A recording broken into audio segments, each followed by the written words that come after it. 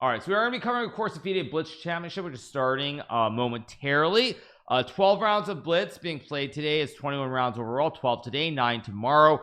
We're going to be covering this. It's going to be a little bit more chaotic than the Rapid, of course. We're not going to be flipping around between games as much, but we are going to be covering Magnus Carlsen's games, Fabiano, Nepo, and many others. Assumptions are that Magnus is the favorite to win. Fabi was forced. Like I said, we'll cover the Fabiano stuff later on. That is nothing new. The sound quality here is off. It should be good. I'll check with my mods. Should be fine, but I'll double check. But anyway, yeah, what I would say is that the Fabiano thing is nothing new. It might be shocking to people, but it is something that I've heard before. It's nothing new, and it's unfortunate. So all right, Fabiano, basically I'll tell you guys the gist of the Fabiano thing. So Fabiano Caruana has his sponsor, very specifically the Chess Club and Classic Center in St. Louis, and they've given him jackets and other things with like their logo, and FIDE reserves the right to tell chess players that no, you cannot wear something which has a logo on it. It conflicts with our sponsors. It doesn't make us look good. So if you want to have your sponsors, if you want to promote your sponsors when you're playing a game of chess on a wooden board with wooden pieces, you better do this for us, or else no, we won't let you do anything. And that's also why I would say, again, I stressed it earlier and I'm going to stress it again, with chess players, I'm really tired of everybody complaining about this, that, and the other thing when the players are unable to form a union or a group to deal with these issues and address them directly. So yeah, that's my that's my general takeaway. Can I get the cameras up? It's gonna be really chaotic today. So today, whoa, why is the chat off? Wait, is this better? This should be better, no? Or maybe it's all bad. I don't know. Get a little bit smaller. There we go. Okay, that's better. That's much better. Okay, so yeah, anyway, that's my takeaway. Why don't the top players ignore FIDE? Because they can't ignore FIDE. That's the problem. Okay, here we go. Game's underway. We get d4 from Magnus against Grigorins. This is somebody that I've played online quite a bit. Grigorins, what's his username? I've played him quite a few times. I forget his name. Or d4 is a ceremonial first move. But yeah, so my general takeaway is that players cannot ignore FIDE. That's the thing. They can't ignore FIDE. We get knight f3. Doping music's a bit loud. I think music is good. I can turn it down one smidgen. That's just a touch, a smidgen lower. We get bishop b5. Grigorins goes to a6, bishop a4. Pretty standard stuff here. We're not gonna be moving around as much because obviously these games are very quickly. Why all those organizations always get so messy? Well, the thing is, you know, when you guys ask about like FIFA or soccer or things like that, I would argue it's much different, because when players are getting paid well into the tens of millions of dollars, if not more, there is some argument that you should have the rights like that to whatever they do. But in chess, that's not the situation whatsoever. There's not anywhere near the same amount of money, and so trying to claim that you have those rights or like strong arming people is definitely not a very good look.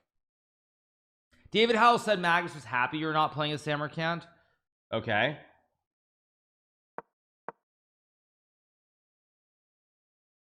Probably will get h6 here. Shohei Ohtani, well, baseball is a little bit different, but a lot of people like to compare FIDE to FIFA. Without Hikaru the World Blitz, there's no competition. Well, it's not just me who's not playing. Another player who's not playing, who I think would have been very dangerous, is Alireza Firouzja. We are very clearly the two other players who can compete with Magnus and Blitz, and neither of us are playing. So for that reason, I do tend to agree that I do think that Magnus is a big favorite, but I think there are players like Nihal Sarin who could surprise. I would say the players who I think can surprise are Nihal, Maxime Vachier-Lagrave, and Vladislav Artemiev. Those are my three dark horses for people who I think can win the tournament ahead of Magnus. Those are the three guys. Okay, all pretty normal so far. Magnus moved very quickly. If these times are to believe, he's already up a minute. Would I play if they gave me a private room? Me not playing had nothing to do with a private room. Nothing to do with no, actually there is Noterbeck. I forgot about Noterbeck as well. I mean, there's so many strong players, but those are my three big dark horses. Nihal is pissed off about the drug testing. I'm aware of that. I'll probably talk about that on one of the breaks. I don't know if the breaks are going to be long today because it is Blitz, but I will try to cover that. My light is on. Yeah, my light's on. Just, yeah, my light's on. So yes. Richard is playing. Couldn't you participate in the Blitz only? Theoretically, yes, but traveling that far for 2 days with the jet lag and everything else, like, I mean, it's one thing for me to be awake at this hour and just like covering the event. For me to be awake at this hour and actually trying to play high level chess, very difficult. Hikaru, can you speak about FIDE because you're financially secure, but other players are not? That's why they don't speak about FIDE freely like you. Yes, that is actually true, you guys. That's simply the reality. Most players are sort of beholden to FIDE because FIDE organizes these tournaments and they cannot make I mean, they can make a living, but nowhere near the living they're making if they were as vocal. And, you know, honestly, politics is a thing even in chess where politics is a thing even in chess where at the end of the day, you know, there are you try to keep everybody happy to some degree, so you get invitations, so you know no one's gonna be really mad at you. And that is a real thing in chess. It is a real thing. So rook e1, at some point we're gonna get g5 here and bishop g3, but this time, if this is to be believed, is not acceptable. Let's move around. Let's see this game. Okay, Nihal is playing against Nojabek, pretty standard. Nepo's playing, who's this? Rachmaninoff. Nepo's a little bit worse here, but we'll see what happens. Let's go back to the main game. Arjun is losing against an IM. Okay, but for Arjun, his tournament's over. He had to win the Rap and he didn't. So follow Hans. I could follow Hans this game, sure, why not? Let's see. Hans is playing a 2400. Hans is better with the black pieces, but okay, it's a long way to go though. So let's move back around. Back to Magnus's game. Magnus had 10 million to do chess boxing. What amount for you? I'd probably say about the same amount, actually. So if somebody wants to organize a chess boxing match between Magnus and myself, it's time for somebody like Zuckerberg to come up with 20 million. After all, Facebook stock is so ridiculously overpriced and overvalued right now that it's time for Zuckerberg to spend some money. I mean, I think Zuckerberg's net worth went up by like 100 billion because Facebook went from like 150 to 350, which is just absolutely ridiculous. So yeah. Anyway, all right, let's see what we get here. Let's see. Would I rather win the World Rapper or Blitz? I think they're both pretty competitive. I mean, for me, winning the Blitz would probably mean more, just because Blitz is what I'm more known for. I mean, over the many years. So I actually don't know why. I mean, I think it's just the market drifted up and they stopped wasting as much money on their silly VR stuff as they were the previous year and a half. I think that's the main reason. But we got takes 93 g5. Now time is kind of evening out here a little bit. So he's bigger than you. I mean, yes, but aren't the boxing rounds very short? I thought the boxing rounds were pretty short. I mean, obviously there's a mismatch because he's like 5'10"-ish, I guess. I'm like 5'7.5". So yes, there's definitely a difference. But I mean, I would think, I don't know, I would think I could survive, but maybe not. I don't know, maybe not. Again, the boxing round, after all, like you could always do the Dina, right? Do the Dina Bellakaya and just run away. Fabiano is losing. Okay, we'll take a look at Fabi's game. Yeah, you could always do the Dina, right? Just run away. Yeah, you could do the Dina, just run all around the ring. All right, let's go back. Magnus's game, what do we have? Magnus has opened up the center. He's getting queen e3. He should be winning here. Yeah, he should be winning.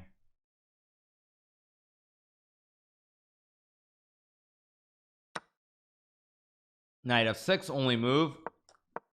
Bishop f5, GG. Yeah, Magnus is winning. Yeah, Kramnik, no shot. Kramnik's like 6'2". Yeah. No, but I don't think you can survive that. That comes back to, it's like, I remember a while back there were people who were there are people who were making this joke about let's go back. There were people making this joke about like, could Magnus or any of us survive against Mike Tyson? Let's see. Artemiev, by the way, another big dangerous player here in Blitz.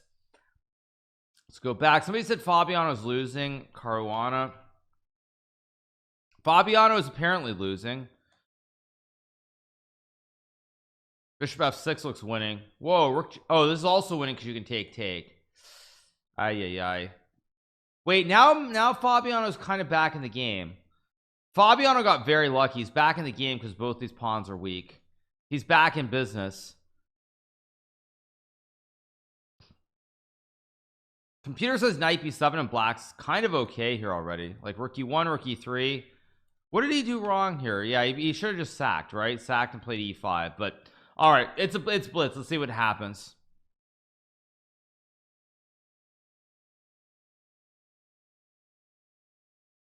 TikTok. One punch from Mike and you would forget every chess opening. Yeah, that's probably true too. Yeah. Well, that's why the whole like running around was the question. Like could you run around the ring long enough to survive against Tyson and just like hopefully he doesn't hit you with one punch, because if he clocks you even once, you're done. But yeah, with increment, would you be a favorite against Fabian with 2+2 versus 3+2 in a match? I mean, the quicker the time gets, the bigger of a favorite I become. Okay, e6. Okay, the moves are coming in fast and furious here. I think e7 was e7 was winning here, wasn't it? I don't know. Anyway, let's see. Yeah, d6. Yeah, this is GG. Rook f6 maybe. d6, d7, GG. Bishop f4. Fabiano loses in round 1. Losing in round 1 to Dennis Machnov. Dennis Machnov, a guy that I played a lot of Blitz against online. Fabiano getting smoked here. Ouch. Fabiano loses to Dennis Machnov. Tough first round loss for Fabiano. Okay, Artemiev is better against Petrov. What else do we have? Let's go back.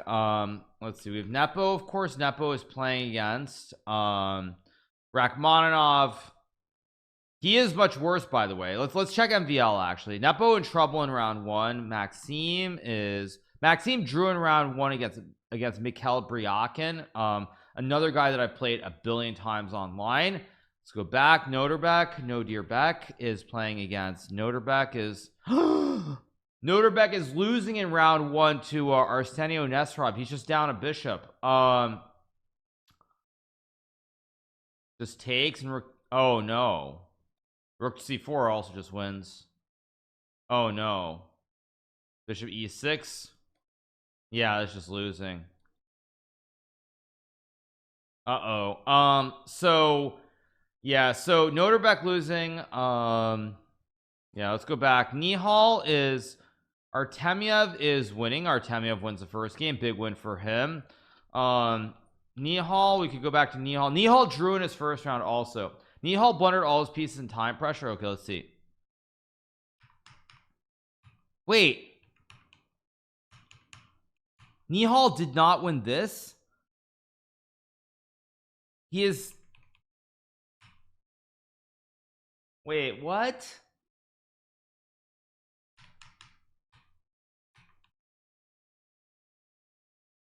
I mean, wow. Okay, that is disappointing from Nihal. The drugs are affecting him. Yes, thank you guys. Dubov is just up a bishop and about to win a rook. He's gonna win. So Dubov gonna be 1 out of 1 also. Anish actually has to win the Blitz, right? Anish is winning in round 1. So who else do we have? Anish is winning. Let's take a look at other games. Arjun drew against Kevin Rosman, or sorry, Kezin Roman. This guy, I've seen this name before too. So yeah, Nesterov is winning. What else do we have? Any other big upsets? I guess Prague 1, Slem 1. Actually, here's somebody who's playing only the Blitz. Salem Saleh is a player who I think is only playing the Blitz, right? I don't recall seeing Salem Saleh playing in the Rapid. Maybe he was, but he might have just showed up for the Blitz specifically.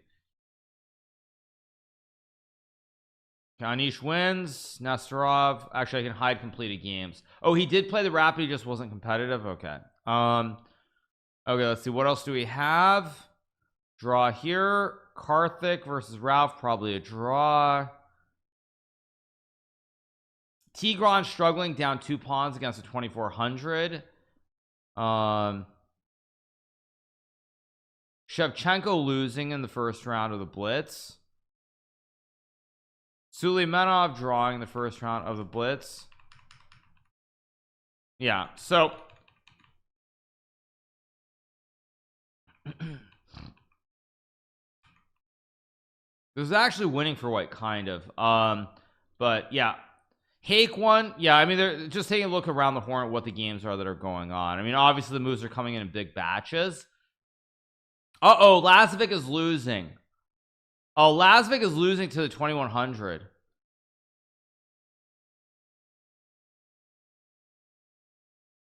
Isn't this a C3?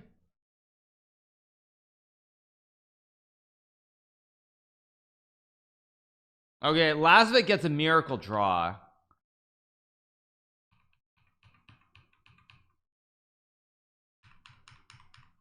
Terrible, terrible,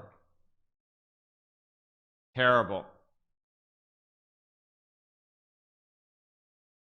terrible, terrible, terrible. All right.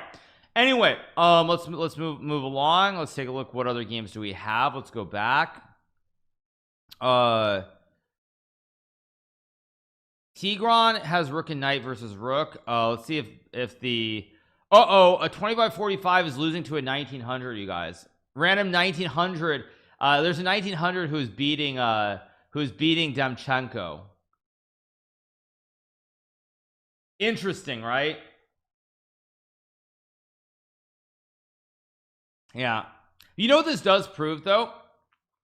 I mean, jokes aside, what this does prove is it proves that there's something wrong with the ratings very clearly, because we're seeing it here with like 1945. They're like 2000 guys. We're seeing all these random 2000 and 1900 kids who are basically outplaying GMs in rapid and blitz. And what it says to me very clearly is that there's something wrong with the ratings. And it's like Cramner was trying to argue about online ratings, but it's also very clear now that over the board, at least in rapid and blitz, there's something wrong too. Yeah, like this guy's 2332 in classical chess. Yeah, there's just something wrong with the ratings. It's almost like I don't even know how to explain it. But there's something wrong with the ratings very clearly. The way that you win this is to go here. King's gonna go back to probably here, and then you go here, and then you like wait, you go here to cut the king off. He goes here, and then you go here, king d8, and now you go knight d5. If king c8, you check, and then you go here, check here, and then I mean, many ways to win. Probably simplest is like this: check here, and then you go here, then you go check, you go here, drop back here, and now you go like here, and then now the king's in the right corner of the bishop, and you go what's the way to win this? Actually, you go here, check, here, and mate. That's how you do it. Yeah.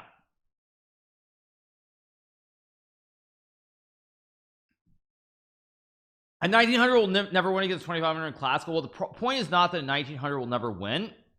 The point is that the ratings are wrong. It's that this guy is not 1900. That's the problem. Yeah. I mean, that's the thing, is that now I think the moves are coming in batches, so that's why we don't have moves. But oh, it was a draw. Oh wait, was it? Wait, it was a draw? I don't know. Anyway, but yeah, all right, so I guess it was a draw. I don't know. So let's move around. What else do we have? Nesterov wins in round 1 against Noterbeck. We just have one game left, which is rook and knight versus rook. Can Tigran Petrosian draw this game or not? No, the thing is, it's where the king starts. Like if you get the starting position like that, it's pretty straightforward, but the king is somewhere else, like right in the middle. Sometimes it's not so easy. Okay, waiting for a move. Probably knight c4, knight g4, one last game. It doesn't mean the rating system are wrong. It means the kid doesn't play Blitz OTB, but isn't that in and of itself implying that but maybe the system's not wrong, but it's implying that we can't trust the ratings, is what it's saying. That's the point that I'm making. Isn't it essentially saying that we don't actually know what the, like someone has a rating, but you're not 100% sure whether it's right or it's wrong. You don't know what the ratings aren't representative. Yeah. The current strength, exactly. So game ends in a draw, so it's the last game of round number 1. So game number 2 should be starting pretty soon. Let's go back. What happened here? Take a look. Oops. basic fossil. Not so good. Okay, let's go back. Why am I not playing? There were 2 main reasons, but there were other reasons too. It could be a fluke, but it shouldn't skew the statistics. But we've seen multiple people who are rated 2000 who are like performing very well. A real 1358. Very funny, you guys. So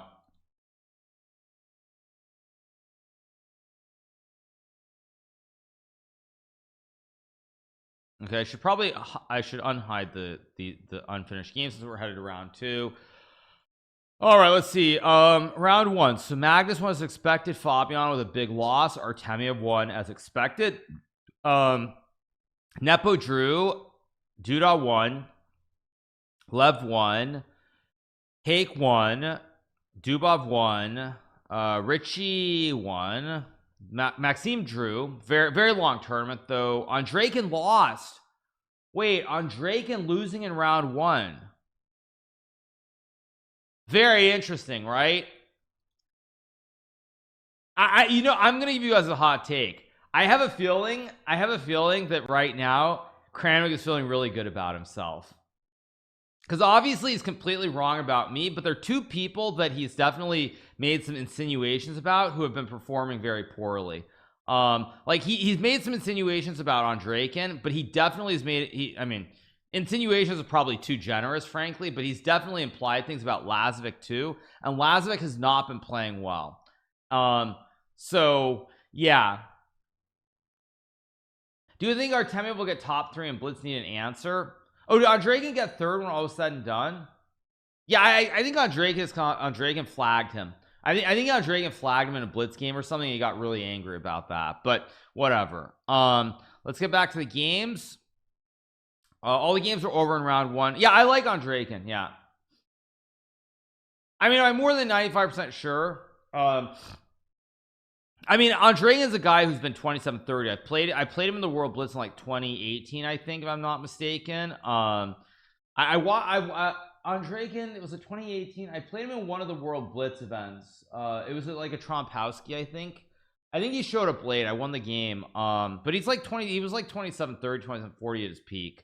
So I mean, I generally assume he is. So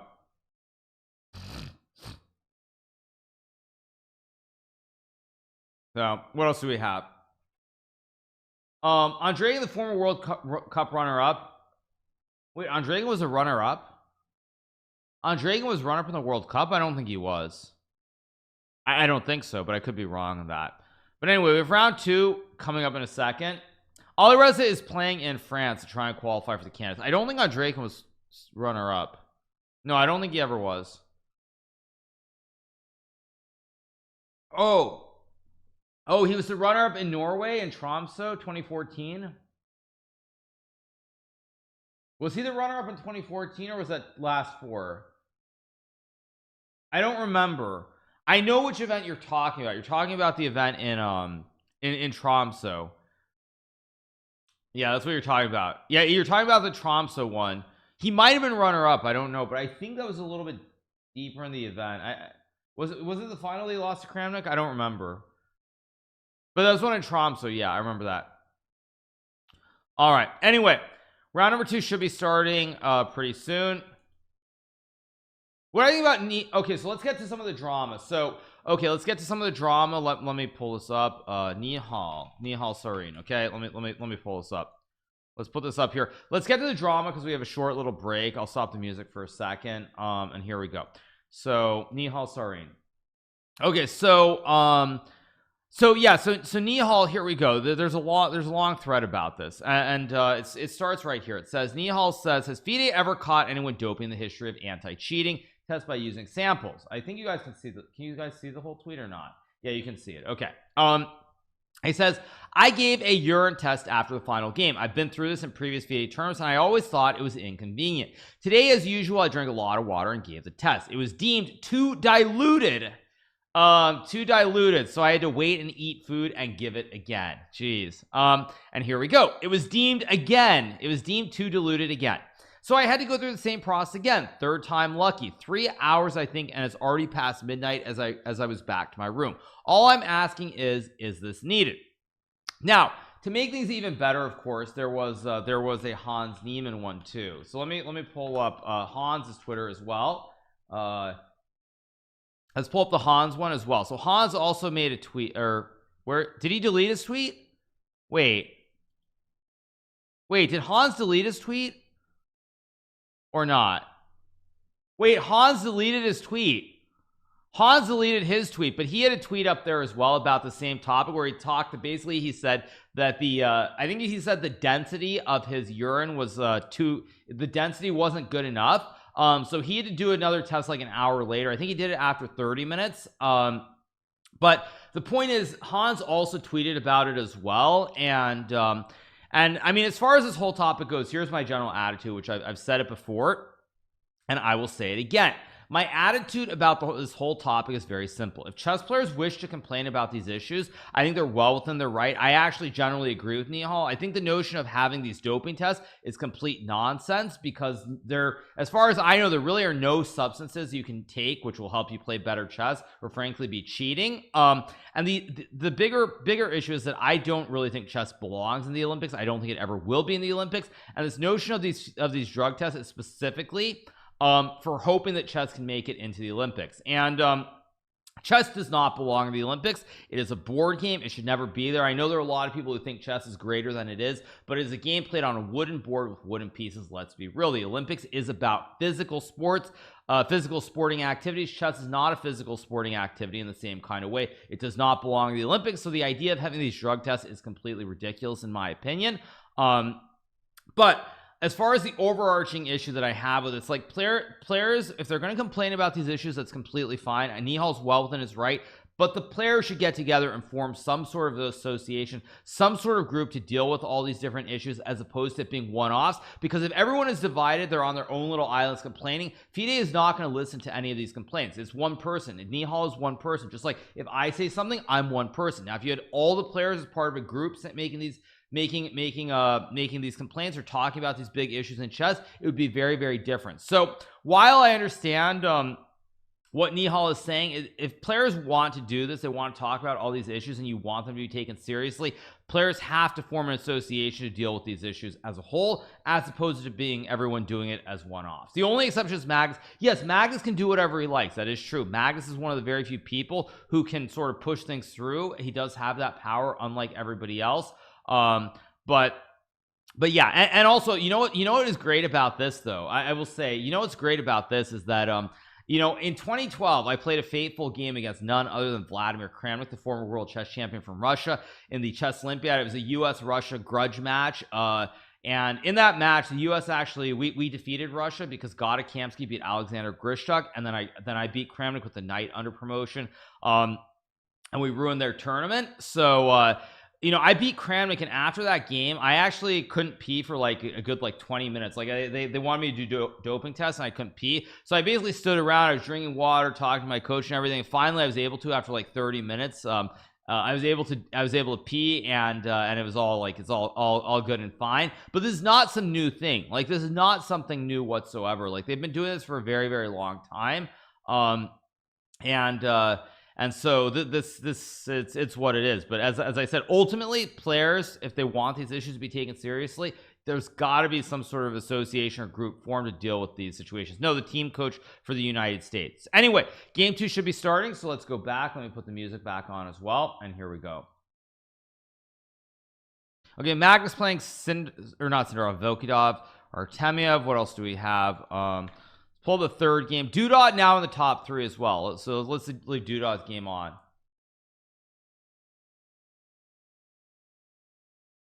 See Nihal's last tweet? Did I miss it? Nihal's last tweet? Oh, okay.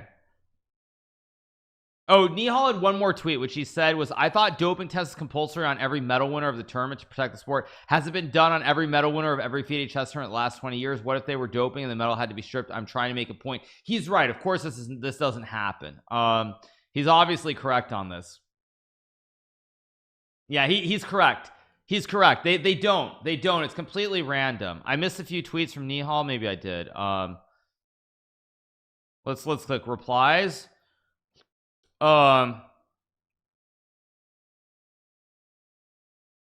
Is there a drug out there that can maybe play better, etc, etc? Yeah, I don't know, but all right, let's get back to the games. Okay, games should be starting in a second. What's my opinion about Vincent Keimer, our German wunderkind? Very good player. We'll see what happens. If I were you, I would just delete Twitter. No, but you have to pay attention to stuff. Maybe they're afraid of people using Adderall. That's not the reason. The reason is because there's this pipe dream from FIDE that chess will be in the Olympics. There's this pipe dream from FIDE that chess will somehow make it to the Olympics. Chess does not belong in the Olympics. I've been very consistent on this point over and over again. But chess doesn't belong in the Olympics, and the idea of having these drug tests is just hoping that WADA or the IOC will think, look, there's drug testing, chess belongs in the Olympics, we can get it there, it can be in. It doesn't belong there. If chess is in the Olympics, you might as well have monopoly. So someone please explain why are they taking this test of Nihal? It's supposed to be random, quote unquote. Nobody knows, but still, yeah.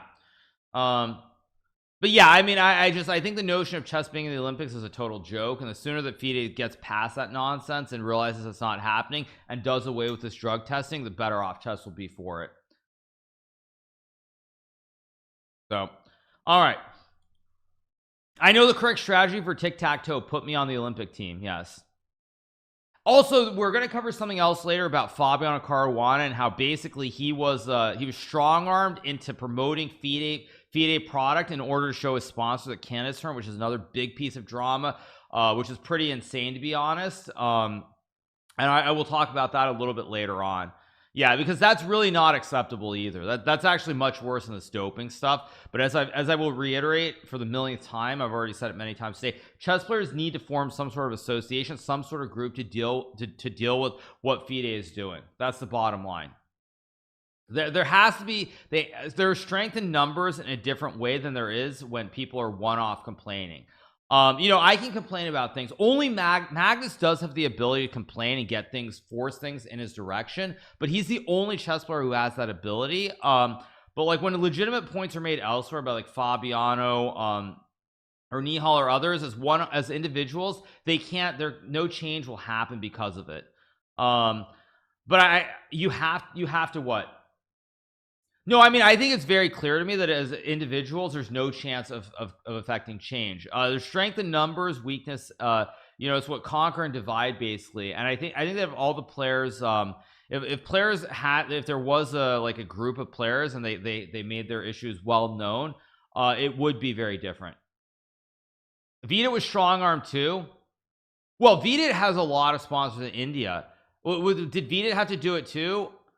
I would not be shocked if FIDE had to do it. I have to create this group. Well, you know, I've said before, I'm not going to do that because the problem with chess is since chess itself is a zero-sum game, players always assume that everyone is out to do things that benefit only them the most. And so if I ever did it, no one would really believe me because they assume that I'm just doing it to like promote my agenda or I'm doing things that are going to benefit me and not benefit anyone else. No, it would not be me. But I think it would be very good for players to think about this and consider the possibilities.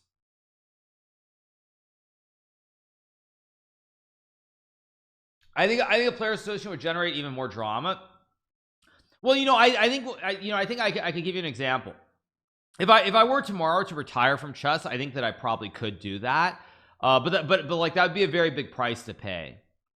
Like that's the only way that I could really do it is if I were to say, you know, I'm going to retire from chess and I'm not playing anymore, I could probably do that. But that's the only way. And that's a very big price to pay for something like that. Seriously? Yeah, I mean, I think that's the only way that I could do it. That's the only way. And that's a very big price to price to pay just to do it. Okay, we get c4 here from Vakidov. Magnus plays e5, knight c3, bishop b4. Someone like Vishy, yeah, someone who's not super active anymore, it could happen. But someone who's active, it's almost impossible, just because the assumption for most players, because players tend to be a little bit paranoid, is that players are doing it to like benefit themselves. Oh, by the way, speaking of Vishy, we get this line in English, which I've had a few times against none other than Vishy Anand in Blitz and Rapid. This is the Vishy line. Vishy and I have had this line with knight d5 quite a few times. In fact, I think last time we had this was it Leuven, maybe in like 2018? Let me see if I can find the game. Nakamura Anand. Was it 2018? No, it wasn't that one.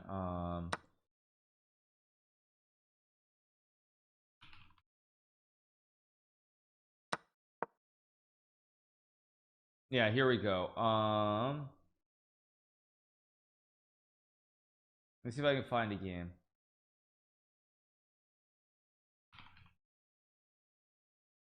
I don't see it right off. But anyway, let's keep going. Hard to look for that specifically. There's some kind of, this is all theory though, right? This looks like all theory. Takes 6, queen e5.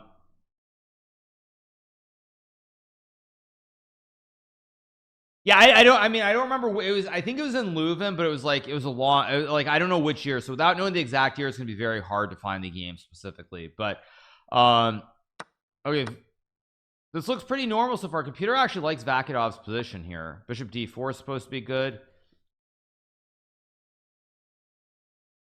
Bishop d4 followed by f3 and e4 makes a lot of sense here for white. You don't want to take because then the a file's open.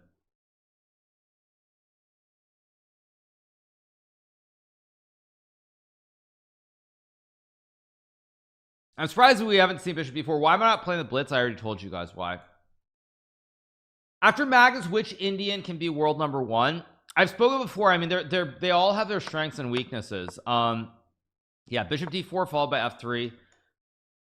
I mean, I like this. Bishop c3, f3, e4. White. Oh wait, no. Actually, I realized. Rook b1, bishop d3. I mean, actually, Magnus in some trouble here. Or is he? Wait.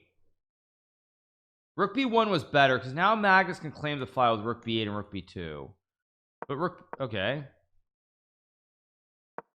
Bishop d3 and rook b1. Actually, you know what? This should be a draw. Just looking at this position, how does Magnus get an advantage? He's got these double pawns.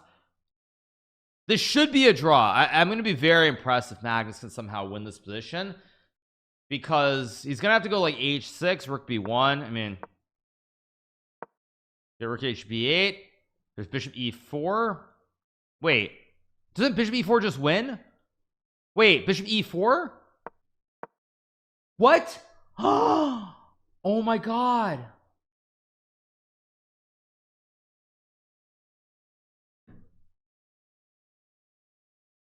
I don't believe this. What the heck? He had time. Wait, what the heck? And you know what else is going to happen? Now he realizes it too, by the way. Now he realizes that he missed it. Now he realizes that he missed it because he started thinking for a while. How do you not go bishop e? That's ridiculous. I mean, white's still better here, but that's ridiculous. That's insane. It could be a transmission. No, but it's not a transmission error because he just took the pawn on h7. No, it's not a transmission error because he took on h7. So we know he played rook b8.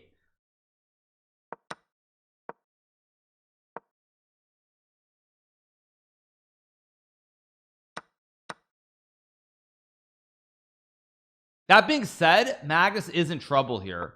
No, I mean, Magnus is still in trouble. Takes, rook h2, rook g1. I mean, it's still not great. He's still in trouble, but like rook g1, king d3, king e3. I mean, it's probably going to be a draw if I had to guess. No, I mean, that's insane. King d3, king e3.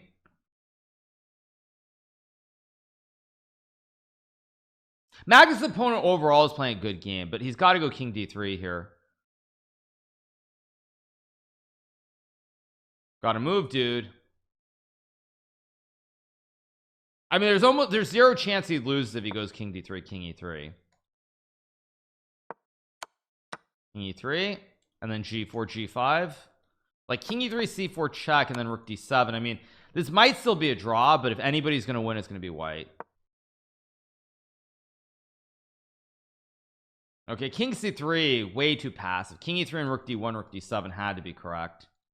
Way too passive. This is gonna be a draw, probably. Yeah, this is gonna be a draw. Magnus will go like f6, and we'll get something like this, something like this, which will just be a draw. This is gonna be a draw. I don't think Magnus can swindle because he's down a pawn here. Like f6 and rook d1, rook d4. I mean, there should be zero chance of Magnus getting a swindle. Magnus would win this if he was white. Yes, he would win if he had the white pieces. Rook d1, of course. Fabi blundered again. Okay. Why is Vokidov thinking here? Rook d1 or f6. Rook d1 looks very obvious. He's getting low on time too.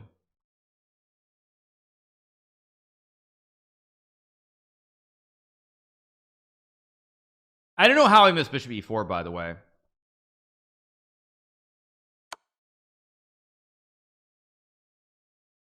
Vishy was shocked that he missed bishop e4. Yeah, I mean, it's, but I would say, to be fair, yeah, rook d7 and make the draw. Yeah, it's gonna be a draw. I knew he would go for this.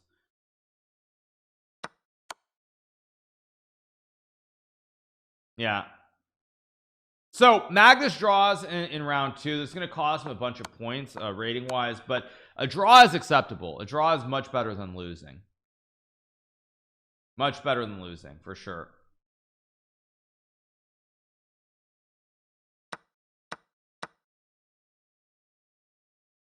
Yeah, probably you just go check, check. You could take and go king e6, but probably we'll get some draw like this.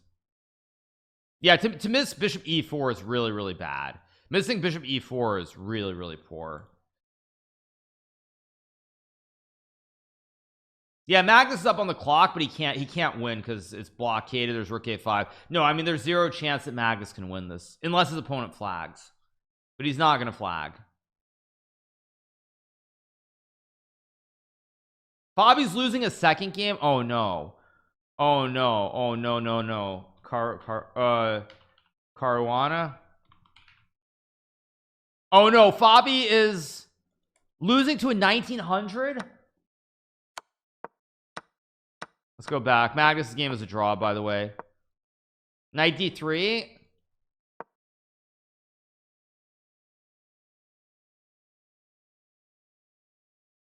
Yeah.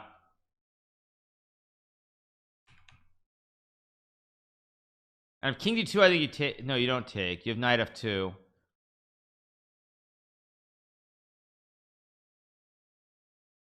Let's see. Oh, Fabi. What? Apparently he wins. I don't know why, but apparently he wins. Okay, let's move back around. I don't know, you guys. I don't know. Lev is losing, by the way. Levon is losing to Hovhannissian. Levon is losing. He's down a pawn. His pawns are in the same color. It's the same color Bishop game. He's losing here. You put the bishop behind. You bring the king back. Bishop e1 maybe is winning. b5. You got to start pushing the pawns eventually on this queen side. Like, I think maybe I was thinking you had to go bishop e1, a5, b5, a4. Try to push the p. But now bishop g3 and it gets tricky again. Takes. Uh-oh, now king b4. Lev's gonna lose this game, by the way. Yes, Lev is gonna lose here. Gotta block. Only try. Bishop g3. Only move here.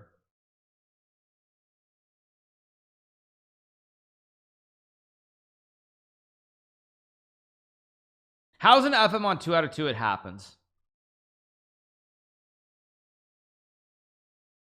Pranav lost a winning game. Okay.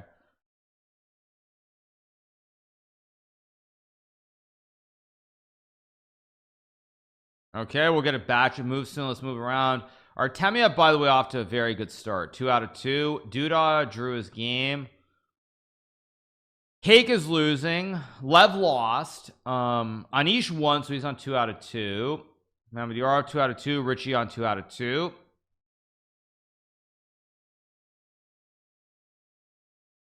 Ronak won. There are 12 games. Atusa won. Okay.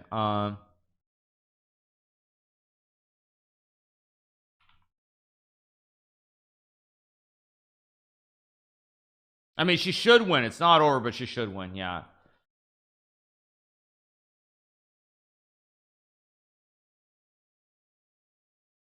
Okay, so good stuff. Can I go over Fabi's game? How about MVL? MVL drew the first round, so his game's not up here. Maxime won his second game. Okay, no big shocker there.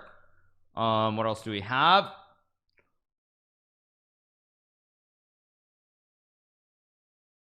Serrana's game. Yeah, Queen G2, and this will be a draw. Another draw. How are Evans crushing GMs? The ratings clearly are not representative of the current rating level of the players. Very clearly not representative of the playing level. Could I walk into the Blitz event right now and get top 3 with prep or nothing? I mean, that sounds very arrogant. I think I probably could, but you just don't know. I mean, Blitz openings almost don't matter is what I would say. In Rapid they matter, but in Blitz they almost don't matter at all. Dubov won his game. 2 out of 2. Good stuff from Dubov.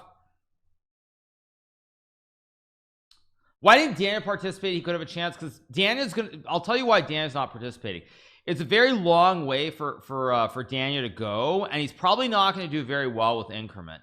Without increment, Daniel, like if this was a 3-0 event, Daniel would play, by the way. If it was a 3-0, Daniel would make the long trip and play. But with increment, I mean, Daniel's like, he's just not as good. And it's hard to explain to people how much of a difference increment makes, but it makes a massive difference. There are not 3-0 events over the board. No, because basically online it gets too messy. If you play without increment, pieces are going to fall all over the place. It's not clean whatsoever.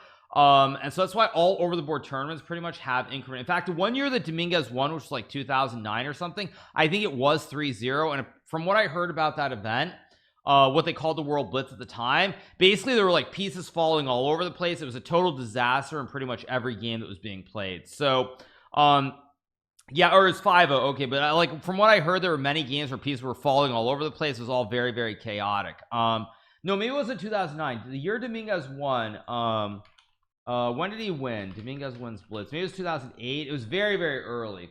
It was in Almaty. He won the event in okay, the ChessBase article doesn't load. 2008. It was 2008 he won, and it was without increment, and I heard that it was a complete mess. I wasn't there, but I heard that basically it was a complete mess. Like pieces were falling everywhere in every single game. So okay, all right, is round 2 done then? I guess no, there's still games. Okay, Murzin, the very talented Russian player, he's winning another game. Very nice for Murzin. Yeah, he's going to be 2 out of 2. By the way, out of the Russian players, Murzin is definitely the guy to watch. Hans versus Magnus. Did Hans win? No, Hans is 2 out of 2, so he can't play Magnus yet. No, he can't play Magnus. Why did I participate in 2008? You know what's amazing, you guys? In 2008, I wasn't even a top 10 player yet. So I broke into the top 10 in 2009. So that's why I didn't play. Turizaga is winning. Let's see. Rude McCarran is playing as Shimanov, another game featuring players that I've played a lot online. Yeah, without increments over the board, it's not clean. Online, you can play without increment because you play with a mouse. It's very, very clean and smooth. But over the board, playing without increment is just super, super messy. Super messy. Yeah, super, super messy. Or sorry, Turizaga is losing. He's playing this one. Yeah, this is losing. Okay. So what do we have? One game left. Murzin. No, Murzin is winning. So wait, this game, did Murzin not promote to a queen or something? Why is it stopped? No, Merzen won. Okay, good. Okay, so round 3 should be starting in about like 5 to 10 minutes. But let's take a look at the results. So bunch of people on 2. Let's scroll down. I think Hans is on 2, right? Hans Niemann. Hans is on 2, I believe. I don't see. Oh, Hans smokes smoke Neiman. 2 out of 2 here. Chep on 2. Parham, also another dangerous player in Blitz. 2 out of 2. Prague on 2. Shaq on 2. Good to see Shaq on 2, by the way, because I think Shaq suffered a lot. Didn't Shaq have a very bad rapid event? I don't know. Maybe I can find it. Let me see. World Rapid. I think Shaq had a terrible. He had a terrible rapid. No. Let me refresh this. Let me go back. Mohamed. Let's see. I think he had a very poor event, didn't he? Let's take a look. Shakhriyar 7 out of 13. Rough, very rough event for Mamedyarov. Tough event. Yeah, he sucked lately. I mean, it's Chess is a tough game to play as you get older, and it's a tough game to play as you get older, and if you have a certain style specifically, it's that much more difficult. And Shaq's a guy who likes to play very aggressive, very exciting, very energetic chess, and as you get older, it becomes harder and harder to play that style. So yeah, all right, let's move back. Yeah, very unfortunate for Shaq. I mean, someone that I always root for, always rooting for Shaq. Okay, so let's go back. Wait, Serrano won? What the heck? Apparently he won somehow.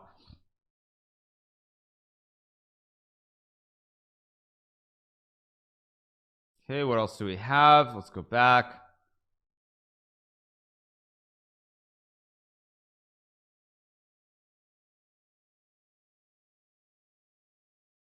Waiting for round 3. It probably starts in 3 starts on the top of the hour in about 8 minutes. Go to the FIDE drama. We don't have time to cover the FIDE drama until probably after the Blitz. We'll probably cover that as soon as the Blitz ends.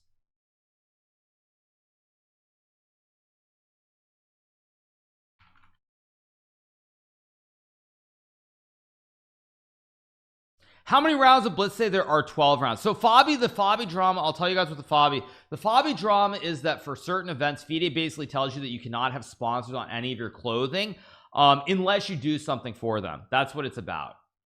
So basically, let me give you an example. I'll give you an example. Let's say Kik wants me to wear like a shirt with their logo on it. FIDE can be like, no, you can't wear anything with a logo on, even though of course, as far as events go, FIDE is not FIDE does not give us a salary whatsoever. It's simply prize money from tournaments, which already makes it a very dubious proposition to begin with. But putting that aside, so let's say Kik gives me a shirt, they want me to wear a shirt. FIDE can be like, no, you can't wear a shirt with that logo on it because we just don't want you to. And so what then FIDE is going to do is going to be like, well, but then you know what? If you really want your logo on your shirt, then you promote us. You basically do some promo for us for this thing or the another thing. Yeah, it's basically like a quid pro quo. That's what it is. It's like, no, you got to do this for us. But meanwhile, we're not getting salaries. If FIDE was giving us salaries, I would be open to that. I think if FIDE were giving everybody salaries, I think it would make sense. But they're not giving us salaries. Is FIDE non-profit? I'm not sure what their status is exactly. Fabiano revealed it. Fabiano, in his latest C Squared podcast, which we will cover later, revealed it. Yeah. But logos are allowed in all other sports. Like I said, I'm not going to get into that because I don't know the specifics, but yeah. So basically, Fabiano, I'll tell you what happens. And the other problem with the situation, this is why players need to form an organization, is because when FIDE has this like long dress code or whatever, like I can complain about the dress code all I want and say like it's wrong, but unless all the players get together and deal with it, unless all the players get together and they basically form a group and as one they go and tell FIDE this is not acceptable, FIDE is just going to laugh at the individual players. That's the bottom line. FIDE is going to go and laugh at them. That's the thing. That's why they did the photo shoot. Yes, that's the reason that FIDE and Fabiano did the photo shoot. So yeah, they allow you to unionize. There's nothing they can do about that. They don't have any power over us. Of course we can. So That's the problem with that's the problem. So like, you know, if I go and say something or Fabiano says something, we as individuals cannot do anything about it. But you know, there's a group of say 10 players, like let's just say everybody in the candidates agreed that the dress code shouldn't be this way. FIDE would have to listen to our demands. FIDE could not refuse. FIDE would have to come to some sort of agreement with the players. So that's the big issue. Yeah, that's the problem, is that all the players, they individually complain about things, but they're unwilling to get together and sort of tackle the issues as a group. So all right, round 3 should be starting pretty soon.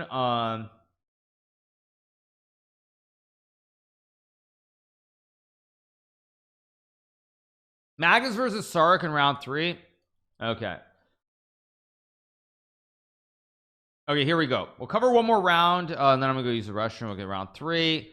Who else? Artemiev is still 2 out of 2 playing good chess. Dubov now up to board 3 also. Dubov and Artemiev very dangerous. Yeah. Alireza getting smoked by a Persian player. Is that game live? I didn't see that game. Is that game live? Someone tell me where to go to find that game. German youth, Mont de Marsan. I don't see it on Chess.com events.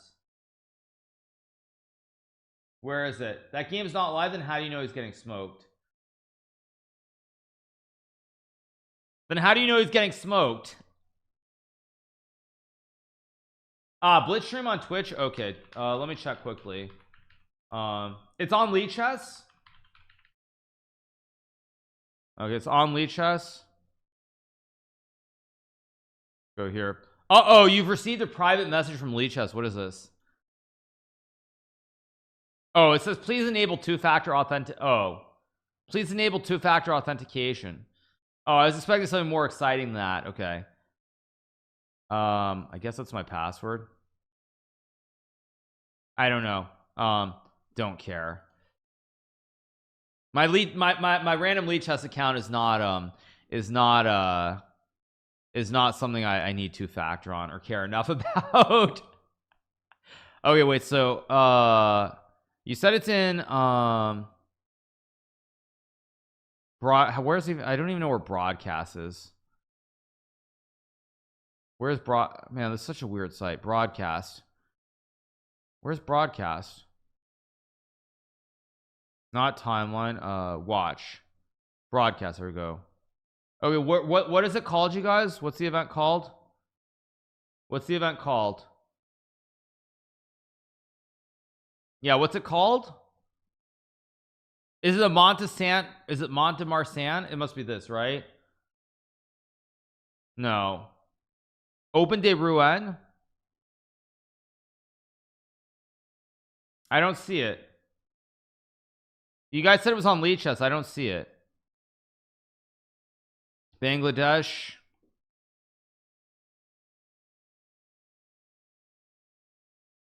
Chartres? No, I don't see it.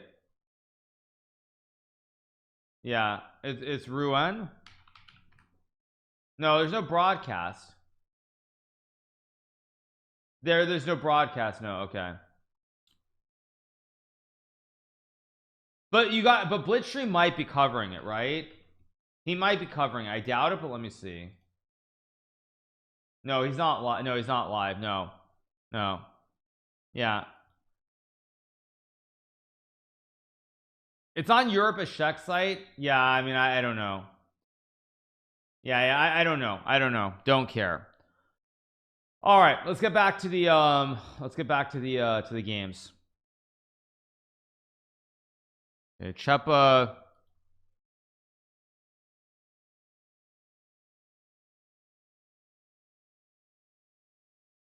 We don't have the round 3 for the women yet. All right.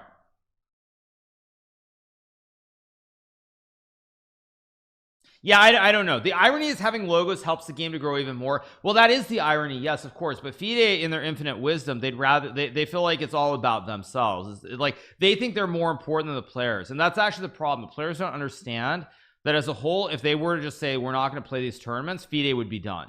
That's what the players don't understand. They don't understand that FIDE needs them more than they need FIDE.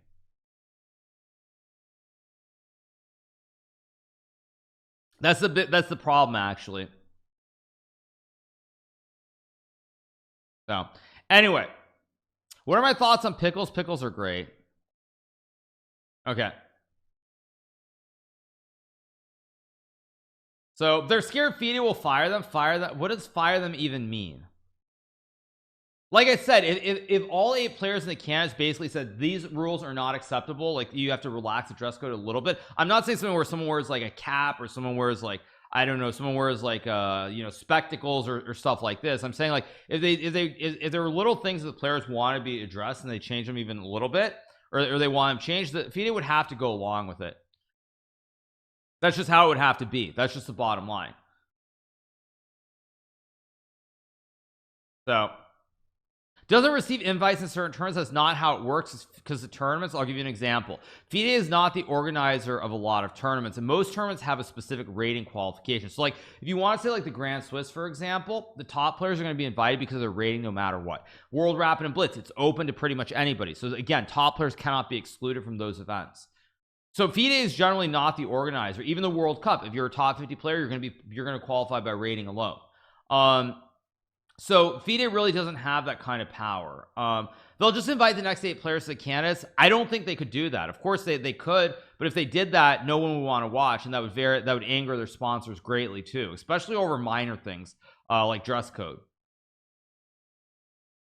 So like I don't think so. I actually just don't believe that. I think if the 8 players in the candidates were like, we just want these small little changes, there's no way FIDE could go against that. No shot. Yeah, it's like, you know, that's the thing. That's the thing. Like the players don't really understand that, unfortunately, is what I feel like. So all right, so in theory the players can bully. I mean, in theory, yes, but I mean, I think there's a very fine line. That's why, you know, you have to have a group as again, that's why you should have a group, and that's why a lot of people actually don't like a lot of things regarding Magnus, because in a sense, Magnus can force things to be his way. And you know, I think Levy tweeted about this, and assuming that his tweet was correct, I think that in the men's section, if there's a tie that features more than 2 players, every player is in the tiebreaker. In the women's section, only the top 2 players play. So let me find the FIDE women's rapid just to show you guys, like, as assuming Levy's tweet was correct, which I assume it was. If we change this, let me change the scene, of course, just here. If you look at the standings here, after round 11 in the women's event, there were 3 players tied. You had Bodnar, Humpy Canero, and Lei Ting-ji. All 3 of these players had the same score at the end of the rapid event, and the tiebreaker only featured the top 2 players in the women's section, whereas in the men's section, if more than 2 players tied, there would have been a tiebreak featuring everybody. And what is the reason for that? The reason for that is Magnus basically said it was wrong that only the top 2 players play in a tiebreak as opposed to everybody. So FIDE changed it in the men's section because of Magnus, and they did not change it in the women's section. And it's a perfect example of the power that Magnus Carlsen has. Perfect example, because Lei Ting-ji should have been playing a tiebreaker, and she wasn't. She should have been in this tiebreaker, and she was not. Anyway, let's get back. Let me change the scene. There we go. Okay, what happened? Magnus played. Oh, Magnus playing at 23-78. Probably Queen B6 and Bishop B5 here. It's rightly deserved. He's that good and influential. No, it's completely wrong, because then they should listen to other players too, and they don't. That's the problem. Okay, Magnus, decent position. Computer already hates it for white, but that being said, we'll see. It's also because women's chess is no pull, but that doesn't make it right. That's the point. That doesn't make it right. This is basically just a French opening. Asking for early draws should not be allowed. In Blitz and Rapid, you can't really prevent it. In Classical, you definitely can, but in Blitz and Rapid, it's very hard to have like move limits and other things, just because at the end of the day, the games are so fast.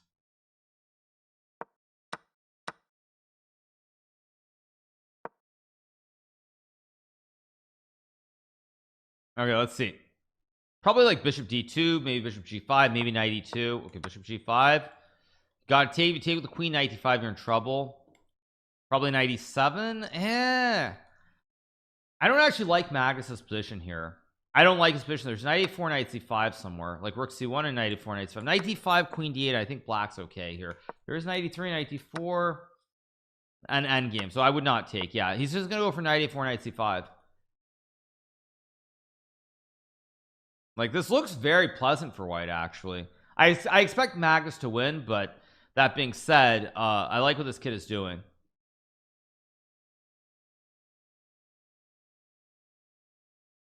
The satisfaction of top players is more important than less prominent players. I agree, but it should, but when you say that, you should say more the satisfaction of the top players in quotes, not top player. It should, you said top players, which is correct. If you say top player, that's actually what is reflected in reality right now. That's the problem. It's top player, not top players. So, all right, let's see what Maxim Saruk does here. You can take, you can also play knight d2, queen g5 actually, and you resign. Maybe just rook d1 to guard the pawn. Could also take and go f4, I suppose. But takes or rook d1 are pretty much the only two moves that make sense. f4, a good move. Okay, let's see what we got.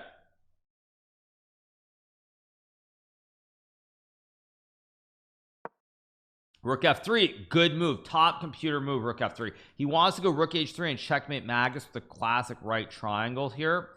Probably rook f1. I mean, but now Magnus is going to go knight a5, knight c4, and use the c file too. So unless white is breaking through here on the king side, the Magnus is eventually going to win this game. Because now it's a little bit, you play, yeah, he's going to go for it. Rook h3. Rook h3. I mean, you could maybe try to trap the queen with rook g5. Getting spicy here. This is getting a little bit spicy. There's also knight d1, knight e3. Maybe f5. F5. Wait, f5. Wait, f5. Go for it, dude. Just do it. You know you want to. Or is there queen b6? You got to go for it. f5. We've got it on the board. On the board. f5 is on the board. Ooh, spicy. Let's see. This is gonna get spicy. And these actually, one thing that I've said many times to you guys, one thing I've said many times is that the top players, like, or actually what I would say is in regards to like farming, when you play against players, like I generally try to understand the style of how players play. Rook h4 and white's winning. Rook h4, knight e5, queen e3, queen h6 is winning. This is winning for white, actually. Yeah, rook h4 and queen e3 is actually winning here. Yeah, rook h4 and queen e3. Let's see if he can do it.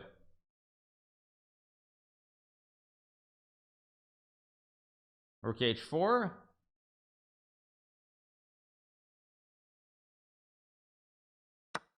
No, what is that?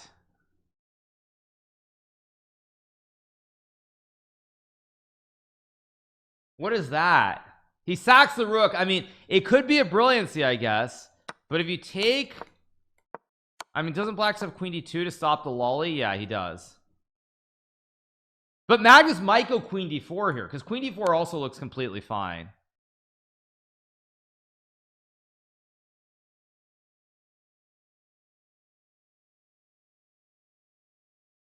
I mean, queen d4 is the move that is safe. But he's probably scared of the sack. There's also rook f4 and knight d5. I mean, this is dangerous. It's dangerous.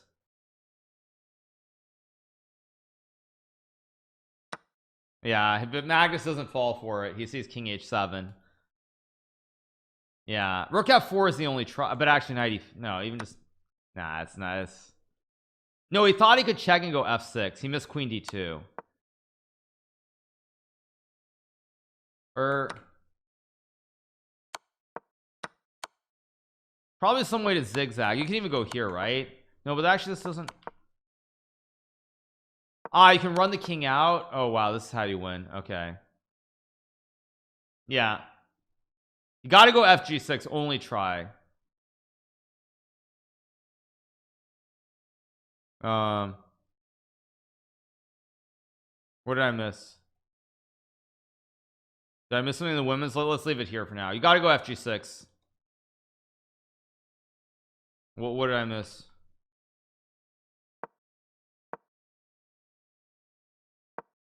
e3. Yep. Go back. Yeah, king h6 wins now.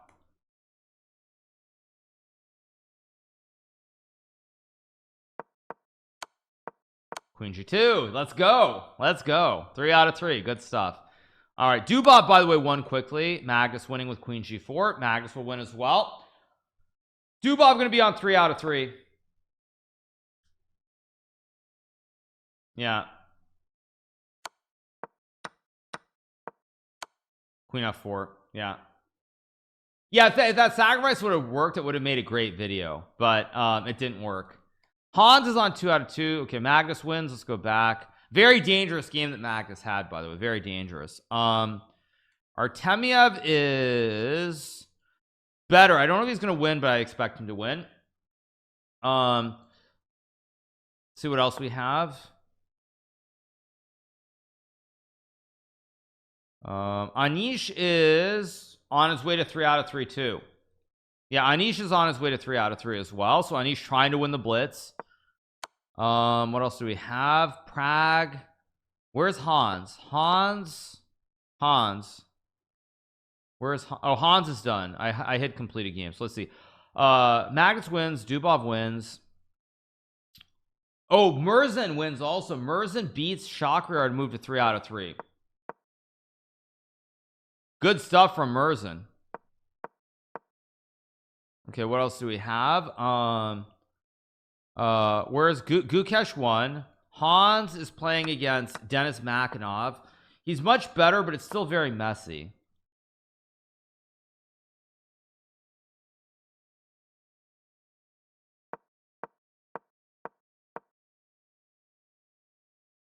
Apparently Hans is not better anymore, so there's bishop g3, bishop e5, h4. Probably a draw. Bishop e3, like queen f5. Oh wait, no, there's queen f5, maybe like queen h8.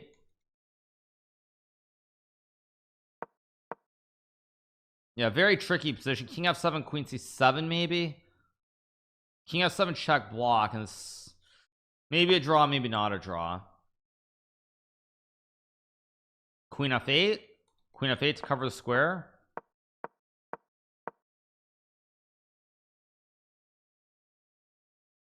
I think Hans is going to win this, by the way, because the a pawn is going down the board.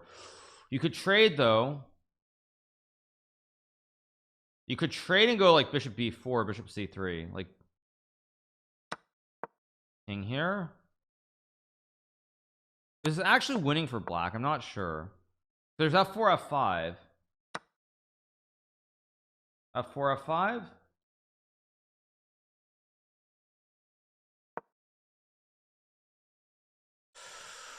Hans might lose this, by the way. This is, I think it's still a draw, but Hans could lose if he doesn't start pushing the pawns fast here.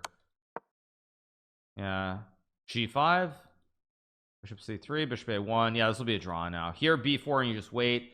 White gets his pawns and just sits too. Should be a draw. It should be a draw.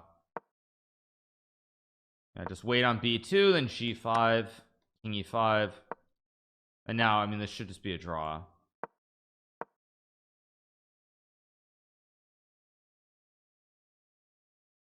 I mean you could go g6, but yeah, this will be a draw. Okay, so Hans draws his game. Okay, let's move back to this one.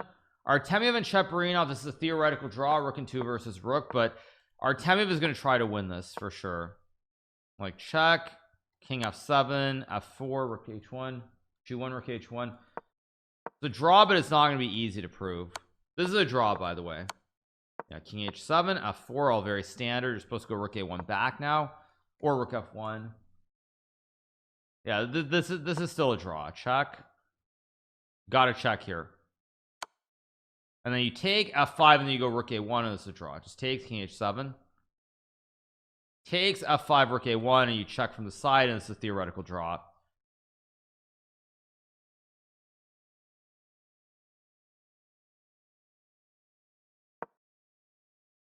f1.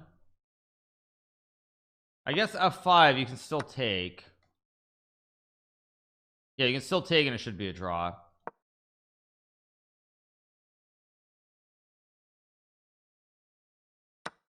Let me refresh the board. Check out Fabi not right now. Wait, what the heck? Oh, come on, chess.com. I just refreshed. There we go. Oh wait, he blundered it. Wait, he blundered it. Rook a7 is a mistake. You have to go rook a8. Actually, I think Magnus made this mistake against me sometime. Magnus made this exact same mistake against me, I think, in one of the online tours where he played rook a7 and I blundered. I went king f8, or I played rook e7 when yeah, you got to go rook a8. He checked, which was wrong. Yeah, now this is winning for white. Anish drew. Okay, Maxime is losing. Or is it SEC? I don't know. I confuse all these events. Yeah. Yeah, you have to go rook a8. This was the key move, and after rook e8, then you check, and then you go back. Yeah. So Artemiev also going to be 3 out of 3 here. MVL already won. Okay. Yeah.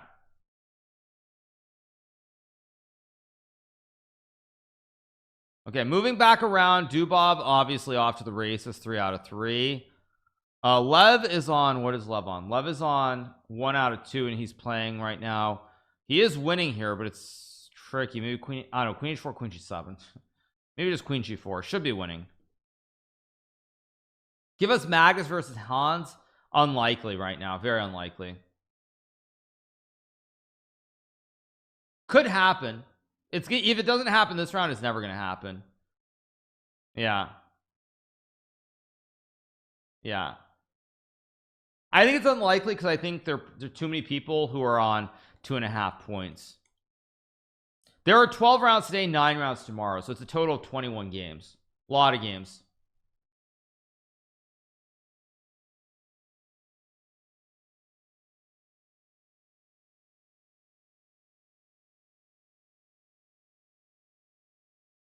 You don't think Max will win the Blitz? It's 21 rounds though, so if he gets hot, he can easily win. It's just a matter of whether he gets hot or not. That's all.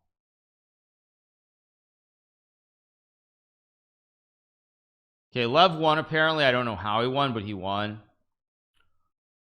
Still 2 games going on. No, but I mean, the thing is, it's 21 games, so like, even if you played terribly the first day, if you just start bulldozing everyone on the second day, you can always win. Okay, so we have 1 game left. I guess white wins, so I'm gonna go use the restroom quickly, and we'll be right back. So give me 1 second, and the round should be starting. I believe it's 12 and 9. I think it's 12 and 9 if I remember correctly. I think they do 12 on the first day, 9 on the second day. It could be 11 and 10, but I think it's 12 and 9 because on the last day they have to do their big prize giving and ceremony. A lot of people have flights out at midnight, so they try to have less games on the final day usually. But anyway, I'm gonna go use the restroom and we'll be right back. Give me 1 second, you guys. It's 12 and 9. Okay, 11 and 10 would be more realistic.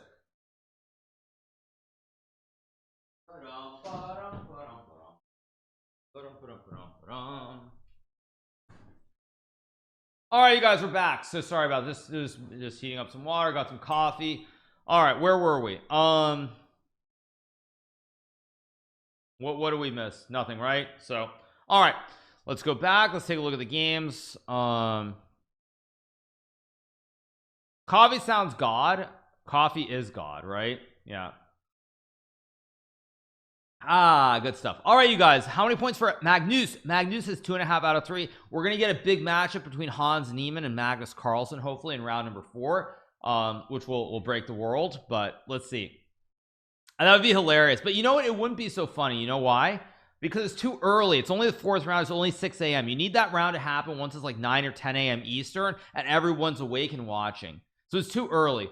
Oh, Magnus is playing Conrad Holt. Ew. Has said Atusa and Hikaru have a very public relationship. Public relationship? What? Huh? But yes, actually my wife is doing well. She has 3 points out of 3. She's currently leading. She's going to win the tournament. Yeah, she's currently in 3rd place after 3 rounds. So great to see. You love to see it. But anyway, okay. So yeah, in the women's section there are only 11 people on 3 points and she's one of them. So she's off to a very, very good start. LOL, what? Who is Conrad Holt? Conrad Holt is Conrad Holt is he's an American player. I played Conrad. I had a great win against him in the US Championship. Holt, Nakamura 2015 US Champs. I'll show you guys that game quickly. Change the scene. I had a great game against Conrad. Is there a way to flip the board or not? There's no way to flip it. I believe I sacked my queen, didn't I?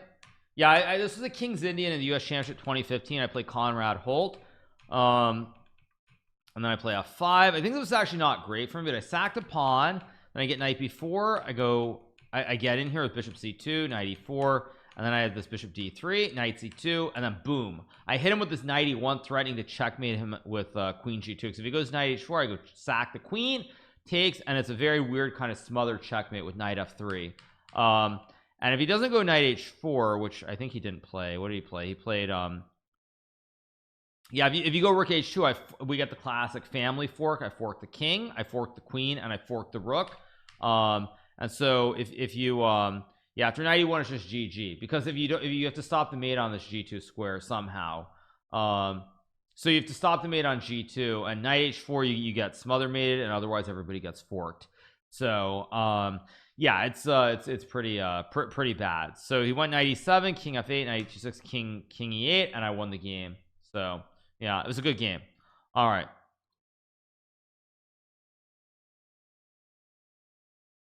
so all right, back to the games. Round 4 is coming up. Let's pull it up. Magnus versus Conrad Holt.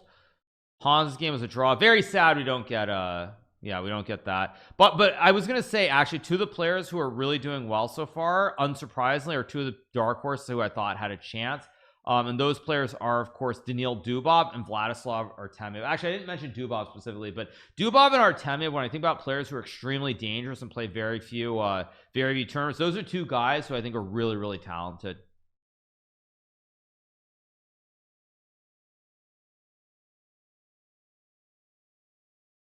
Do I think my wife has a chance to win it all? Of course she does, but what she has to do is she has to move fast and be very confident. That's the main thing.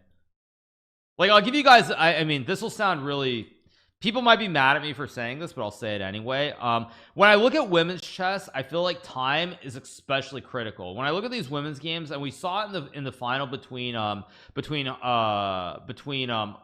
and Bodnar, where Humpy flagged, and anytime Humpy got low on time, she completely collapsed. If in women's chess, if you can keep a time advantage, it feels like the blunders become much more severe with less and less time in the women's event. I mean, you'll see blunders in the men's event too. Like men won't avoid blunders either, but I feel like the blunders aren't quite as severe. So if you can always keep an advantage on the clock, I think you're gonna have a great chance to win in almost every single game. Last stream, thank you. Yes, time is critical because they blunder more and less accurate. Well, that's like saying at 2300, like, it doesn't matter whether it's a male or female. 2300 male guy is going to make as many blunders too. Yeah, I mean, like, if you see a male player's 2300, they're going to make the same amount of blunders. So it's not a male female issue.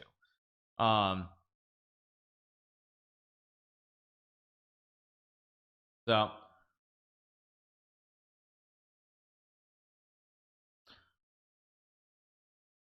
okay, okay, round 4 should be starting pretty soon. What is series score? I don't know. Fabi lost in the first round. Yeah,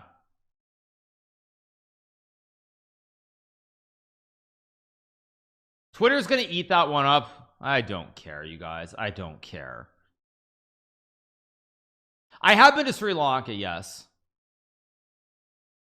We're gonna cover the Magnus game against Conrad Holt. So yeah.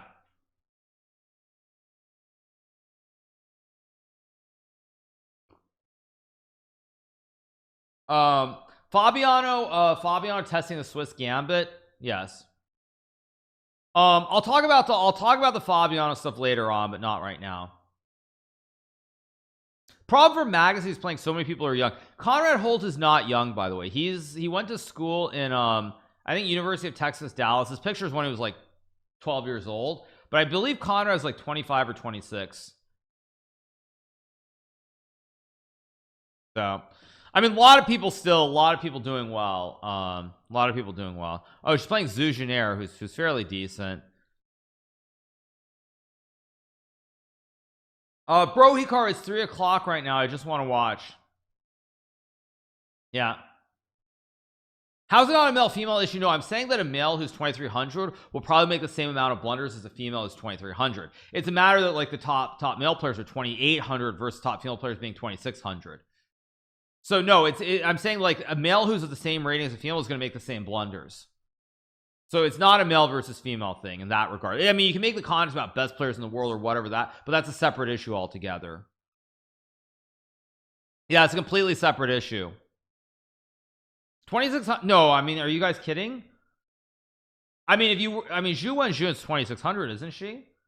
Like when I think about Zhu Wenjun, I think about Humpy Canary. I know Humpy of course doesn't play as much and she's not as strong now, but when I think about Humpy or I think about Zhu Wenjun, they're very solid 2600 level players.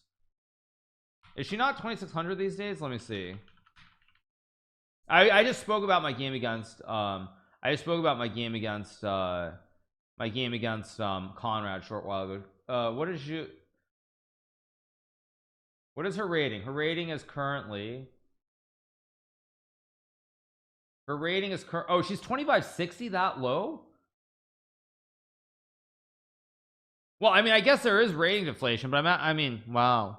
Zhu Wenjun is that low these days. Wow. She was definitely 2600. Yeah, like Humpy was 2600. Humpy doesn't play much anymore, but Humpy was also a very, very close to 2600 level player. Both of them were. So, anyway. All right. No, I'm more shocked actually, but there could be deflation there too. Yeah, but we'll see. FIDE won't pair Hans and Magus no matter what. That I believe is not how it works. They would have to manually go in and change it, because I'll tell you how pairings work. So what happens is there's a piece of software, I don't know which one they use, but there's chess software that does the pairings. So unless they saw the pairings and they manually changed it or something, which I believe they cannot do, there's no way they can do that. I don't think you can. I don't believe you can. That would be a whole new scandal in and of itself if they did that. That'd be a whole new scandal in and of itself.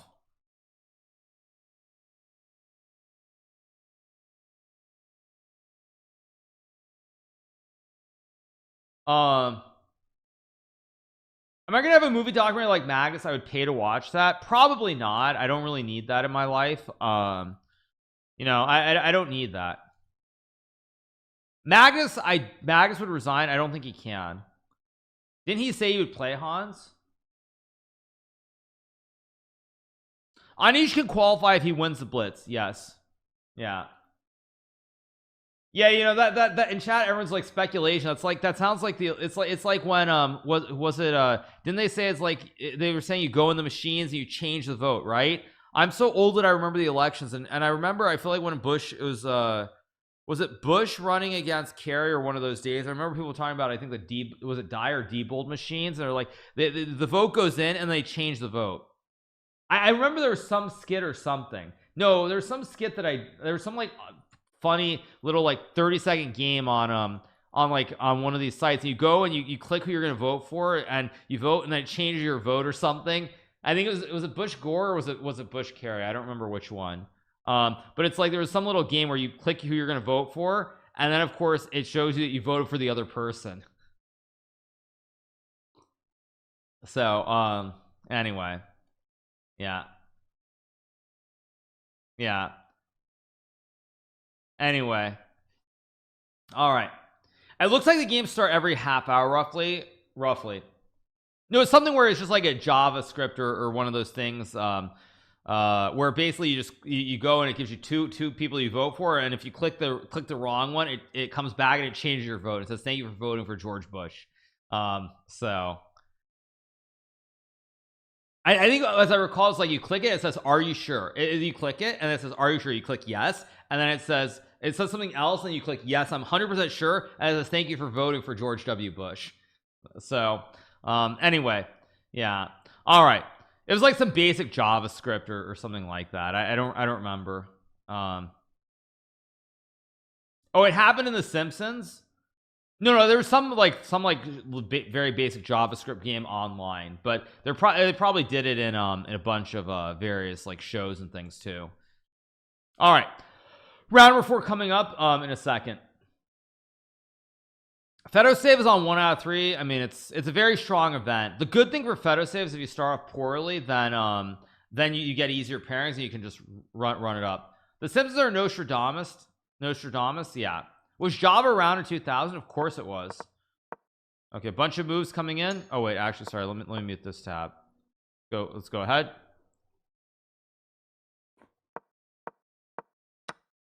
I don't believe you're allowed to play with sunglasses on anymore. Okay, Conrad plays the early DC4. Now Hikaru played this against Magnus and lost a very bad game in the Singfield Cup, I believe in 2014. Yeah, this is isn't this the game between Magnus and Hikaru from the Singfield Cup from 2015? Let me see. Singfield Cup 2015. I think I was lost after like 13 moves. This was a terrible game. Was it this game? No, it wasn't 15. Was it 24? Could it have been 14? I don't think so. No, it was 2014. Let's pull this up, you guys. Let's go to the game. Let's take a look. This is Magnus versus Hikaru. Does this look familiar, you guys? Does this look familiar? He played 94 though. Today in his game, he is not playing 94, is he? No, today he played knight b1. Today Magnus, instead of playing 94, goes knight b1. Maybe he forgot the game. So he goes knight b1 instead of 94 like he did against Hikaru in 2015 or 14 I think it was. And let's see, 94. Okay, very normal. Takes bishop b4, a5, 97, and black castle, and that's what's going to happen. Yeah. Hikaru skipped the event because he decided Samarkand is too far to 10 zone on the map. No, that's not the reason. Primarily it was my parents and family, and my view of the life in the world has changed a bit due to losing family members. So that's the first thing. You should probably take with the pawn, I'm guessing, to cut the center. Second reason is largely I played India last year, taught us steel, and that was the same thing. 5-day event. I went 3 days early, jet lag from the start, played badly throughout the event, never got on the time zone, was not in the mood. That played a very big role. But you guys are, but on the other part is why my wife is playing. There are two reasons. First of all, she was in Citrus playing, and by the way, I do want to talk about Citrus later because I saw a very disturbing story about Indian players who were robbed and the organizers did not really help them out, which was very, very disturbing. Very, very disturbing, actually. So my wife was in Citrus playing already, so it wasn't as difficult for her to get there. And also she has far fewer opportunities than I do. If queen b7, there's queen a6 check to trade the queens, by the way. So far fewer opportunities to play events, unlike myself. And so for that reason, like, I was never gonna be tell her like, no, don't play. If she wants to play, she should. I would guess bishop b4 or knight d7. Queen d5, logical. Queen b7 is maybe c5, and getting very sharp. Actually, Conrad Holt is moving really fast against Magnus. Magnus is in trouble here, maybe not in trouble, but the time situation is not good for him. But he gets an endgame, which means he's probably going to win. Yeah, he's going to get another endgame, maybe. Although wait, a5, bishop a3, bishop b4, maybe not so easy. Knight d7, obviously, or computer wants knight a6. One of these. Conrad's playing well. Rook b8 here. If we get rook b8, rook c1, rook b2, black probably is okay. He goes rook c8, a blunder, and now if Magnus gobbles up the c3 pawn, the structure is very bad for black. This extra pawn is all that he has, and Magnus is going to be able to win the pawn eventually, and then I think that he's going to win the game. Although Conrad continues to move very, very fast here. Probably king d7 and then rook c4.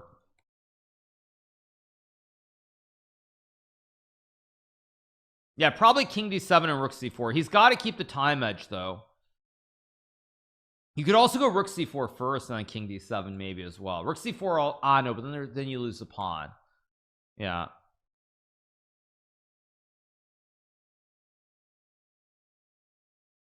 But why did she need to play if her husband is worth 50? Conrad's playing some good moves here. I mean, I still think Magnus is likely going to win this game, but Conrad is putting up a very good fight. He's playing a lot of quick moves. Okay, probably bishop e7 now, and bishop e7 and knight b4 Tricky. Ah, but there's bishop a3. Rook hc8, of course.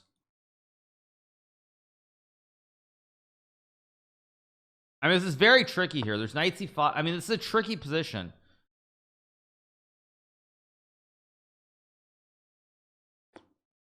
Very tricky. I mean, again, I expect Magnus to win the game, but we'll see.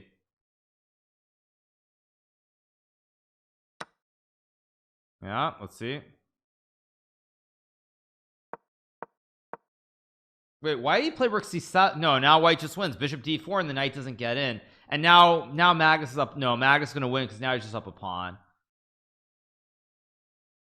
Yeah, now Magnus is just up a pawn and he's gonna win. Rook c7 was bad. He had to go rook a8 and knight c5, I think.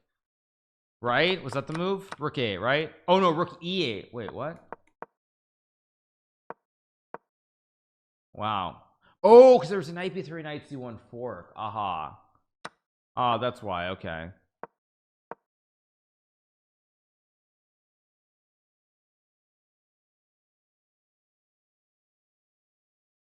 Does this give me FOMO? Not really. No, oddly enough, I don't feel any FOMO not playing. No, I don't have any FOMO, weirdly enough.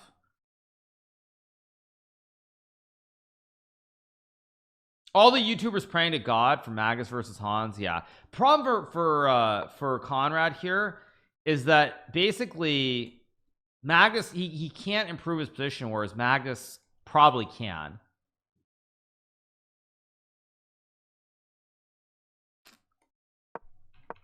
She got a bad position out of the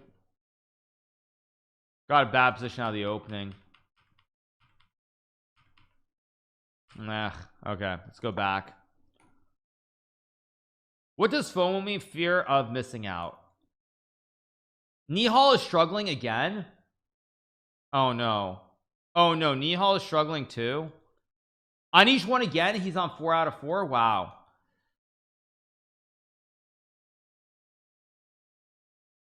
Wow.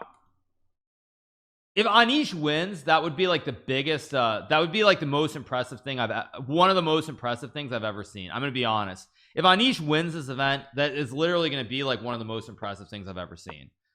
No cap.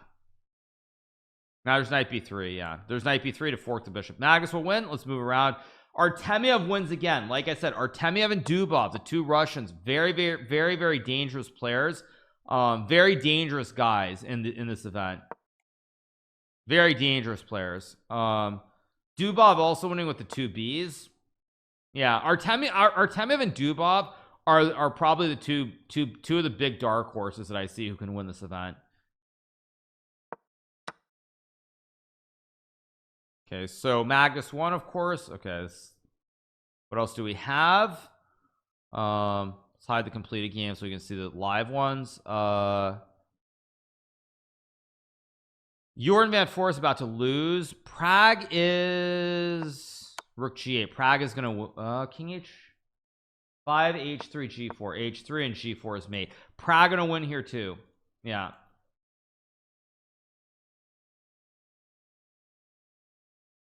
I feel like Artemiev, Dubov, and Fedoseev always show big time in the World Blitz and Rapid, doing not much all year in Classical. Fedoseev less so, but yes, I would say Artemiev and Dubov, anytime you see them in the World Rapid and Blitz, they always seem to bring their A game, and I would agree with that for sure.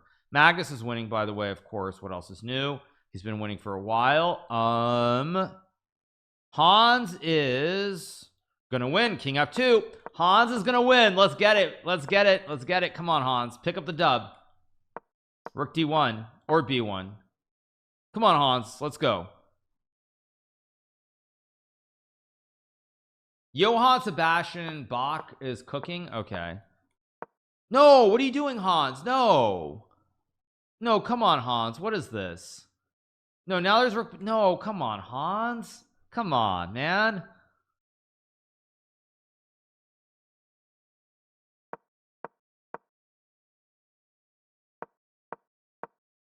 Maybe rook d4 and king d2. Rook d4. Come on, Hans. Rook d4. Come on. No. Oh, Oh, but it goes on. It goes on. Oh, the endgame goes on. Come on, Hans, you can do this. Queen takes rook c4. Come on. Stop rooting for him. That guy sued you. At this point, that's well in the rear view mirror. That's well in the rear view mirror. What do you want me to say, you guys? Dwelling on the past is a very bad way to live life. And check. Yeah, I mean, you got, like, what am I supposed to do? Like, dwelling on the past is a very dangerous thing in life. It's a very dangerous thing to do. Yes, I had to waste a bunch of time, had to waste a bunch of money on nonsense. So be it. What do you want me to say? You can't go back and change history as far as I know. A6. Isn't white winning? Don't you have e4, f5, f6? King h1,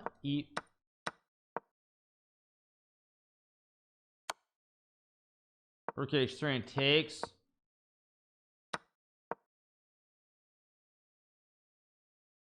Is this winning or not? This might only be a draw.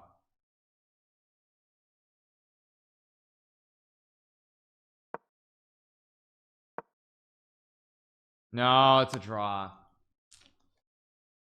Or is it f5? Is this a draw or not? This is tricky. King g1, check, king f1, or king e1. King's out the window there.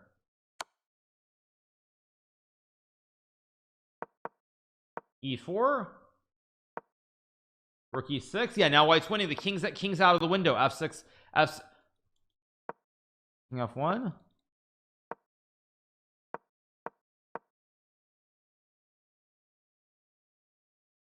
King c3, check. Ah, it's still a draw. Oh no. Oh no, it's a draw.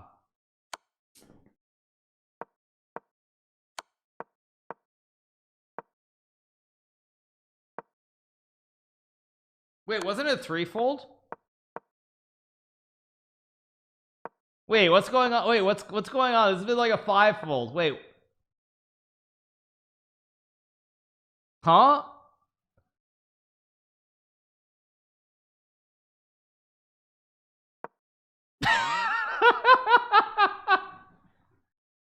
That's like a fivefold repetition. Okay, now it's a draw. But wait, this was winning. Yeah, right here, if white just brings the king back, I think it's winning. King g2 and king f2 both win, but once you go here, now, yeah, it's a draw. That's very disappointing, actually. Very disappointing. I was hoping Hans would win this one. Wait, it's still, wait, what? This must be a joke, right? Let me refresh it. Wait, this must be a joke, right? The game's over. No? Oh, come on. Chess.com. Yeah, it was a draw, right? Yeah, it was a draw. Okay.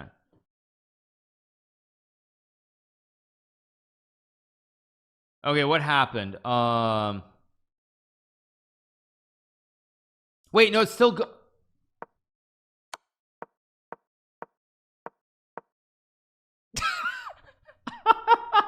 okay, I'm a little confused by this.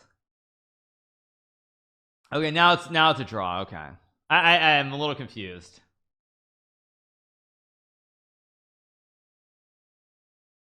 Okay, it looks like yeah, most games are over here.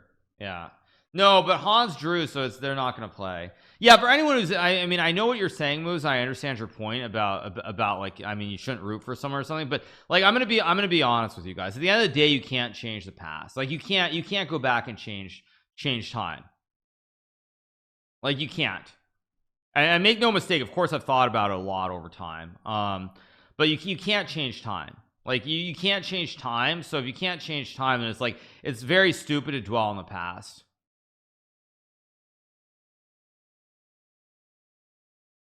Christensen is cooking. Is he on 4 out of 4? I haven't looked. MVL lost. Brutal.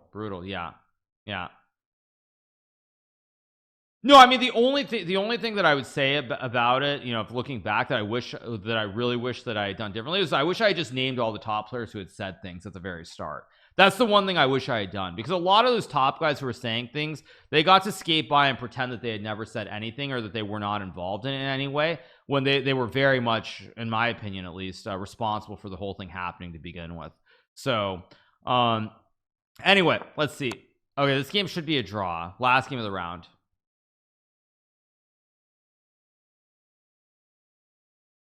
So we have king c5, king d4 with what? I mean, you really, like, I know a lot of people want to pretend that, like, a lot of people want to pretend that, like, you know, Magnus made it up, or chess.com did, or something.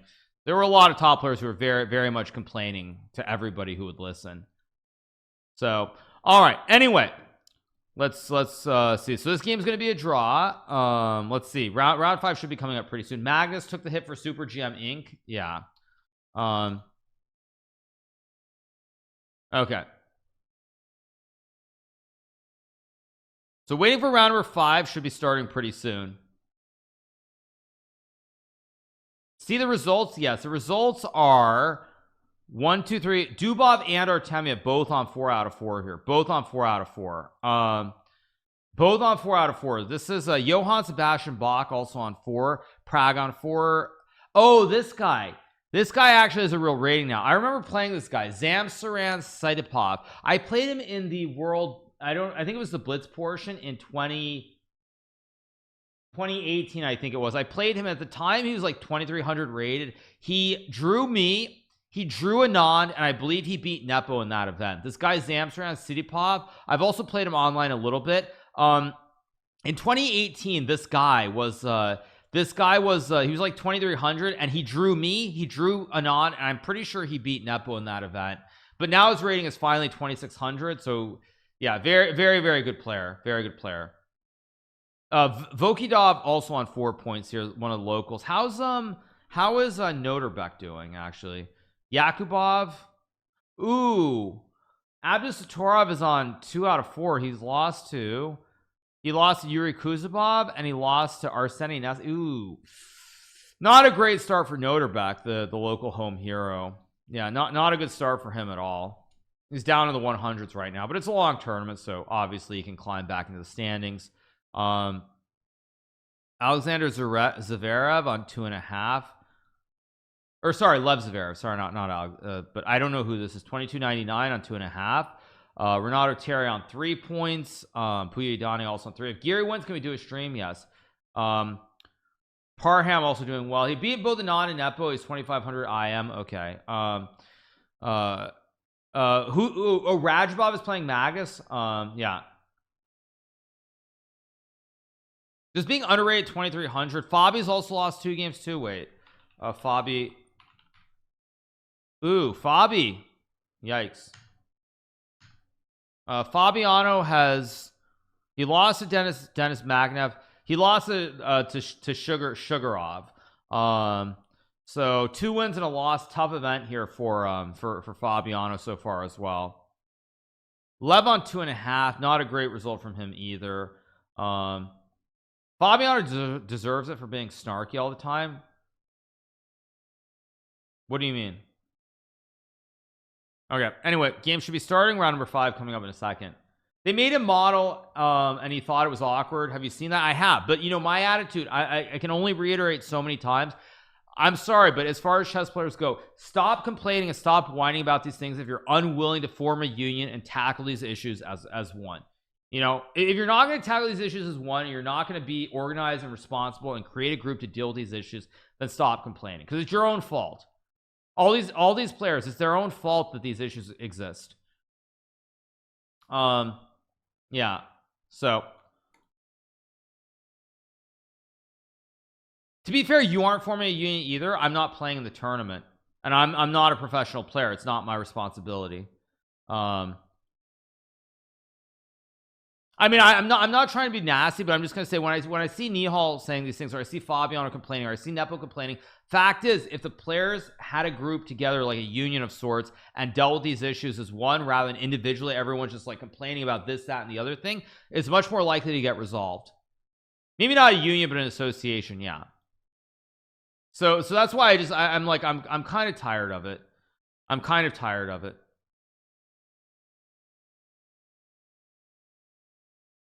So All right, waiting for round number 5. Kramnik should lead it. Yeah. The League of Extraordinary Chess Players. Yes. The Magnus Jealousness Club. Yeah. And the women's, what do we have? Women's, what are standings? There are 5 people on 4. Wait, did Zhu Wenshu play the Rapid? Was she just not in contention? I feel like I feel like I didn't see her in the she didn't do well. Yeah, I don't recall her name ever being near the top, so she must just have had a bad Rapid event.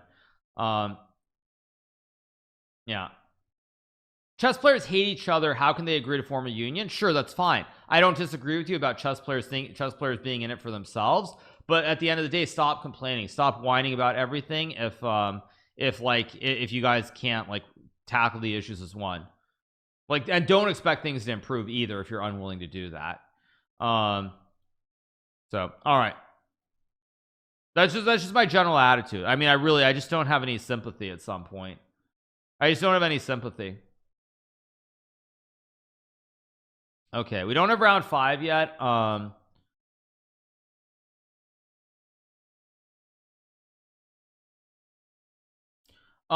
Is that the women's rating or just open? I know what you mean by that. I'd rather complain than make changes, though. Well, I mean, it's easier to complain rather than make changes. But yeah, that's just my general takeaways. When I hear people complaining like this, it's like you complain about these things, but if people aren't willing to stand up to it as one and deal with it, then like don't expect change and deal with it. That's just life. So yeah.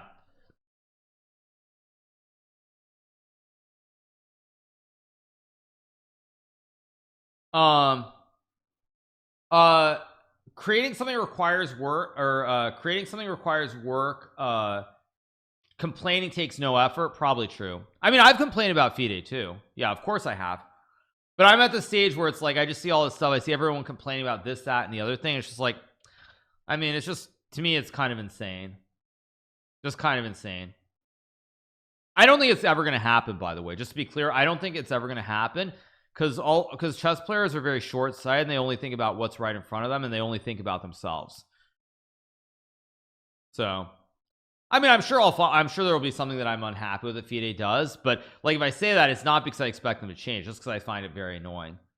So yeah, I mean, it's just at this point, it's just like I see this and it's just like, okay, you guys want to complain, fine, but you know what does it really accomplish at the end of the day? I'm kind of at that stage where it's like very apathetic to the whole thing. Very, very apathetic, I guess you could say. I did read about the urine test. I did. Yes, I did read about it. Round 5 should be starting in about 5 minutes. They're starting the rounds every half hour if they can. Yeah.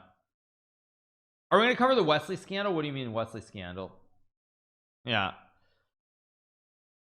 I don't know what you mean. I'm disappointed that God didn't draw Ali Reza. I'm disappointed that Gada Kamsky played a Sicilian and not e5. Like, Gada is a guy who's very old, but he has a lot of class, very good fundamental positional understanding. Why on earth would Gada play a Sicilian when he can play his rock solid systems? And he's not like 30 years old anymore. He's like 50 years old. Why not play your rock solid systems? Play to your strengths rather than trying to play a super tactical sharp game against a kid. Kids are amazing at tactics. I mean, I just don't know why he played a Sicilian. To me, that's insane. Okay, here we go. Round number 5. Magnus is playing. Artemiev is playing Sidipov. Dubov is playing. All right. Here we go. Kids, shots fired. I mean, kids are so good at tactics. It's not even funny.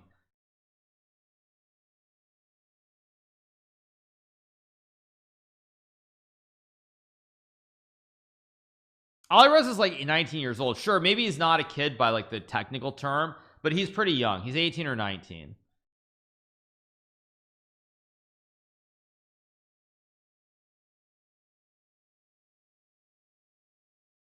Do I do stock trading? I mean, sometimes, not lately. I haven't been very active. I did buy a big chunk of Pfizer at I think I bought it at 27.70 or something, so I'm up like 4% in about a week in Pfizer. So that's the only thing that I bought recently.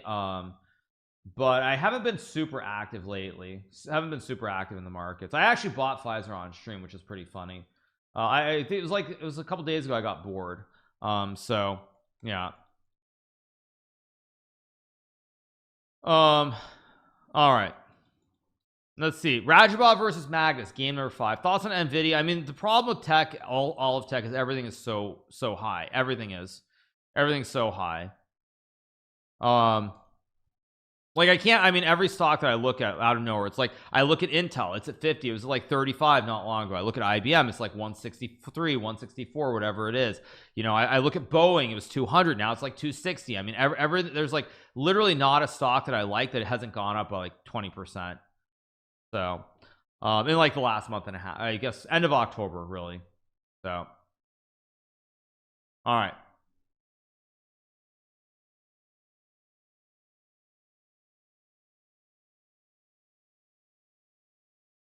very few things that haven't gone crazy. Even some stocks that I bought, like even other stocks that I bought, like Target, for example. Target's just gone way up from like, it was like 110 not so long, 110ish I think, before earnings. Another stock that just has gone through the roof. And another one's like Bud Light. I bought that at like 57 and it's like 65 now. I mean, just everything has just gone up. There's like not a stock that hasn't gone up. So yeah.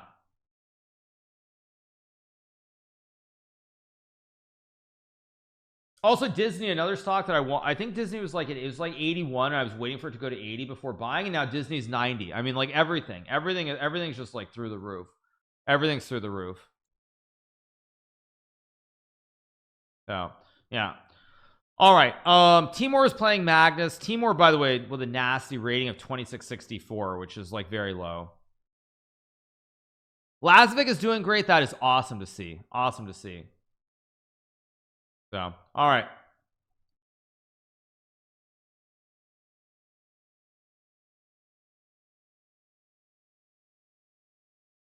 but anyway, yes. Oh, let's do our daily Wordle. Okay, let me minimize chat. Let's do our Wordle for the day while we wait for the game to start. Wordle. Okay, let's do our Wordle. Here we go. All right, let's do our Wordle. Okay, chat's minimized. Let me stop the I'll stop the music. With the music on, I'm not gonna be able to hear myself. No, I'll leave it on. Okay, let's see. Anime is always, do I want to do a different word? Actually, sorry, trophy is 6, not 5. Let's do pouty to start, something different. Okay, so I kill some vowels. Is Shire's from Lord of the Rings. Is that a word or not? It is a word. Okay, Shire. Okay, so I've killed 8. I haven't used A yet, so I've used everything except for A. Okay, so I should have done share, or no, share would have left I still. So okay, let's think. H and I are correct. White, no, I used T. What is willed a word? No, it's not a word.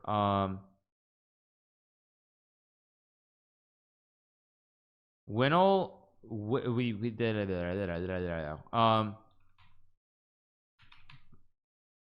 This feels right though. Could it be where? No, it's HI.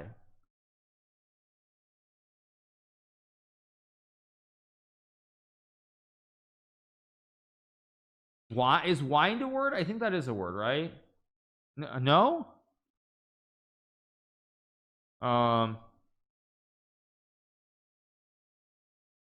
What else can it be besides W? Oh, it could be like child, actually. It's W, or it's a W, or let's go with, it's W or it's a C. Oh, who's the man?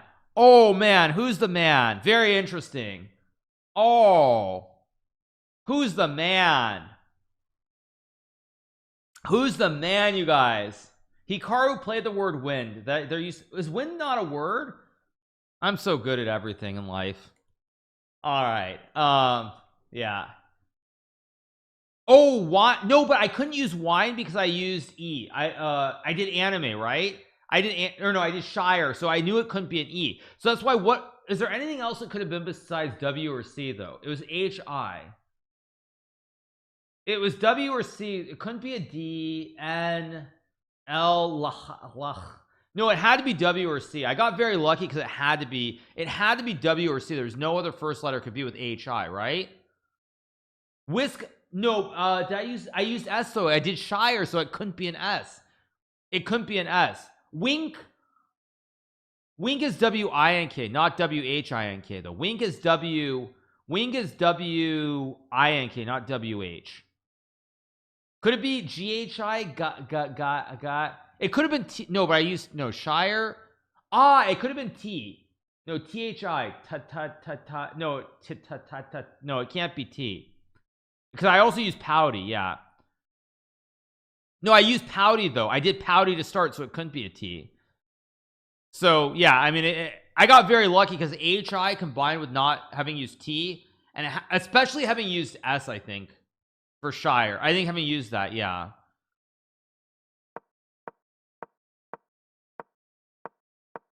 It could have been chill too. I mean, it could have been anything with CHI, but I couldn't be white because I used Pouty. It couldn't be wild because I used Pouty. There's no E, which is why it couldn't be a W. Whirl?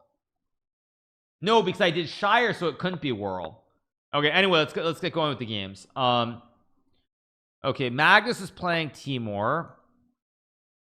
Where? No, I used E in Shire, so it couldn't be. Yeah. Yeah, it was basically the E, the Shire. The E was very, very important. Okay. All right, we got the Rui Lopez, very standard stuff here. Will Timor play, will he play A4? Will he go C3? Will he play H3 or D3? Okay, plays this one. Okay, Timor, very, very good blitz player, by the way. He's not young anymore, but still very, very dangerous.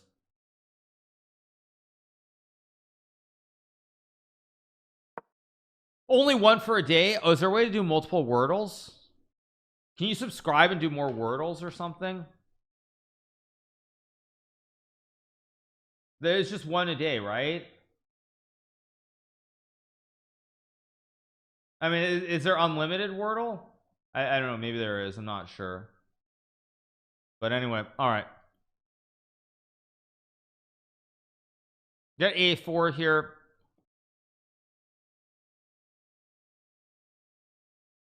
They're Wordle. There's Loodle, right? Which is a weird one. We can do that when we're on the next break. We'll do that one. Maybe, or something else. I don't know. All right. Very standard positions so far. Probably knight C3, maybe bishop G5. Yeah. There's Tradle also, which I've done before. Yeah, I've done Tradle. But we're here to watch the chess right now, so let's see what we get. Why is Timor so slow? He goes, okay, bishop D2. Yeah, this is all pretty standard. I think, didn't I play this?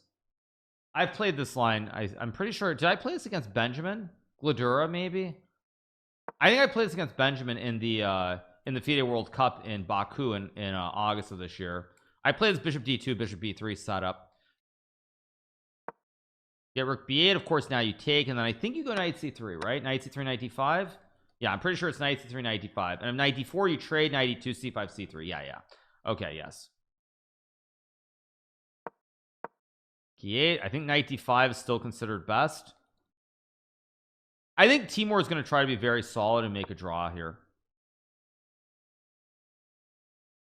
I asked you last year exact same time, do you think Dubov is top 5 blitz? And you said when he's playing well he's top 3. I mean, when Dubov's playing well, it doesn't matter what it, I mean, classical less, but he doesn't play much. But when Dubov's playing well in rapid and blitz, he is a very, very good player. Very, very dangerous.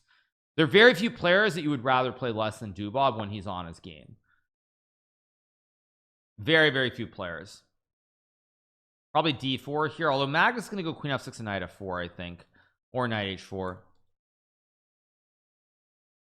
Yeah, I mean, I would say Dubov and Artemiev are the two guys who are not like the elite players. They're the two guys who aren't like top 10ish, who like you never want to play against them.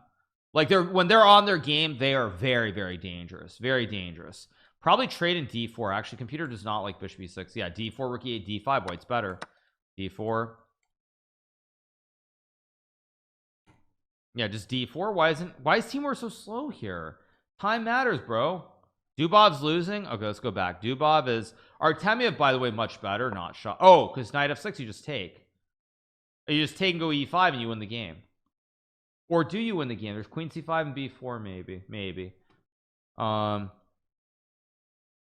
Dubov is losing. Why? Because rook d7 with the classic kebab. Or wait, no. 1, 2, 3, 4, 5, 6, 7. 1, 2, 3, 4, 5, 6. Actually, Dubov just down a pawn. He's in bad shape.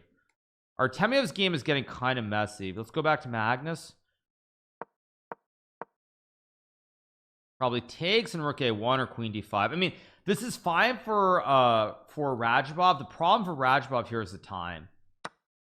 Yeah, rook a1 and queen d5. I think Radjabov is a little bit there's bishop g5 maybe.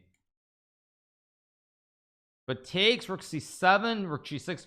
No, actually bishop g5 takes and rook c7, and you can't go here because you hang this. So I think actually Radjabov might win this game. If Magnus is not very precise here, I think Radjabov might win. It's a much easier position for white to play with the rooks here. If he can find bishop g5, queen g5 and go rook f8, he's probably fine, but I'm not sure he's going to be able to do it.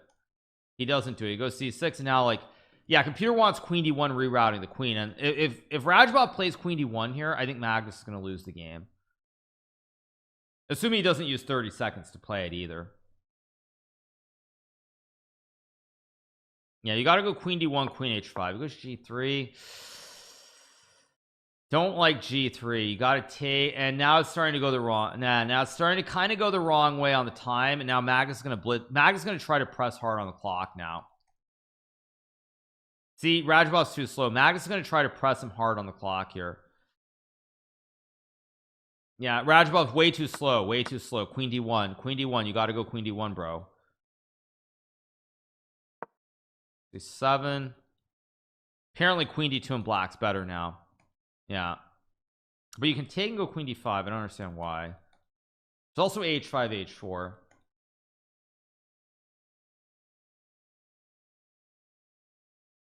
There's also rook a7 here. I mean, it's a very tricky position for both sides, but Magnus is going to have to play the best moves here to get an advantage, because he still could be much worse if he's not careful. If Magnus doesn't play like very precise moves here, he still could be much worse. And of course white's going for castle mania on the 7th rank here. I expect queen d2, rook f6. Okay, now queen d1. Of course you got to go queen d1 if you don't play queen d1, or queen c2, but queen d1 looks right just to stop rook f3. Like, you can go queen c2, but rook f3 looks kind of, it just feels a little bit off. Too slow. Come on, Timur, too slow. Yeah, see, queen d, queen c2 felt a little bit iffy. Queen f3, king g. We might get a draw here. Queen f3, king g1. But there's d5, rook e7. Hard to judge. I think we're gonna get a draw here. I think Magnus, because of time, is probably gonna play queen f3, queen h5.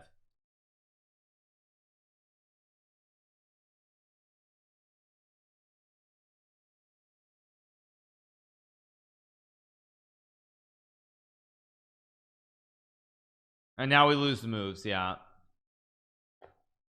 refresh. I'll refresh. Let's, no, I mean Magnus won. He won. Wow. I wonder how he won. Did Timur do something stupid? Oh, he played rook f1. Oh my god. And he blundered rook f2. Yeah, I mean, this is impossible to follow. Yeah. All right, let's move along. Let's go back. Dubov is losing here, by the way. Yeah, very lucky win for Magnus that game. He should not have won that one, specifically. b6. Yeah, Dubov losing. Artemiev. Did Artemiev win? Yeah, that is one Magnus should have lost. That is one he definitely should have lost. Artemiev. Where's Artemiev? Artemiev won. Yeah. Magnus won. So all right, let's go back. What else do we have? whoops, getting lucky all the time. Wait, what? Getting lucky all the time means he's good. No, but I'm not saying he always got lucky. I'm saying in this game specifically he got lucky. No, I mean, it's not about always getting lucky. This game he got lucky because the position was not good. So all right, let's see. Vokida should win. Yeah.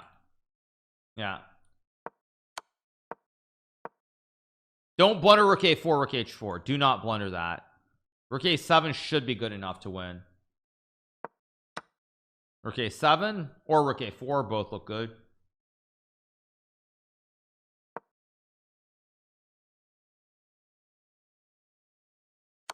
Well, when I say lucky again, today he's been very shaky. Magnus has not been up to par today in the Blitz. He has not played very well. In the Rapid, it was very, very smooth, but in the Blitz, it has not been smooth at all.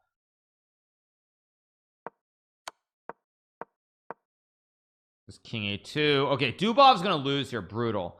Dubov gonna lose this game, so let's move back around. Yeah, Magnus won already, I assume. Magnus on 4.5 out of 5 somehow. Oh, Prague's on 5 out of 5. Okay. Nihal is, what is Nihal on? Nihal is on 3.5 out of 5. Nihal trying to climb his way back into it. Hans won. Okay. Yeah. What's going on? Johan lost to Prague. Prague 5 out of 5. Pretty good stuff.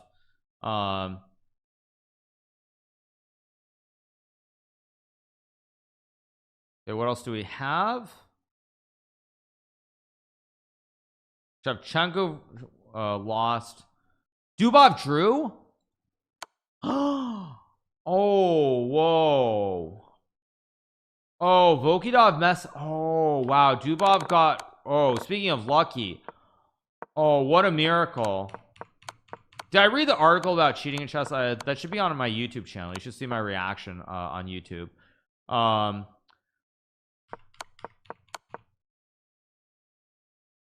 Yeah.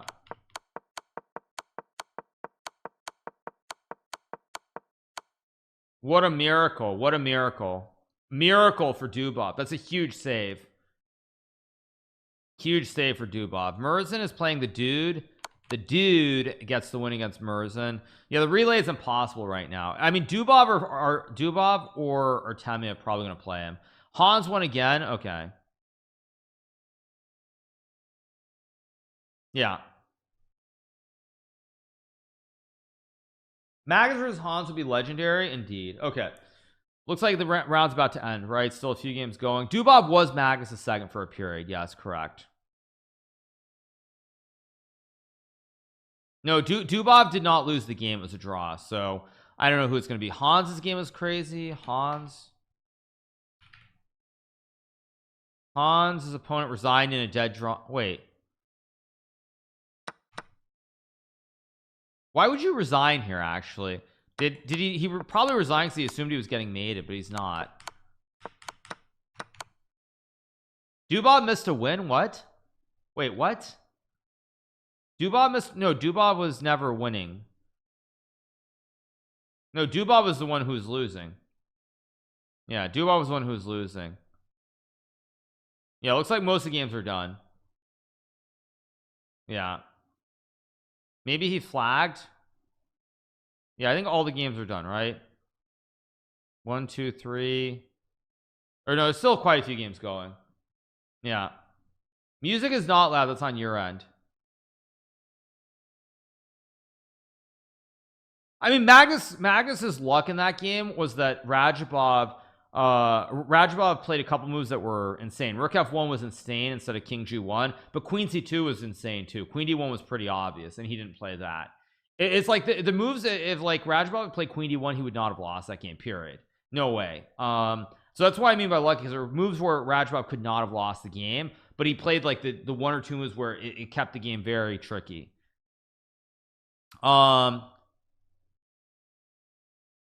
How is queen d1 obvious? Like I said, queen d1 was the obvious move because it stopped rook f3. Like intuitively it stops rook f3, so it's the best move. And I don't mean queen d1 early, I mean the late queen d1. So yeah, you're probably, I don't mean the early queen d1, I mean the late one where it was already kind of fine. Yeah, it was the late one. I was saying, of course, the early one was good for him as well. Like right here, queen d1 was good, but the late one was the one that I was referring to. Like right here, to go queen c2 is insane. Queen d1 stops queen h5, it stops rook f3. There's nothing happening here. The queen on c2, intuitively, to me at least, it's very passive. If the queen gets to d1, you can go to h5, g4, f3 later on. So it's just much better placed. And when he went queen c, if he had gone queen d1 here, Magnus never gets any counterplay. Basically, that's the point. There's no entry, there's no f3, no queen h5, no ideas to try and attack on the king side, and then you're free to go rook a7, and he never would have lost this position.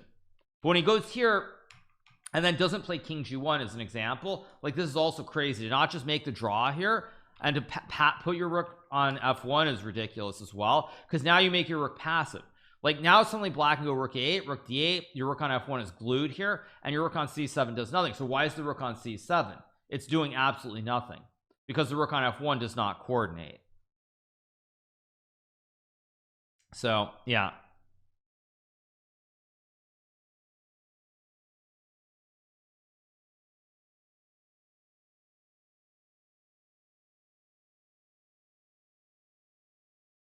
Levy praying for a specific matchup. It could happen, but let's see.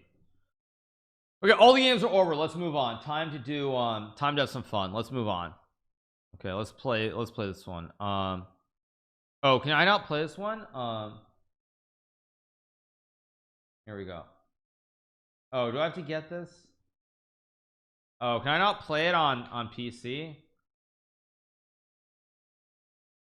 There we go. Here we go. You can? Okay. Play it. Let's go. All right, let me minimize chat, and here we go. All right, let's have some fun, you guys. Let's have some fun. Okay, here we go. All right, let's have some fun, you guys. Actually, yeah, let's have a lot of fun with this. Okay, okay, let's go. 5-letter words that are bad. Okay, let's go. There we go. Okay, there's an S. I don't even know how many bad words I know, so this is gonna be kind of weird. What has an S in it that doesn't have a P? I mean, I'm thinking of like something like sphincter, but that's not a 5-letter word. I'm not sure I can think of an S word that's 5 letters and is bad. Let's see. What's slush. I'm trying to think of something. Is this a word? It is a word. Okay. Okay. So there are 2 S's, but there's no P. Okay. Let's see. What can there be? S. Is this like? It could be. No, there's only one S. I don't think I know enough bad words actually. This one I'll put chat back up. Yeah, because I don't know enough bad words. I already said there's no P. Yeah, there's no P. Let's try this one. Oh, sussy? No, it can't be 3 S's. I don't know. Let's try. I don't actually know what that means, by the way. I'm sorry. I don't know.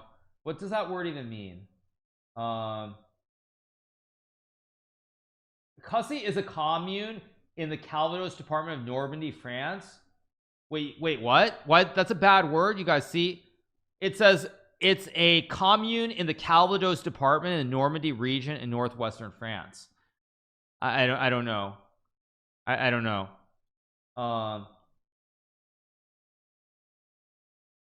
Okay. I don't know. Anyway.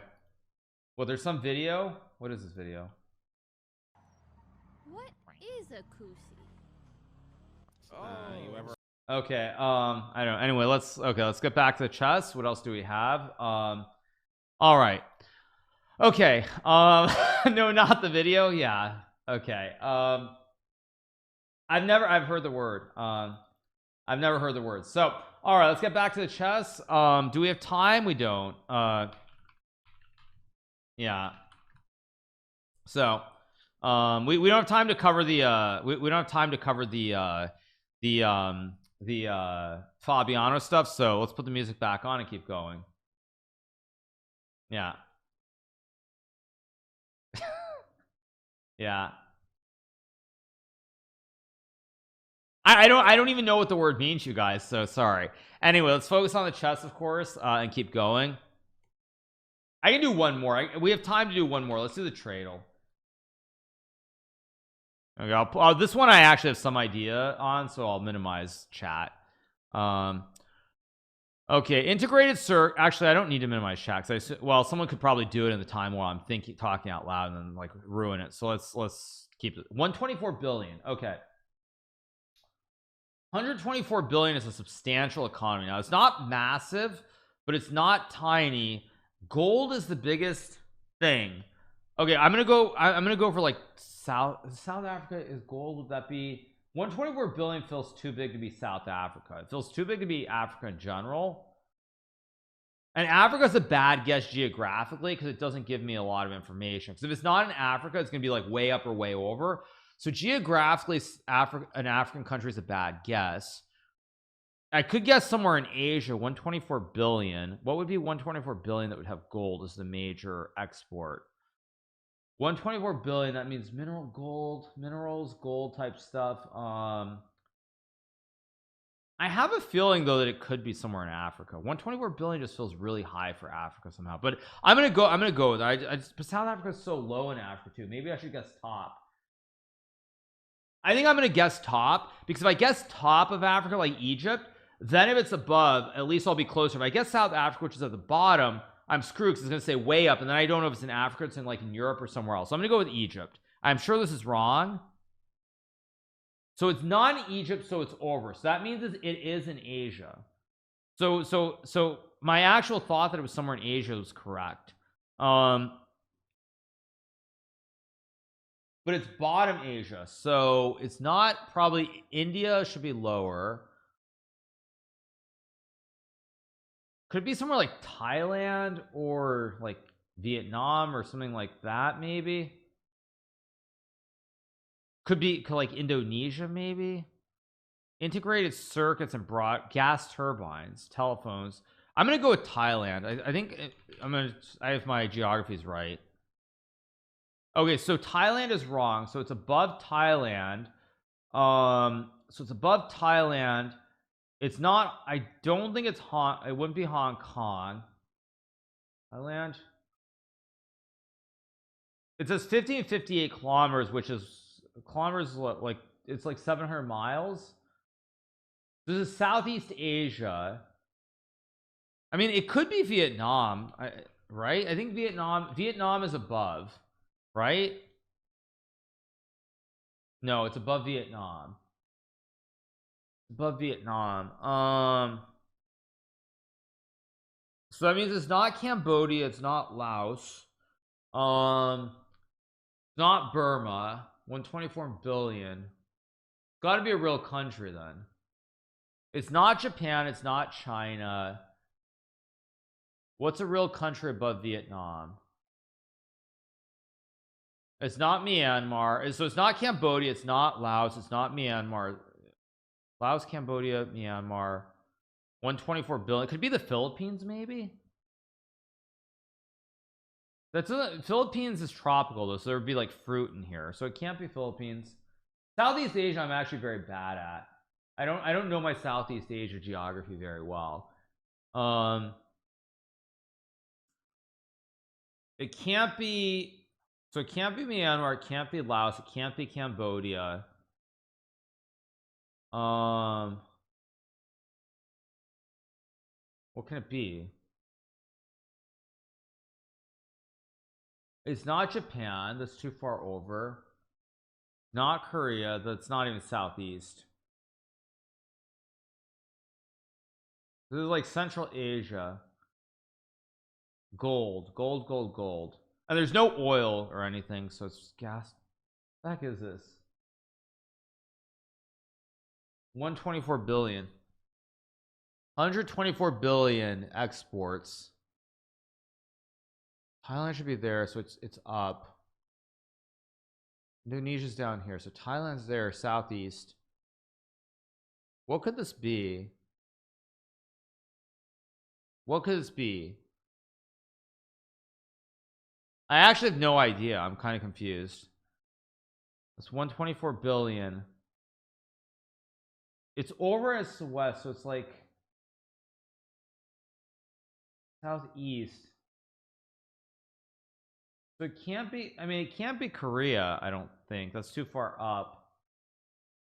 But 124 billion is a serious economy. It's not Thailand, not Vietnam.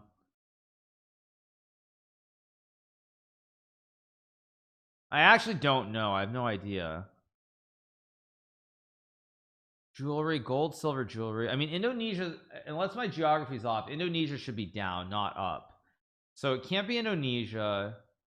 And Indonesia would have like other stuff as well. It's not Japan, it's not China, it's not Korea, it's not Hong Kong. What else could have a 124 billion economy? 124 billion in Asia. And there's no oil or anything. Integrated circuits. Could it be like Singapore, maybe? I don't think that's right, but I'm gonna go with Singapore. I don't think that's right. No. What can it be?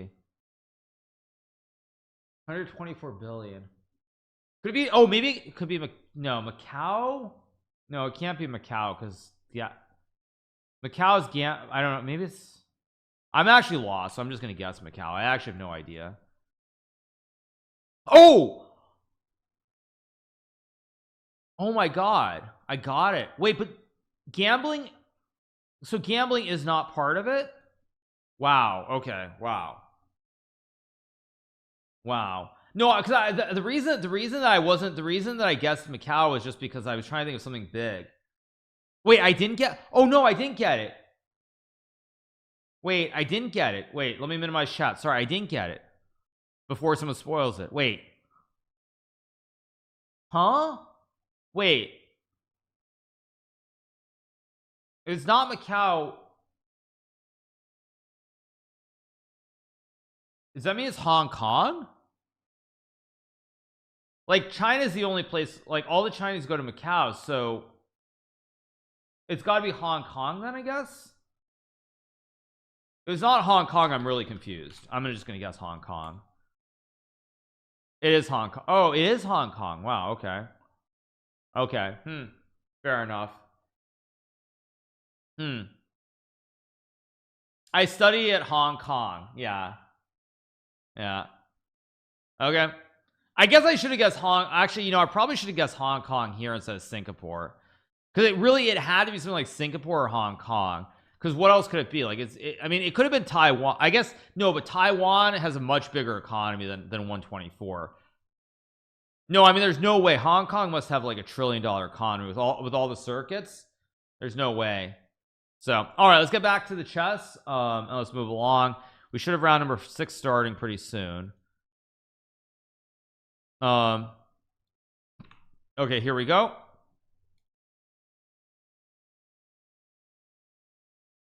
Let's see, what else do we have? Prague versus Artemia, big matchup. Round 6. Let's see. Duda and Dubov are playing 3 big games. Hong Kong exports over 600 billion. Not 100. Okay, yeah. Hans is playing Anish, so yeah, I'm aware of that. Yeah.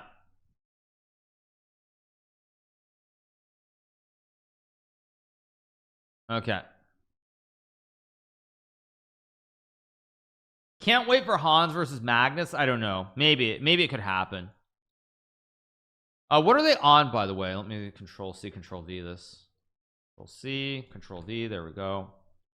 What are they on? You were saying that is board. Oh, Lazovic is playing Nepo, by the way. Another big game. But what are they on? Anish is on 4 out of 5. Hans is on 4 out of 5. Okay. Yeah. They should be starting in a second. Ferrugia 1 is 3 of the candidates. Who cares? Not me. Okay. Let's see what we get. You mean 3.5? I don't know what you mean by that. Hong Kong is a very complicated country. Yeah. Okay. So what we have.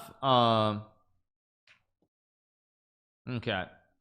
Scooby Dooby Doo. Yes. Scooby Dooby Doo. Yeah. Why 0.4 for Magus not 0? I don't know. Yeah. Who's on 5 out of 5? I think you want let me just control C control V this.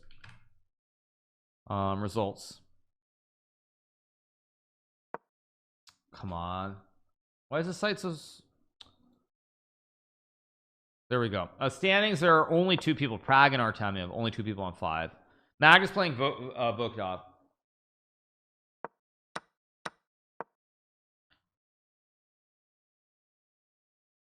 Anish and Hans is more exciting. I mean, all the games are exciting. Oh, Hans is bro thinks he's Hikaru. Look at Hans playing knight f3 e3 b3 like Hikaru. Yeah, what do they say? Flattery is the most sincere form, or not, sorry, imitation is the most sincere form of flattery, right? Yeah, bro thinks he's Hikaru. All right. Artemiev Prague pretty normal, all very slow stuff. Let's get back to Hans's game. What happened with Aronia's performance lately? He just hasn't played very well. Yeah, we'll watch the Hans game. I'll mute this tab for right now just so it doesn't get too distracting. Queen a5. Okay, idea is to play e5 here. Computer likes queen e2. Because e5 there's b4.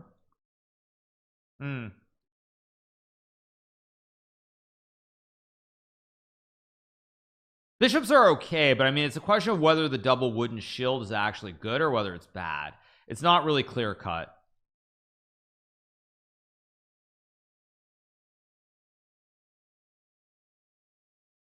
Dennis versus Nepo, yes. If there's any karma in this world, hopefully Lazvik wins. And I think you guys know why I say that. But anyway, yeah. How many countries can I name? Quite a few. Yeah. All right.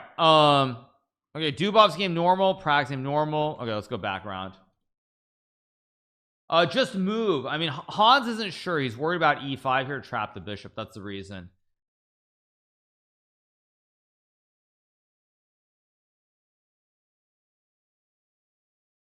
Okay, normal. Yeah, we'll leave it on Hans's game. It goes knight b5 to go bishop c3, I guess. Oh, we might get a draw. Oh no, are we gonna get a draw here? Oh no, we might get a draw here. We might get a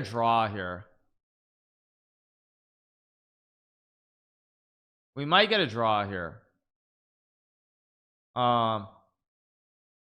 We might get a draw here. Oh no. Oh no. Oh no, we get knight d4, so no draw. Game on, no draw. No draw.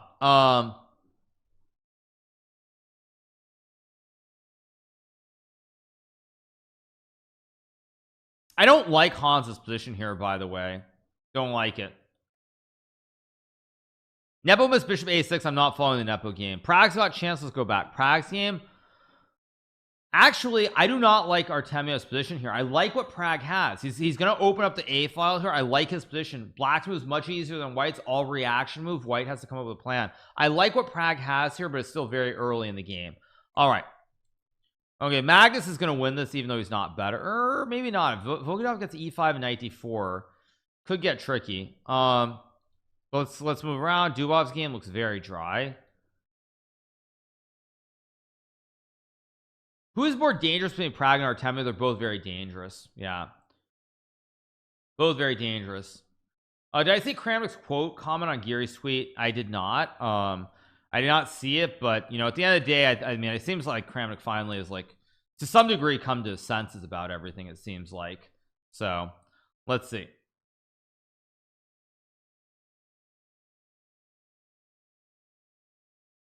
It's like e5 here, maybe queen a5 is playable. We'll see what we get. The piece formation for Mag is so aesthetically pleasing. Yeah. Get bishop a1.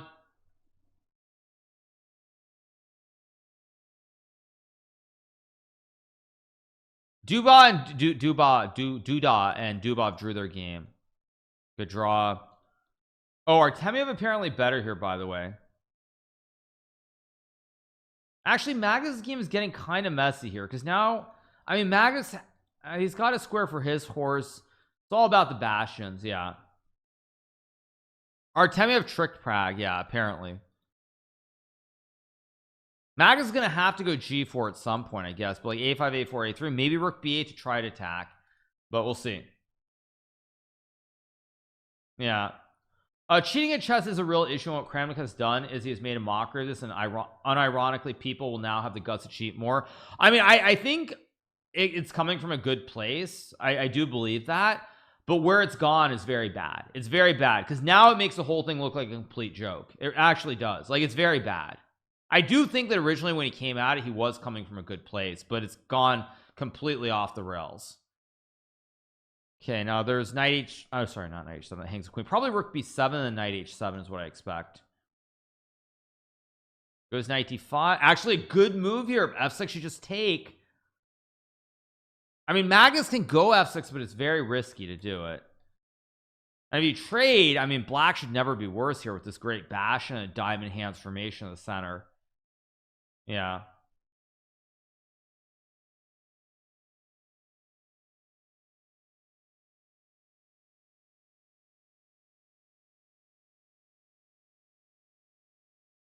So Magnus has chance, but let's keep moving around. Okay, it looks like Hans is going to draw this game. Yeah, Hans is going to draw the game. Although maybe Hans is better here. Like, we're going to get a knight versus B endgame. This is actually better for Hans. All the pawns opposite color. We get back into one of the dark arts of the knight versus bishop, which in a classical game would be a draw. But I do think Hans might actually, I think Hans might win this game now. Unless he finds knight e8. This is actually a nice move to keep the balance with bishop knight on the board. Now knight e8's a good move here if he can find it. Plays knight e4. Let me refresh the board. Rook c1.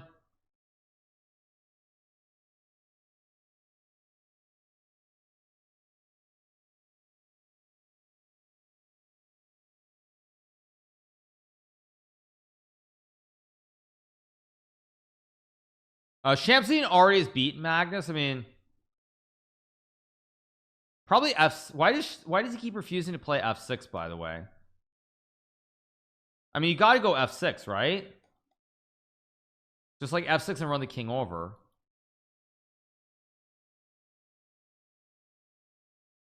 F6 again. F6 maybe. This should be a draw eventually. I'm guessing this will be a draw, by the way.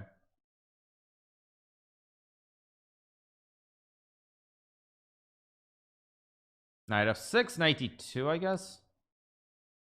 Yeah, I have no idea what's happening, so don't spoil it.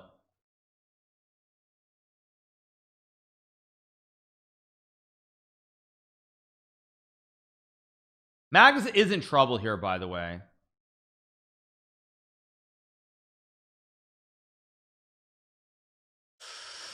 Oh, knight c2. Gotta go. Nepo's -4. Okay. Just move the rook, I guess. What? Wait, what? You cannot be serious. Are you serious? What the heck?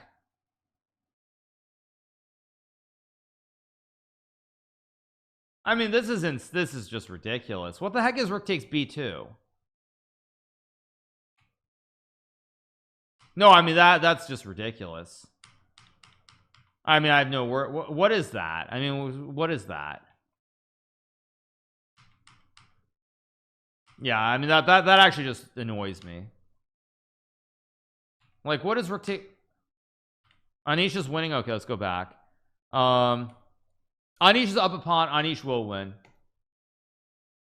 No, I mean that shouldn't even be an effect. That's just ridiculous. I don't even know what that is. Yeah, I mean at least three ridiculous throws from his opponent already. Yeah.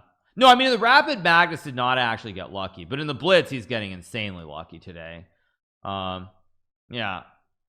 Artemiev is playing like Jesus. Artemiev won. Wow. Artemiev won. Okay. Yeah. Okay, let's. Yeah, I mean the thing is, if Magnus is playing like this and he's getting lucky in these games, it's gonna be really ugly if he actually starts playing well. It's gonna be really ugly. This looks balanced. Okay, you guys, I don't care. Stop talking about it. Oh, Anish is winning 2 pawns. Yeah. Yeah.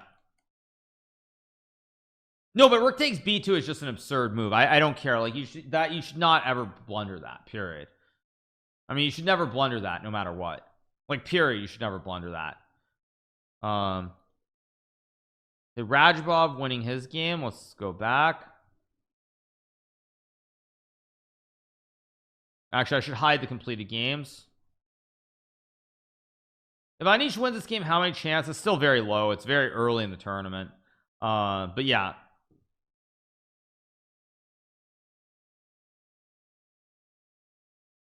Many games still going.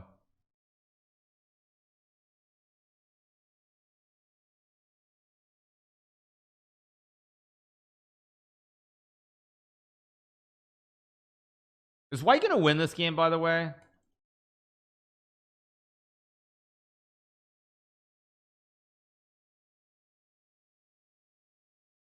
Yeah. All right, let's go back.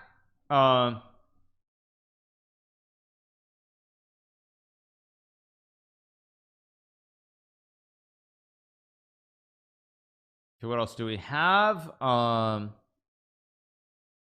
at the top, not many games go. Also, relay is impossible to follow right now.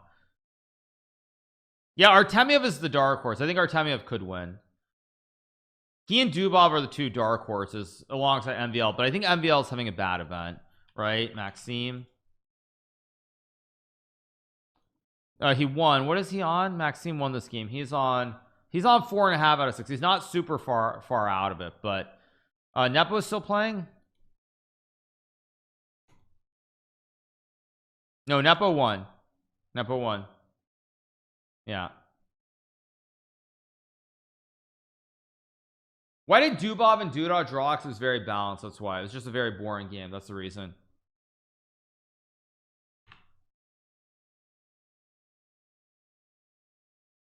Gunina's on 6 out of 6. Wow. Oh, we've got the 8-year-old kid, by the way, who is beating another Norwegian guy.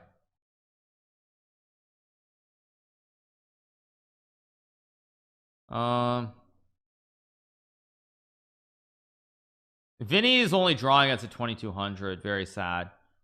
Yeah, Vinny's only drawing here.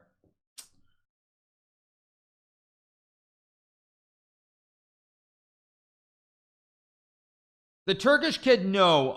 Yagiz Erdogan Khan is not playing. Adiz Gurel is playing, who's the other very talented junior player, but he's a little bit lower. Fabiano got smoked. Fabiano. Oi. Oh, he got smoked by Timur Gureyev. Oh no. Oh no. Oh no. Oh no. Oh no. Poor Fabiano. What's he doing in this event? He is on 3 out of 6. Very very bad start for him in the Blitz. Yeah. Yeah.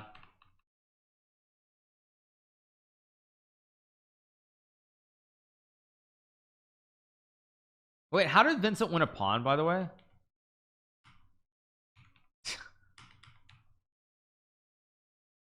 Fabiano was talking smack about Timur. Was he? Wait, was he? Or are you trolling? Was Fabiano actually talking smack or not? I doubt he was, but maybe.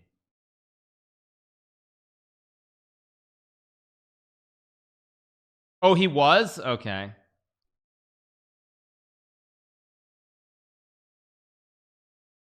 Yeah.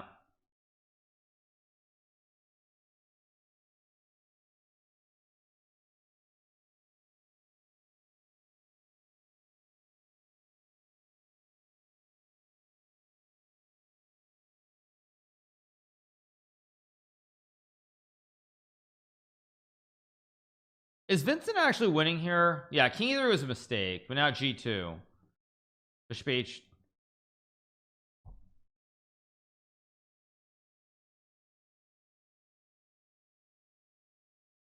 Just so you keep moving the bishop.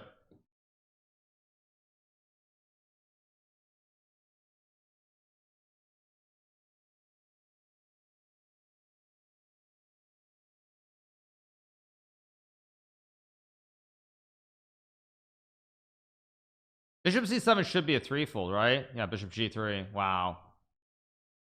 Hikaru won the Grand Swiss just to create rating drama. Yeah, exactly. Yeah. How is Hikaru doing a 10x better job of covering the matches that matter compared to the mainstream? I mean, I don't need to toot my own horn, but I would say that the problem is that the broadcast that FIDE does, first of all, the people who do commentary are not streamers. Not that they're doing a bad job. Like Vishy's a great commentator, but they're not streamers. So like the whole approach is based on the old world of broadcasting, which is like you just do a broadcast as though it's television, as opposed to something that's interactive and trying to talk to chat a lot, and the lack of interaction is very like old school, very old world, and it doesn't exist in the same way as it once did. Like there's nothing wrong, Vish is a great commentator, but like the lack of like interaction, and St. Louis also St. Louis kind of does the same thing too. St. Louis doesn't really, with their broadcast, they don't really do the whole like interaction. It's like it's a production that's based, that's like they're hoping one day I think it'll be on TV, and nobody watches TV anymore. That's the problem. Like just nobody watches TV anymore. That's the thing, nobody watches TV. All color, no play-by-play. Yeah, I mean, do I think Magnus comes back now that Alireza won his turn? I don't think Magnus is going to come back. I doubt it. Yeah, have finally started. I mean, people are acting very weird about it. They're acting like I mean, I get that I have a big role in chess these days, but people don't understand how top players function or how they view things. And Fabiano, you know, whether you want, you know, there are many people who like me, there are many people who watch the stream who like me, there are many people who don't like me as well. And I think players really underestimate, let me change the scene. Of course you're right. Players really do underestimate, not players, sorry, people kind of underestimate where it comes from. So here we go. Hong lost the appeal and he lost. Okay, yeah, here we go. We have d4. This Magnus was willing to play this last game. Magnus playing Artemiev here, so let's see what we get. This is all pretty standard so far. At ed4, cd4. What are the standings? Artemiev is on 6 out of 6, leading by half point over Magnus. Everybody else is on 5 points. So yeah, I mean, people are acting very weird about it. Like they're saying that I'm insecure or other such things. Like, you guys, you just don't get it. You don't get it.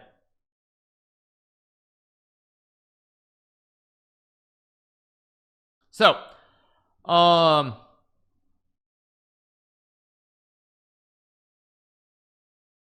there was a good conversation and they messed it up. Yeah.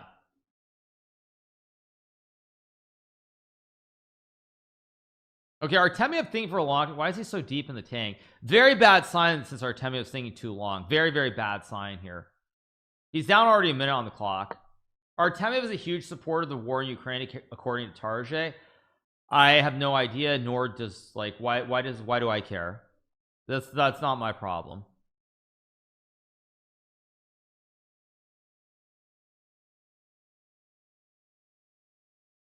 Why is Artemiev's down a minute and a half on the clock? Are we covering the drama? They're just having the turn. I don't know what happened. So yeah,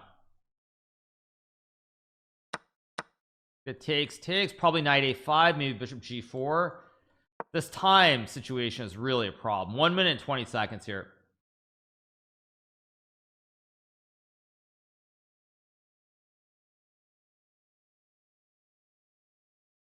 But ultimately, as I've already said many times, say, like, when all the players complain about, you know, all these different things, unless chess players band together as a group and try try to discuss these issues with FIDE, it's never going to succeed. When it's individual, when it's individual, it's never going to succeed. Never. And I think that FIDE actually is very aware of this, and they know this quite well, that like when people complain, they know it's going to blow over because it's just one individual who's talking about it, or like two people.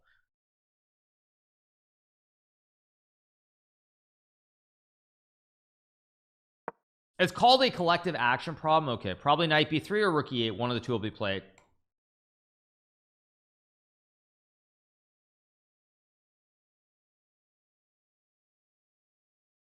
The 8-year-old kid who played in the Rapid Champs was nicknamed Nakamura Jr.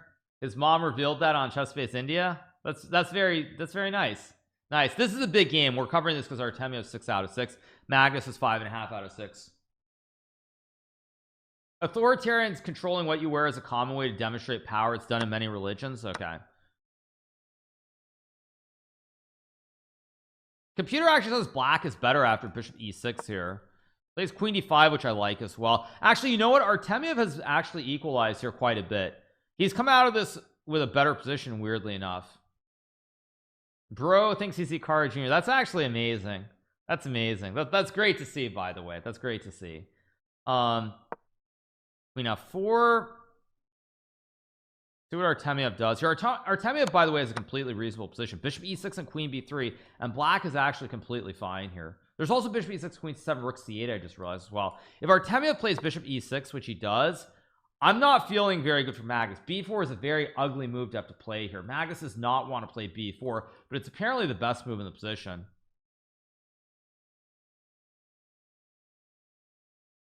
Yeah. So clock isn't great, but Artemiev has the 2 Bs. Let's see.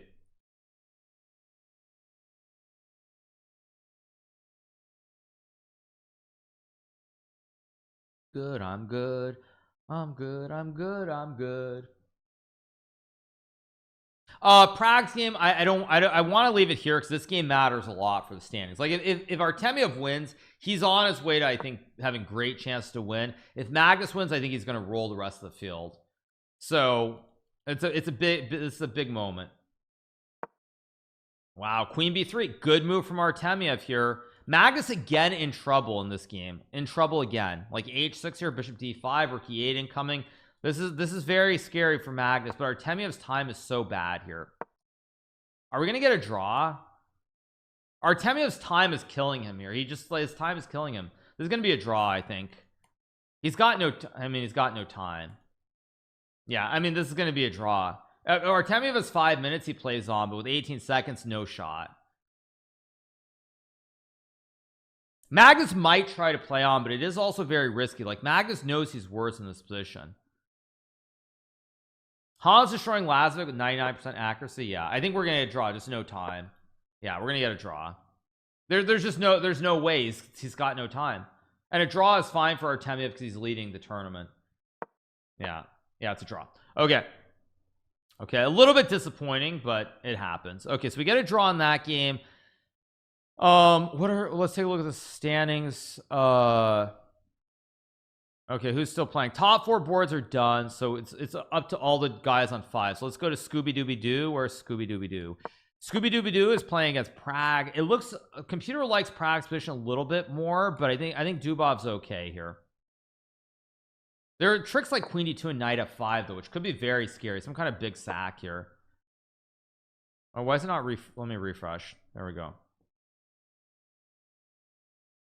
Come on, chess.com, let's go.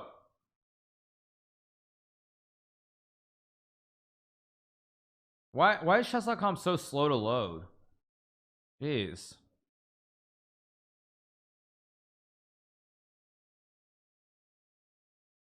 Can take either way, pawn or rook here. Knight d5. Okay, Dubov's got the 2 Bs and he's getting activity. I feel like something bad's gonna happen here. I feel like something bad is gonna happen. Chess.com page for events is trash. Yep, but it's all we got, boys. It's all we got. We got chess.com events page because chess24 has been shut down. So I don't know what you want me to say, you guys. Rook f3 takes, block, takes queen f4. Yeah, it's too much.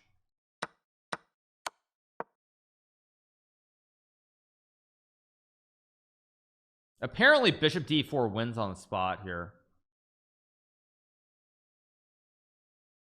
Bishop d4 is not a hard move to find if you see the concept. Ooh. Yeah, now you just check and go rook c2 and it's GG. Now, hey now.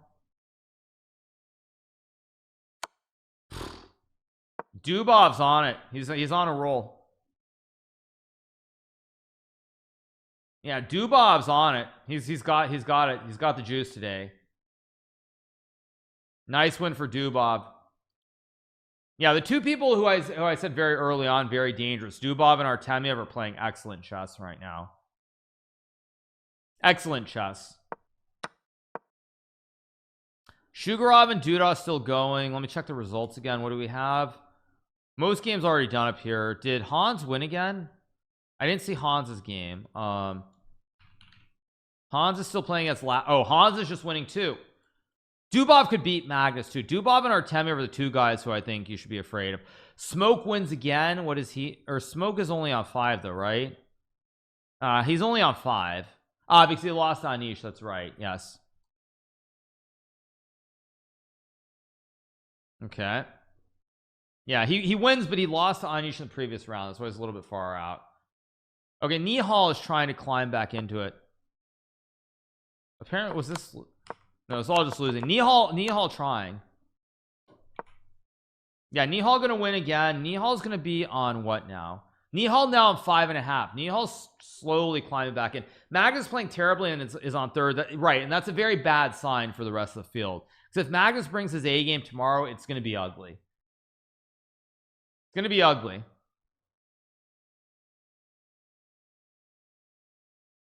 Okay, Vida, someone we haven't been following closely. Vida got off to a bad start.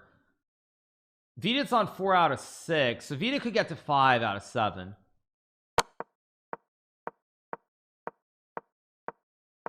Yeah, there's still a lot of rounds. Yeah, many rounds.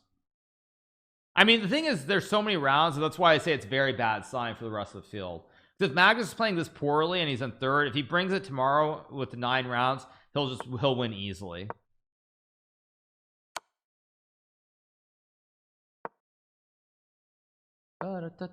Wait, what? Huh?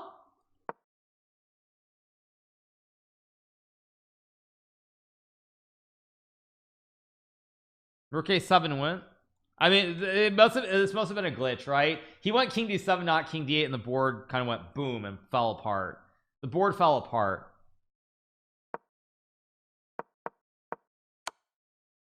The board fell apart.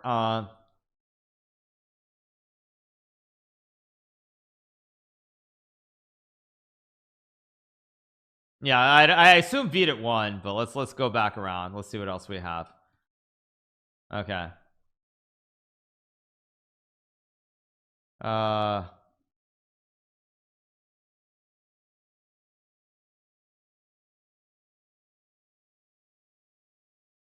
don't know if he won or not, but yeah, he did win. Okay, Vita wins that game, moves to 5 out of 7. No, it's not kick, it's just chess.com.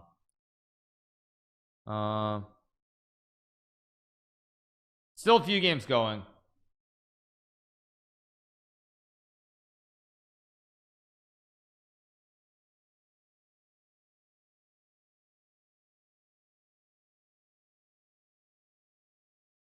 You know very well the player's strength and weaknesses. I mean, I've played many of these players. Still quite a few games going. Johann Sebastian Bach is on 5.5. Yes, I'm well aware of that. Yeah. So, yep. Ani says like an over the board title Tuesday. Pretty much, yeah, pretty much. I agree. Yeah. Have I ever played Hans over the board? No, never. I think we're gonna get Dubov versus Magnus finally. We should have gotten in the rapid, but we didn't get it in the rapid. How long was that delay, you guys? That delay was what, like half an hour? That was a very long delay, wasn't it? There are 2 days of Blitz, but they're 12 rounds today.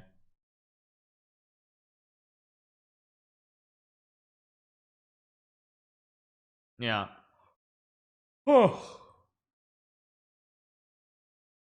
Okay, still 5 games left.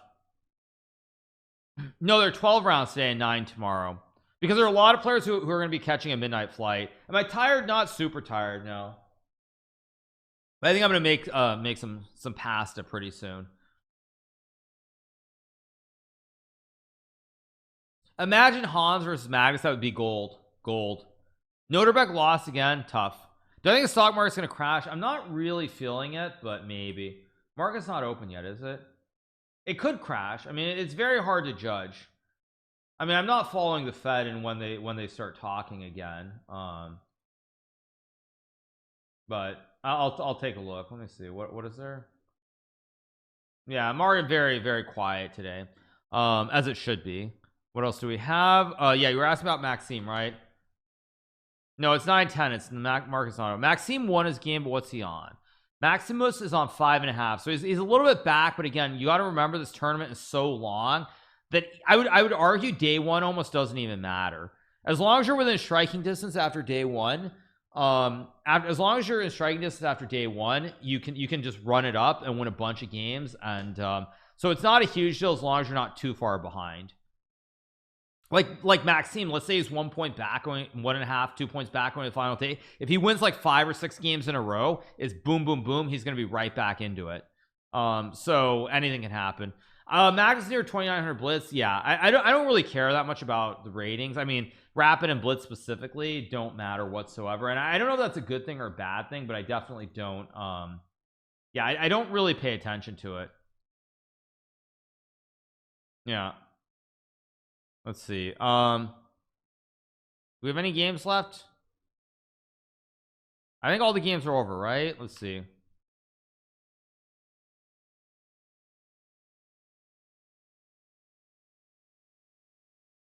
Why are there so few Americans at the top of this list?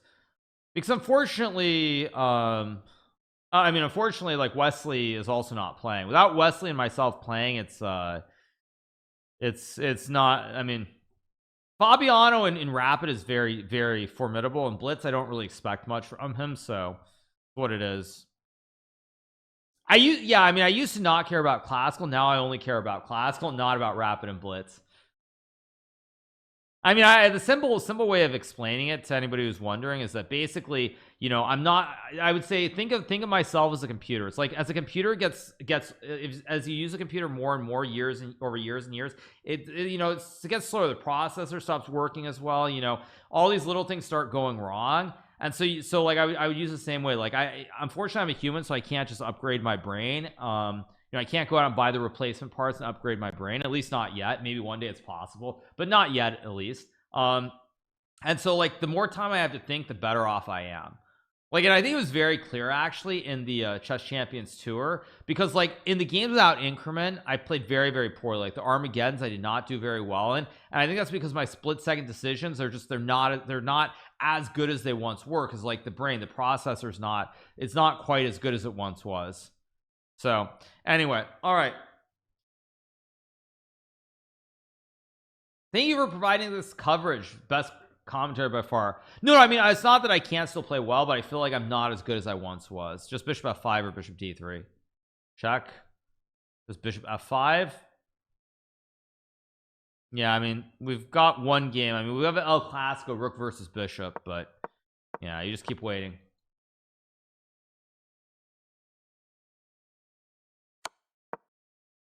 Don't you need the same decisions in Blitz?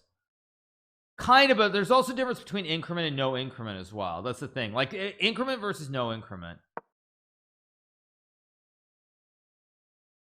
So yeah, Alireza won the 7th round. Yeah, I just don't care, you guys. I don't care. I mean, but really, I think Wesley should have found another tournament to play. Like he could have played some random open tournament in the US and won a couple of games and just dropped out. And I think he should have done that probably. I mean, of course nobody likes what Alireza has done. I mean, playing a tournament with 1600s and then those matches as well. Like, I mean, I don't think there's probably any top player who really has a lot of respect for him at this point in time, but it's within the rules, so it is what it is. Like I can't think of another top player who would have done that. Literally, I don't think there's any top player who would have done that. But at the end of the day, it is what it is. So all right, let's see who's still playing. All the games are over, so now I'm going to take a short break. I'm going to go make some food, make some pasta, and I'll be right back in like 3 to 4 minutes. So give me a second.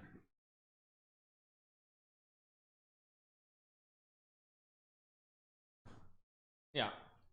All right, you guys. Yeah. Playing open turns. I see people are talking about the open turns as though they're the same thing. They are not the same thing whatsoever. I mean, that open tournament that was in France literally had like one master, one IM, and one last minute GM who played in the tournament. Trying to compare that to the tournament in Sitges, which had many strong junior players, many GMs and IMs, is not really a good comparison. Now, the tournament was completely legit, make no mistake, but trying to say those tournaments were the same thing is really not. That's just being disingenuous. Yeah, I mean, like, yes, they're both open turns. They're trying to compare the two tournaments to act as though they're the same kind of fields. They're not even close. So all right, round 8 will be starting pretty soon. Magnus is playing Shugarov. Let's see what the other games are. What about the theft in Sitges? Yeah, that's pretty terrible, actually. I saw the story about the Sitges. Basically, there were 6 Indians who were apparently robbed after the tournament or during it. Very bad stuff. So very disappointing to see. It sounds like the organizers, they didn't, I don't know if they didn't help them or what. Yeah, I'll find it, you guys. I'll show it to you very quickly. They're probably going to try to catch up with the rounds. They're probably not going to take long breaks, but yes, there were like 6 Indian players there. Let me click on latest. I will find it because I think actually no, I should show it, even if I'm not going to do like a real story on it. Citrus chess. Let me find it. Yeah, let me find it. Yeah. Yeah. Okay. Yeah. Yeah. Let's find this and pull it up. Here we go. Yeah, I'm going to show you guys a story. I mean, I think it should be talked about. It's a shame that it's not being more talked about, but let's talk about this, okay? Here's what we have. We have this story from Munika Akshayan. It says, my depressing robbery story at the Sunway Sitges Chess Festival in 2023 in Spain. I'm sorry, one second. I just swallowed wrong. And it says, I request the authorities to kindly take action in this since I am not the only player who suffered from this event. So here we go. It says, I want to share my depressing story at the Sunway Sitges Chess Festival. Yesterday was the last day of the event. Me and my friends went for a walk for around 40-45 minutes, and one of the friends who was staying in the apartment is sleeping. By the time we returned to our apartment, we noticed that my laptop, 12,000 rupees, I don't know what that is in US dollars, worth of cash, silver ornaments, and my roommate's phone were stolen. Initially, I thought my whole purse was stolen, but then we saw that my purse, passports, and other things in it were thrown away on the floor of our balcony. 4 more Indians, as per our knowledge, faced the same scenario and lost their phones, laptops, cash, and even passports. It's quite scary to see this happening at one of the most prestigious events of the year and in its official apartments. Yet we are still unable to find out who has done all this. It's even more scary to imagine what would happen if they had weapons and saw my roommate who was sleeping and attacked him. It is hard to believe that there is no safety in one of the biggest chess events of the year. So, yes, this was at the Sunway Sitges Chess Festival, which finished about, I want to say, like 6 days ago, maybe 7 days ago. Very recent, very fresh. And it's $144, bro. Yes, that's a lot of money, you guys. Like, it's not a joke. And yeah, so it sounds like they were there. And it looks like they lost passports, they lost cash, maybe some jewelry. Most importantly, I mean, I guess passports most important. But they lost their laptops, which is really bad. Losing their laptops, I mean, it basically makes it impossible. So really disappointing. It sounds like this occurred at the place where a lot of players were staying at. So yeah, quite disappointing to see. And I mean, I hope it gets resolved. I hope the organizers do something to help them out, because it just really should not happen. Yeah, I mean, it's just very sad. So all right, anyway, let's get back to the chess because the games are going to be starting pretty soon. and I'll put the music back on as well, but that should be pointed out. I think there was something else I saw that said this happened to most tourists in the same hotel. Check the review. Jeez. Yeah. I said oh no anyway. Well, we are moving on. We're covering the event. I'm not trying to minimize it.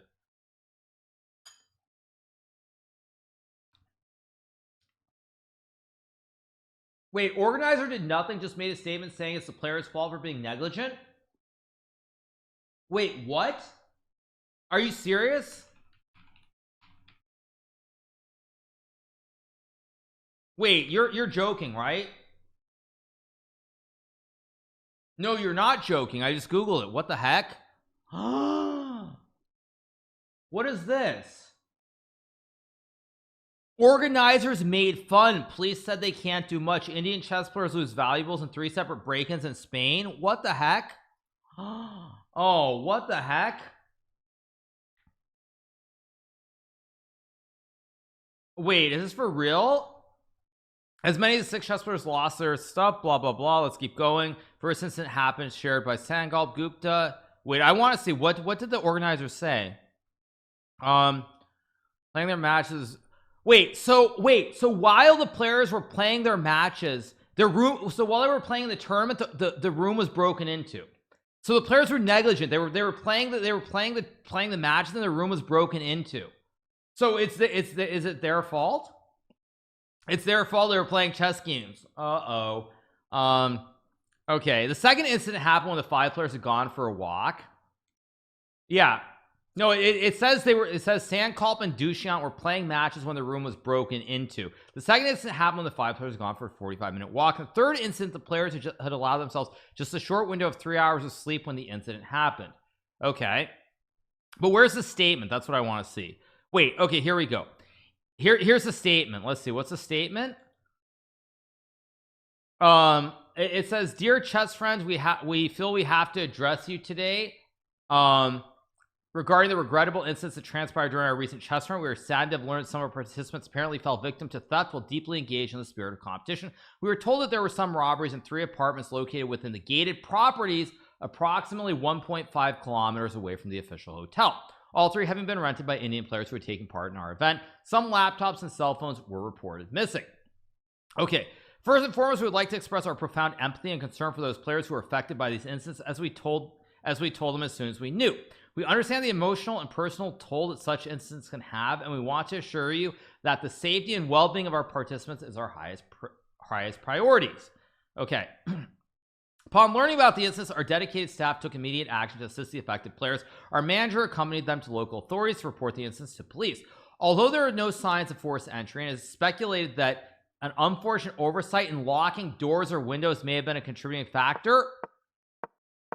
Okay, we'll get back to this. Let's get back to this. Okay, we'll get back to this shortly. I don't like where it's going though. I don't like where it's going, but we'll get back into it. Okay, let's watch. Shugarov and Magnus are playing. We have pretty standard Spanish here.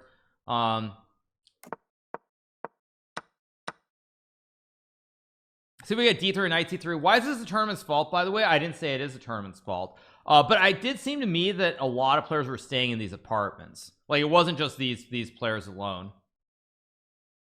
But let's keep going. So if AB5, Knight C3, probably, or H3. Okay. Shugarov moving very fast here in this game. Can I lower the music? The music should be pretty good. Mods can tell me if it's not. Is it bad? You tell me.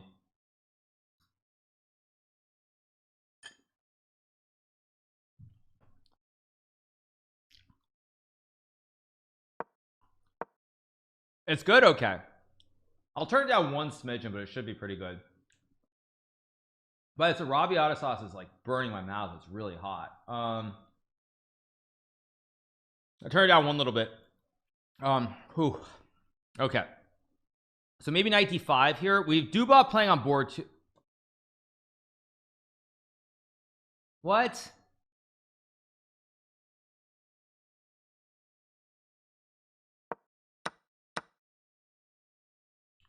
Insane.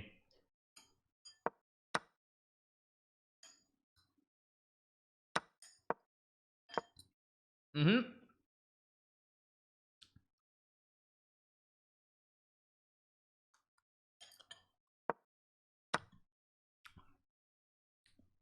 we'll get d3, bishop f4. Maybe bishop e6, although he has trade, and queen g4 looks pretty good for white. Oh, Artemiev arrived late, that's why. Okay, okay, fair enough. Fair enough.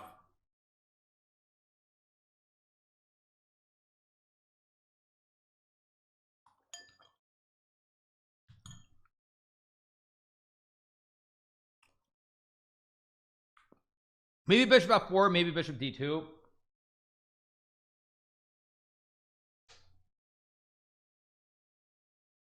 Yeah, bishop d2 or bishop f4. Nepo's playing a King's Gambit accepted. Nepo and Salam. Why do we have no moves?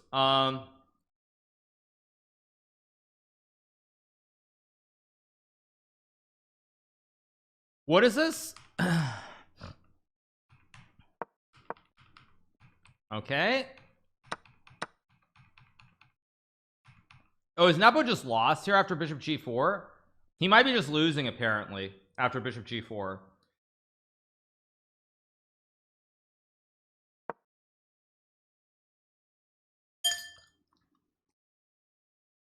Bishop g4. There's something you said the other day that is all wrong, dude. Okay, thank you, Reggae Tunes. Appreciate it.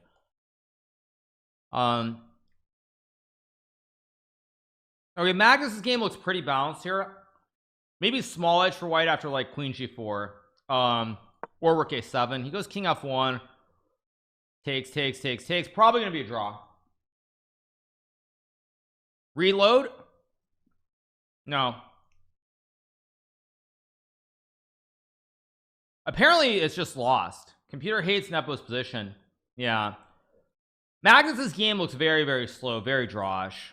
Very, very drawish here. Probably gonna be a draw. Has not worked off with Magnus, but I guess it's not rapid. The reason I say this is probably a draw is because if anyone's better, it's white here. Like, we're headed to an endgame where white puts the rook, brings the king to the center. Very little imbalance unless Magnus can somehow create a passed pawn. Like b4 and rook a6 is good here, for example. Yeah, like b4 and white's just better here. Actually, white's just clearly better. Actually, if b4 is played, I think there's a good chance Magnus will lose, but he goes rook a6, which isn't quite as good.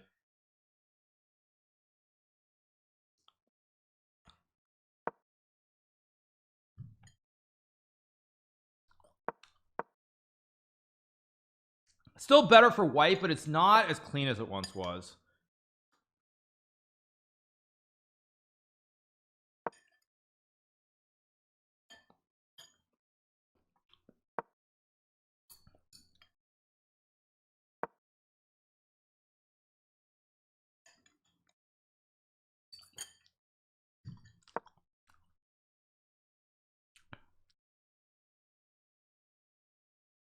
Okay, which game should we cover?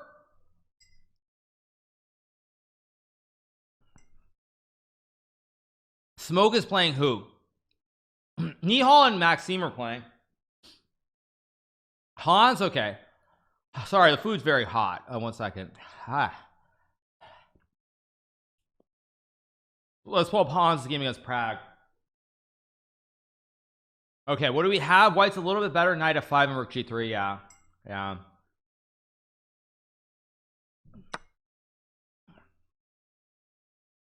I can handle spice, but the Arabiata is really hot. Really hot. Okay, Magnus losing. He's worse, but losing I think is excessive. Actually, sorry, no, but Magnus is in real trouble because white's gonna go king e2 d3, and these pawns are all very weak. Yeah, king e2 and king d3 is actually, this is very scary. Yeah, this is very scary. Magnus is trying to save this, but he's in real trouble here. He's got all these weaknesses everywhere, and he's down on clock.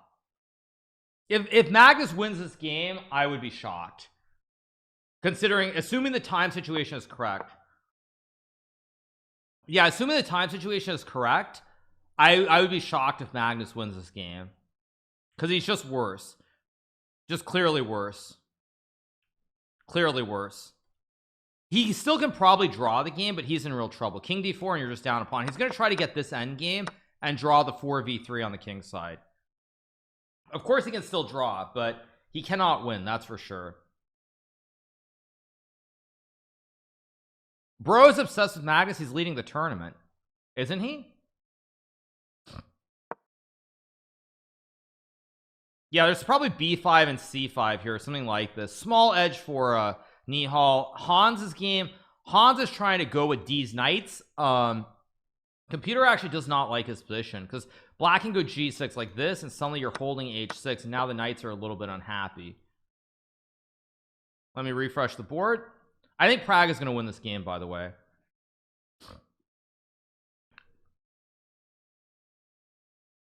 So all right, let's go back. Okay, I don't like what Shugarov did here. Played f4, so he gets this endgame up a pawn, but it's 3-on-2, which gives Magnus much better drawing chances than if it was 2v2. Yeah, much better chance to draw. Shugarov's time management was good up until this moment when he spent like 30 seconds to play f4. I didn't like that decision, but otherwise pretty good. I mean, he's up a pawn, he's gonna go rook c7, but is this actually winning or not? This endgame, take 6 king e6. Hard to believe that it's winning, but maybe. Lots of followers here seem to be here only to get under your skin. Maybe. I mean, I'm pretty confident Magnus will draw this game. Pretty confident he'll save it. So let's go back around. Maxime drew. Hans is losing. Hans's rook got to f5, but all his pawns are weak. So Hans is going to lose this one. Yeah, this is just queen e2 or queen d7. I mean, this is just a typical queen d3 to force the endgame. Very clean way to force a winning endgame with the double pawns. Very, actually it's queen g4. Nope, but Prague goes for it. Knight c8. Bring the knight to b5. A very technical position here, which should be winning. Prague is up 2 pawns here. He's up 2 pawns. White's also got double pawns. Yeah, Prague is going to win this game pretty cleanly. Knight d6, knight c4, also an idea as well. What else do we have? Okay, Magnus's game, it's a bishop and pawn end game, but unless he can walk the king all the way up, which I don't think he can, nah, it's gonna be a draw. This will be a draw. Nepo turned it around. I mean, is this the right position or wrong? I don't know if this is right or wrong, but who knows. Oh, Nepo's just winning. Okay, fair enough. Just h5 g5, or actually g5 takes and rook d, or h5 just wins. Yeah, easy peasy lemon squeezy. Yeah, Nepo wins. Magnus draws his game. What else do we have? Mango drew, he did draw. I don't know how Nepo won, but he won. It's Blitz, anything can happen. Fabiano, who's struggling. What does Fabiano have here? Fabiano is winning. What is Fabiano on? 4 out of 7. He won the last game against Briakin. Anish trying to win. Where's Anish's game? Anish, wait, what? Oh no, he won. Okay, he beat Christensen. Okay. Let's see, what else do we have? Prague's game is still going, but Prague's about to win.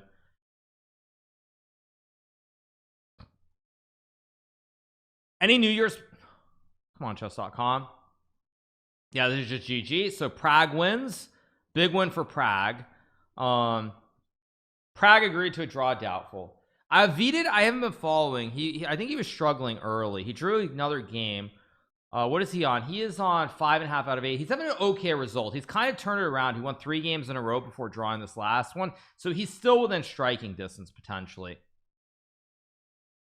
In striking distance. What else do we have? Let's see.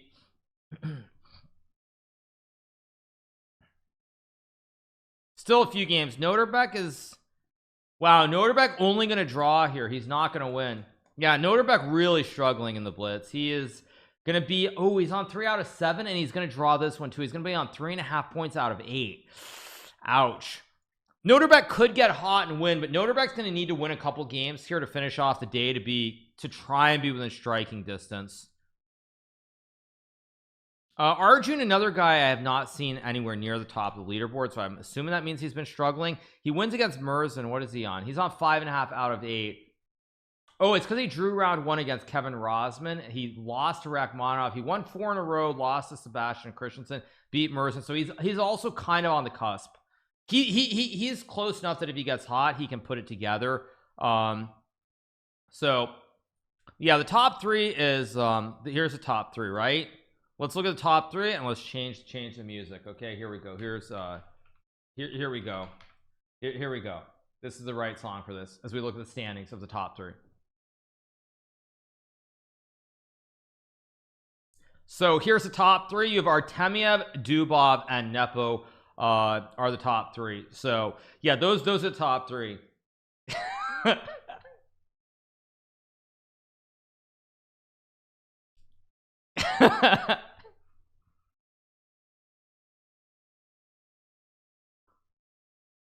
Yes, here we go. Anyway, yeah, we got the top 3.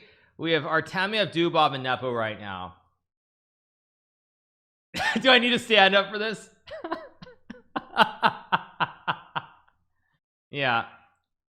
Okay, let's go back to the games. What else do we have?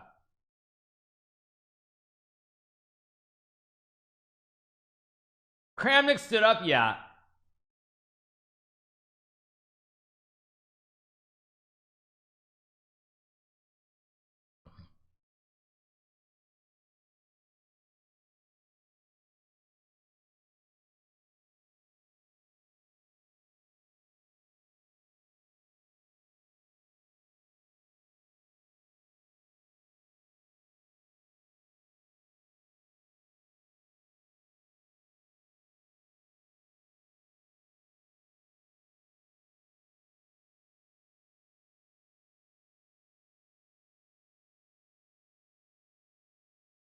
All right, let's change it.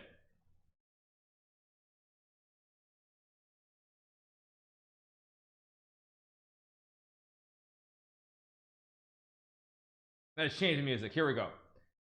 All right, let's get back to the games. All right. I laughed too hard. Yes. Okay. What how many games are left, I guess is the question. Yeah. Are the games glitched or something? Maybe they're glitched. It feels like it's glitched. Okay, there we go. 2 games left. Really 1 game. So yeah, right now, actually, you guys, I'm extremely impressed in Anish Giri. Out of all the people at the top, I'm really impressed by Anish. He's on 6.5 points. He has a chance to maybe win the Blitz.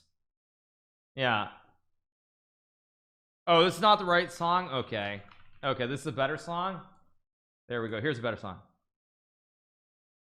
Here we go. All right. So, yeah, impressive stuff at the top. Magnus also on 6.5 here too. Anyway, yeah, waiting for round number 9, which will be starting pretty soon. Anisha is Russian. His mother is Russian. Yes. Yeah. Why are there broken games in every round? It's 2023. We have 5G now. Yeah, I mean, it is 2023, but this is why when I look at chess, I think to myself, when people think that chess should be really, really big or bigger than it is, I laugh. I laugh sometimes because, like, I mean, when I think about this, it's just like, really? Like, we can't even get a real-time relay. Yeah. Yeah.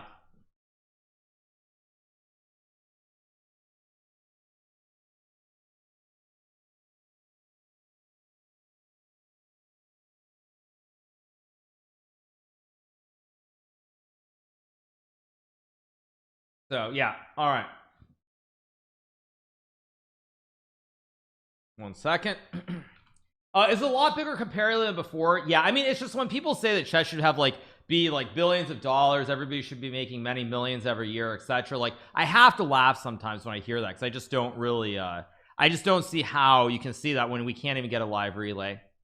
Don't you get tired from listening to music every day? No, I don't, you guys. Music is the best thing in the world. It's the best thing in the world. Music is the best thing in the world. Yeah. No, I mean, are you kidding? Yeah, seriously. All right.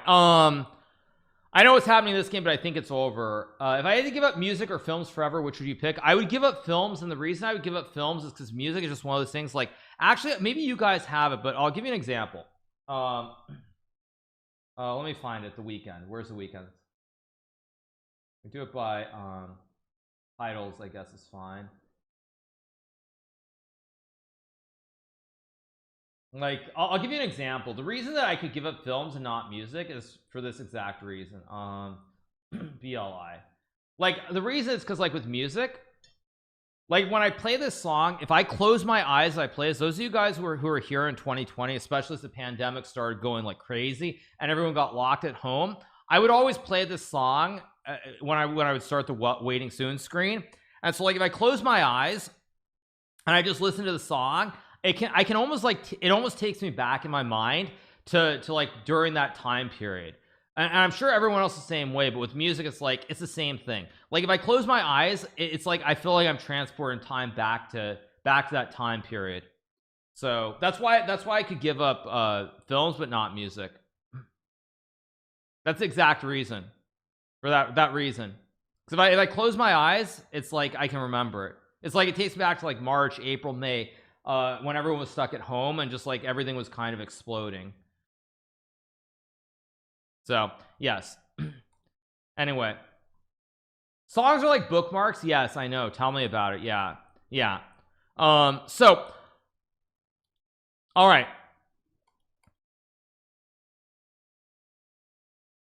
Okay. Yeah, it is.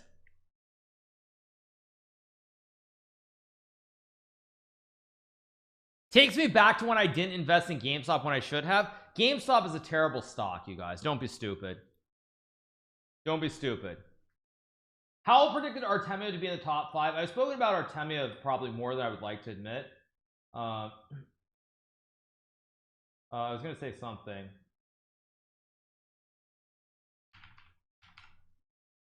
Artemia, I've spoken a lot about him over the last last couple of days, because, like I said it before, but out of all these Russians, he's the guy who, like, when I see him play, I'm impressed by his play. Like, the quality of his play just seems so good, so high.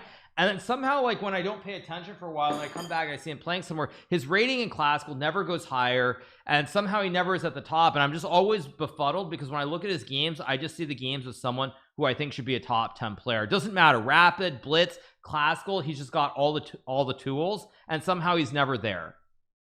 And so I'm just always confused when I see it, because, like, out of all the players, I mean, Dubov has his moments of brilliance, but Artemiev never seems to have his moments. Like, Dubov, every so often you'll see him do, like, really well in a tournament, play some spectacular games. Like, he has those moments of greatness, but with Artemiev, you just never see it, and I'm always confused.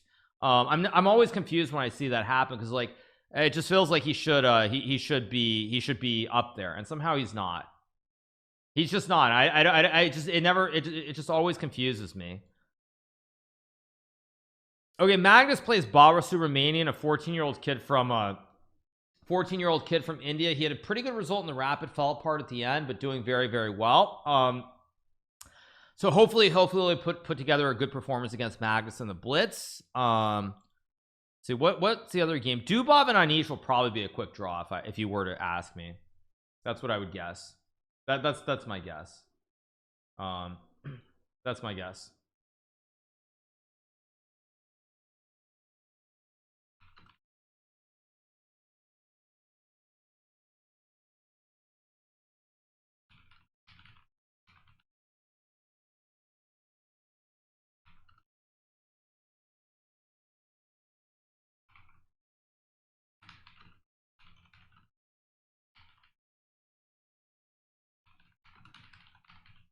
All right.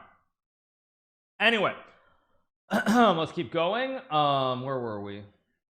Sorry, I was just taking a look at the market very briefly. All right. Okay, games have not started. They will be starting pretty soon, I think, here in round number 9. Do I like pickles? I said before, sometimes I like fried pickles, sometimes I like pickles, sometimes I don't like them. It just depends. Yeah, it just depends. Geary versus Drawbov. I expect a draw in that game. I'd be very surprised.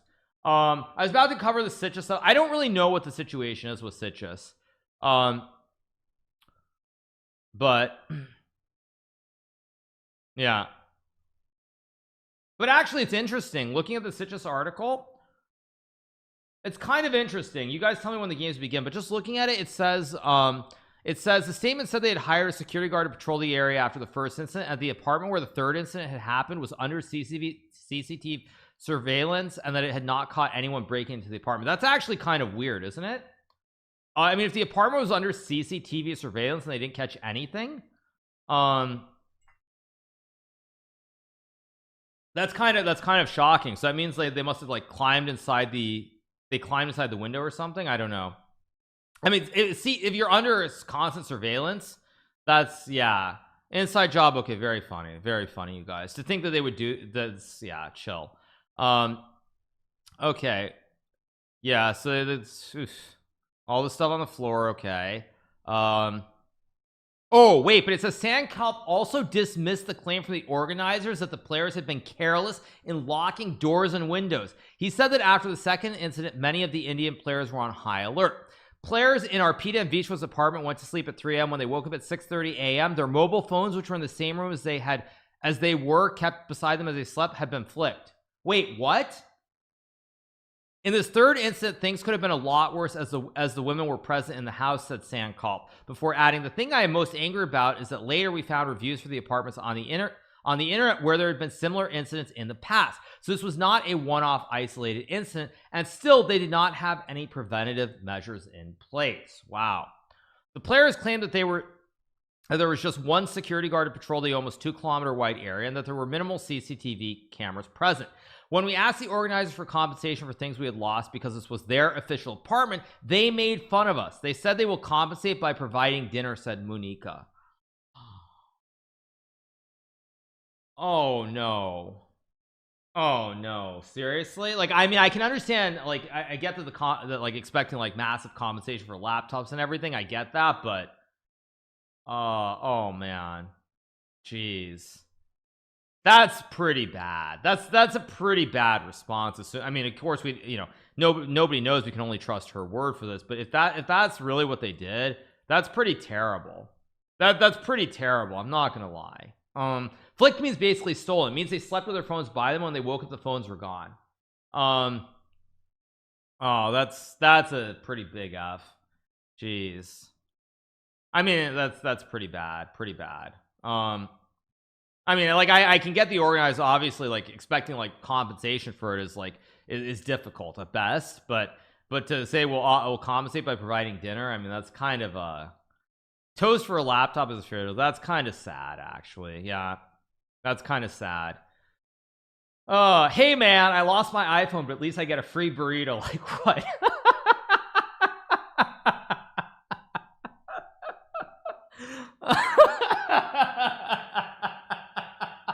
Oh geez, oh my gosh, sorry. That's yeah, jeez.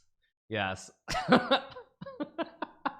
Oh, win is a win, take the burrito. Yeah, no, but I mean, this sounds pretty terrible though, and I would hope, like, going forward, I mean, obviously I don't think there's anything that you can't really like blame the organizers for this, but I would hope the organizers going forward that they do something like there's more security. Like, if these were the apartments that they recommended to the players, there should be much more security in the future, because otherwise, frankly, it's going to make this tournament look very bad for the organizers, and I think a lot of people aren't going to want to play in this event. So going forward, I would hope that they at least can with their budget they have, they can make sure that this is the official, as it says, official apartment where their players are staying, that they can have more security. I think that's a no-brainer that they have to do that to begin with. No brainer at all.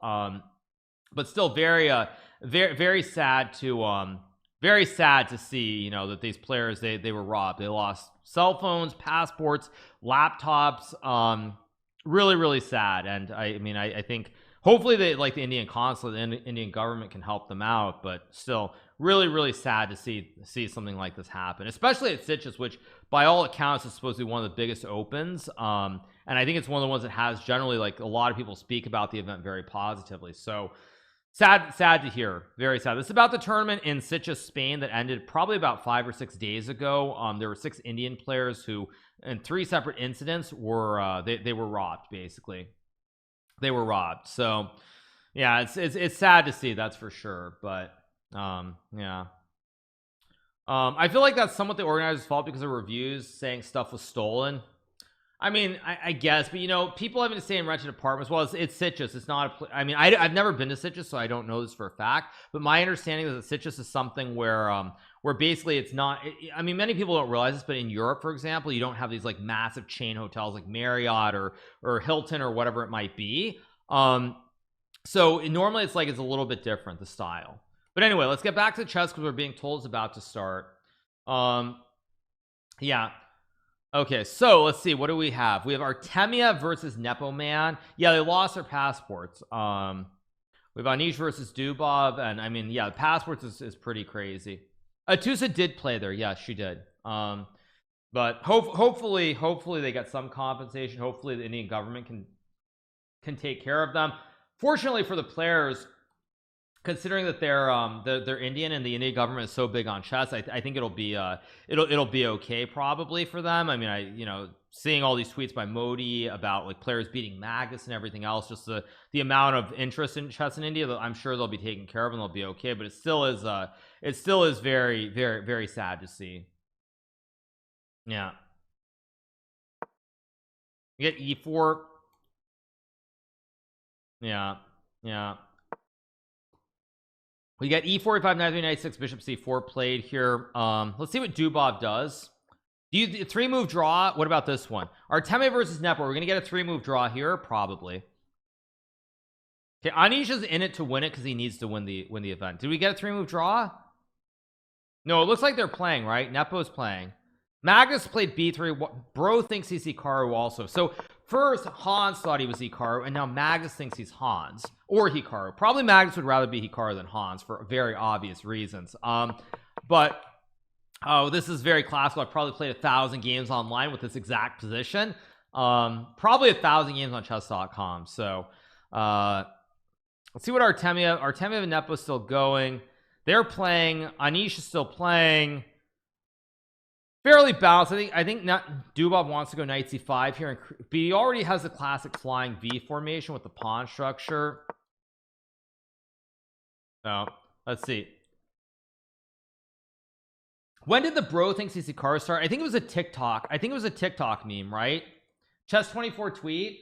Did they tweet something funny? Did they tweet something about me?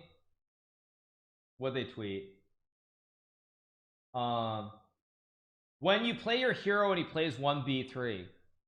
Yeah, but see, that's not a good example, because like many people have played their hero, being me, online, and I played b3 a million times. So it doesn't have the same zing to it that it once did. You know what's even better about this Broth game? I would bet you any amount of money. Wait, what? Does anybody know what his username is on chess.com? I would bet you almost any amount of money that if he has like a 2800 plus rating on chess.com, I've probably played him. And almost certainly I've had the position like this against him. Does he have a chess.com account? I'm looking. Chess.com. FGHSM. I recognize the account name. Have I played him? Let's do a deep dive. Okay, let's do a deep dive quickly. Games. Oh, Hikaru versus, you can't see it. Let me change it. Score. Hikaru has beaten him 4-0. View the games. Hikaru beat him with white. What was this game? August 23, 2023. Okay, Hikaru played knight f3 b3. Okay, but this is a little bit different. That's one of the games. Let's go back. I'm checking very quickly. I had white in only one game. Oh, I had white in only one game, but I did play knight f3 b3 against him. So all right, let's go back to the games. Let's change the scene. Yeah, but sure enough, I did play knight f3 b3 against him. Pretty funny stuff, eh? But see, today, instead of playing bishop g4 like he did against Hikaru, he decides to show Magnus a little bit more respect and plays knight f6. Anish is dead lost. Anish. Oh, queen f5. Oh, because you can jump in, right? You get in here with rook f2, and suddenly you have the kebab on the second and or castle mania. Oh, so it's actually really bad for Anish. He might just lose. Okay, this Artemiev game looks very dry. Magnus is in trouble here potentially, but I mean he's up a lot of time on the clock. Hikaru is a chess player and Nakamura is a streamer. Chat, two different people. Exactly. I don't like Magnus's position here. c4 incoming. Nihal is winning. Who's Nihal playing? Nihal is playing. Nihal is playing against Vahap Sanal. What is this? Oh, did we get the g5? Yeah, this is well known to be dangerous for white. This like Italian or Spanish where black pushes the p quickly. Okay, it's bad, but I wouldn't say it's lost. It's bad. But let's move back along. Magnus's game, probably cd3 at some point. There's still ef4. There's also g6 at some point, like takes g6 maybe, cut off the jumpers and then go bishop g5.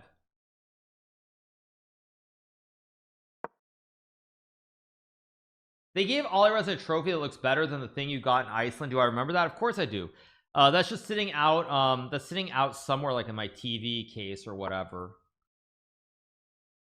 Magnus is not of a good position in this game, by the way. Dubov didn't find it. What did he play? He played here. Oh, he played knight f6, but it's still very bad for Anish. Well, these you just bring the king up, right? 1 2 3 4, gobble gobble gobble, and infiltrate with the kebab. Yeah, the infiltration plan with the king combined with the kebab is too much to deal with. I don't know if I like rook g6. It doesn't do anything at all. But there's still rook f3 and maybe h5. Maybe that's his idea. Maybe rook f3, rook g1, and then you create the bastion for the rook. Maybe it's all very bad. Nepo a little bit worse here against Artemiev. A little bit worse. Let's go back to Magnus. What do we get? Some exclam question? I know what you mean. I mean, Magnus is probably going to win because of the time situation, but I don't like his position at all here. Will I make a recap of Alireza's games to get to the candidates? No, I will not. No. I mean, Magnus is better, but the problem for Magnus is that his opponent, this kid, has a lot of quick moves. Why didn't he go queen b7? I would have played queen b7 to infiltrate with queen b2 or rook b8, rook b2. I don't understand queen c6 at all. Oh, he wants to go queen b5. That's what he wants to. But I mean, knight g3, bishop h6, queen f3. If white can go here, here, and here, white will win the game. Yeah, queen f3. Starting to look a little bit dangerous here. Like queen b3 is fine, but it's a very hard move. Queen b3, queen e6 is very, very hard to play. And rook f8 loses to bishop h6. Yeah, queen b3 is maybe the only move. He's got no time. Too slow. Way too slow here. Way too slow.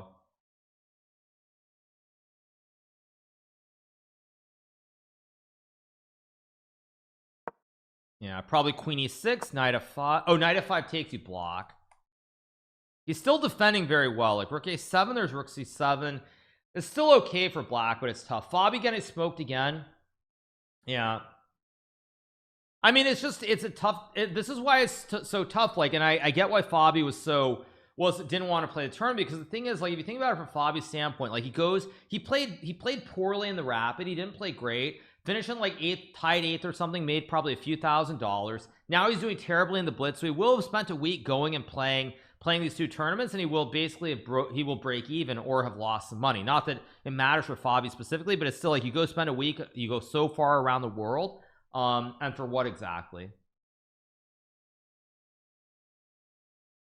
So I feel bad for Fabi. I do feel bad for him.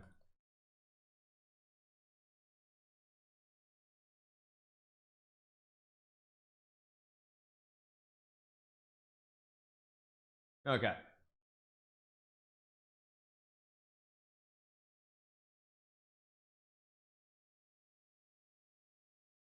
Okay, waiting for a move. Did Barami on Barath move? What's going on?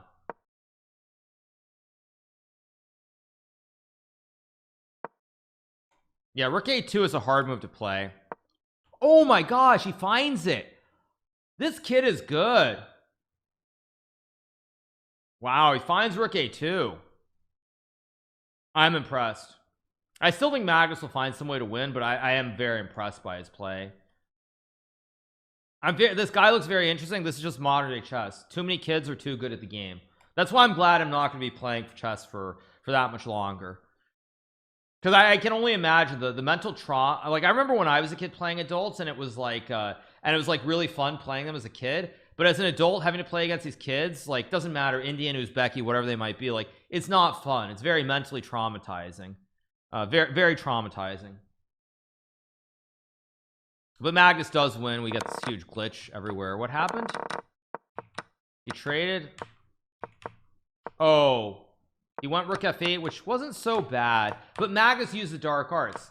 Magnus the dark arts. I told you guys one of the best lessons in the dark arts is the bishop versus knight situation, where the knight is always easier to maneuver than the bishop. This position is completely fine for black in a classical game, but in a blitz game where the bishop has no targets, the knight is much stronger than a bishop, much stronger. So this is one of the most important things in the dark arts, is to know when, like, even if a position is objectively equal, a knight is better than a bishop. Okay, Dubov is winning here. Nihal is still winning, but is it clean or not? I'm not sure if it's clean. You got to go e3. King e2, knight c3. Yeah, it should be, but still not trivial. Should be winning because the pawn's on the wrong side here. Will I make a dark arts video? Maybe I will. I have to tell you guys, yesterday when I did my recap of the Magnus win against Fedoseev, I had a very disturbing thought which popped into my head. And obviously I'm still playing chess seriously, and so is Magnus, so I don't think he'll probably say this publicly, but I'm under the impression that based on his game against Fedoseev yesterday, I think he picked something up from my streams, because the opening he played against Fedoseev was quite dubious, but it was one of those situations where his moves were all reactionary and easier to play than his opponents. And I had this very disturbing thought that me actually talking about that on stream might have helped him, like, conceptualize this idea somewhat in terms of over the board. So I feel like he does it much more now, where he plays a lot of dubious openings where the moves are a lot easier than his opponents, more so than he ever used to. And I have this disturbing thought that I might have accidentally given him I might have helped him actually think about this as a concept. And no, I mean, it's not a bad thing because I don't play chess professionally anymore. Like, it's not a bad thing because I don't play professionally, but it is a bad thing because it means that I helped him, like, sort of view a certain concept or a certain approach to chess differently than he probably looked at it before. A6 was not because of him. No, but I mean, it's something that I had this, I had this disturbing thought that, like, I feel like he plays many more dubious openings where you get to play quickly, and I think on some level it might have helped him do that, and that's not a good thing. Maybe he knew it. I'm to some degree, yes, but what I'm saying is that he's doing it much more now than he used to do it before. Like, he didn't used to do it before the same way, and now I feel like he plays a lot of, like, dubious lines where he gets to play, like, moves very, very quickly. So I know that people are gonna say you're just trying to make ego stroke yourself or whatever, but that's not the reason I'm saying it. If I want to stroke my ego, there are a million other ways that I could. So seriously, chill. Am I upset he didn't say that I'm close to him in classical? No, I would say in classical, objectively, I'm playing better than I ever have played, but that doesn't mean that, like, historically I'm close. When Fabiano plays his best, Fabio is the only player in history who he's the only player in history who was close to Magnus rating wise. Only player in history who's been close. So almost every top chess player seems to have a negative look on the future of chess. What do you mean by that, Bernardus? What do you mean? I don't know what you mean by that. Nepo drew his game. Yeah. No, I mean, I've never claimed to be great in classical. I mean, I'm playing better classical in some ways than I ever have, to some degree, even though my rating is lower than my peak. But no, I would never claim to be close to Magnus in classical. No, I would never make that claim. There's no world in which I would make that claim. What games are left? Let's see. We still have some games. Vishy said he does it more now because he simply does not believe he can outplay his opponents from equal positions like he used to before 2014 to 15. What is the exact Vichy quote? I'm curious to hear that, if that's true. No, I'm actually curious. What do you mean? What did Vichy say? I'm really curious if he said something on that topic. I'm curious what you mean by that. What did he say? Also, I'm kind of getting tired of all the pickle talk. Like, I mean, pickles are getting really annoying. Like, I feel like every day I hear the same guy comes to me, he's like, what do you think about pickles? And I think I've answered every day. I keep seeing more questions about pickles. Like, seriously, dude, chill.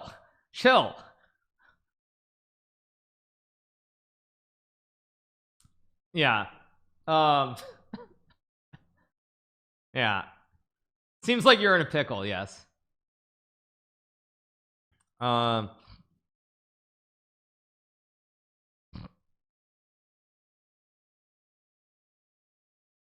I think you patch the program for resubbing. If I hear pickle one more time, I'm gonna lose it. Yeah. I mean, we have some typical end games like rook and knight versus rook somewhere. Games are ending pretty quickly, by the way. Dubov. Oh, did Dubov win? No, there are more games. What are the results? Artemiev, Dubov, and Magnus on 7.5. Prague, Nepo, Shugarov, Maxime on 7. Nihal also on 7. Nihal really climbing the leaderboard now. I'm really feeling good about what I said before the tournament started. Like I said, the people that I thought had the best chance to be dark horses were Nihal, Artemiev, and I think I said MVL.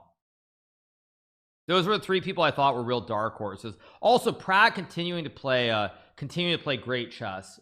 He's not necessarily like racking up the wins, but he's playing great chess. I mean, I'm really impressed by Prague.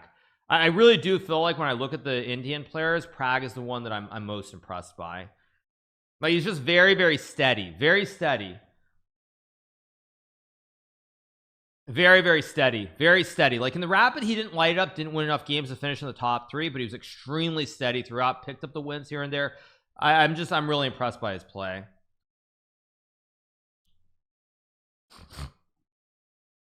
And I also think the other thing about Prague that's different than the others is I feel like Prague, as someone just said, he's very consistent in all the formats. Like Gukesh is a very good classical player, but I feel like Gukesh and Blitz is not really all that great. Rapid, not great. I feel like Arjun is generally a better Rapid and Blitz player than a classical player. So I feel like all the others, they're good at different formats, but I feel like Prague is just very steady and solid across the board. That's what I feel like. Check the women's leaderboard. What do I have? What happened here? Anna Maya flagged. Okay, I guess that's one way to get the win. I mean, after all, she learned from the best, right? There's no one more well known for flagging than her husband. So let's take a look at the results. Let's see what else we have. We have Harika on, oh my god, Gunina is running what the heck is going on with Gunina? 8.5 out of 9. Very interesting result from Gunina, right? 7-0, draws game, wins again. Yeah, 8.5 out of 9. Impressive from Gunina. Yeah. Impressive. Really good stuff from Gunina. Really good stuff. Is she married to Danya? Good one, MJJ. Good one. Yes. That's really good from Gunina. Very impressive. All right, let's move back around. What else do we have? I don't know. Are the women done for the day or not, by the way? I didn't look. What's the schedule? 1 to 9. So this is the last round, right? I didn't actually check. How is she doing, though? I haven't looked closely. She won her last 2. I mean, she lost 4 in a row against really good players.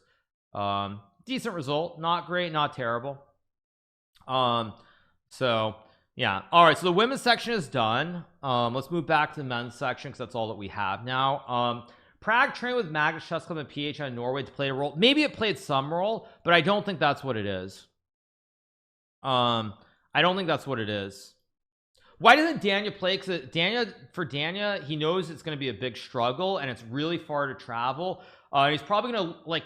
I mean, I guess I can say this, but if Danya were to play this event, I think on average Daniel's going to lose about $5,000. If Daniel were to not cash either the Rapid or the Blitz tournament, not finish in the money, he would lose $5,000. Like, no joke. Like, he would. Between the airfare, the hotel, he'd be out $5,000.